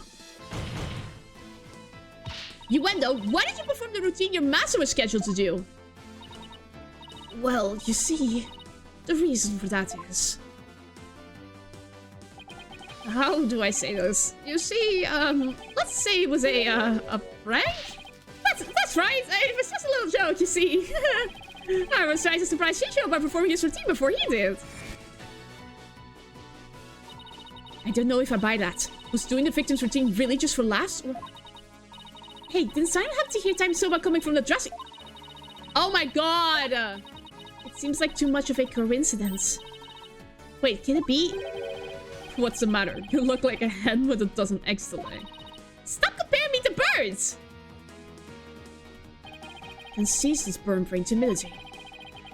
If something has occurred to you, then lay it out for us already. Don't breed resentment in those watching your performance. Okay, okay. I don't have a ton of confidence in this theory, but here goes. It looks like Uendo's alibi checks out, Your Honor, but even though he was on stage at the time, he may have been trying to obfuscate a crucial detail about this case. Are you referring to the Soba Bill the man tried to skimp on his witness's story? I'm not talking about the Rakugo story, Your Honor. Oh, I'm sorry. But then, what are you talking about, Miss Sykes? What Uendo may have been trying to deceive about us was... the time! Uendo tried to deceive us about the time of the victim's death. What? Ah! Objection! What gibberish. Prosecutor Black will even testify to the time of the victim's death. I know, but he only testified that way because he and Geru had been completely taken in. You mean by the Soba Bill thing? Would you please forget about the story for a second, Your Honor? I was deceived. Pray tell, how did Uendo manage to deceive two people while he was performing on stage? That's easy. All you have to do is use a certain prop in the dressing room. Oh, and what might I be? That's why the TV was moved. Yes. Take that! This TV was used to view what was happening on the stage. Prosecutor Blackwell, when he came to the dressing room, what was Yuendo doing? He was performing Time Soba. A blast, could it be? Yes, it could, and it was. What you and Geru heard was not Master Tornado practicing his routine. It was Yuendo's performance, as heard through this TV monitor speakers. Gotcha. What?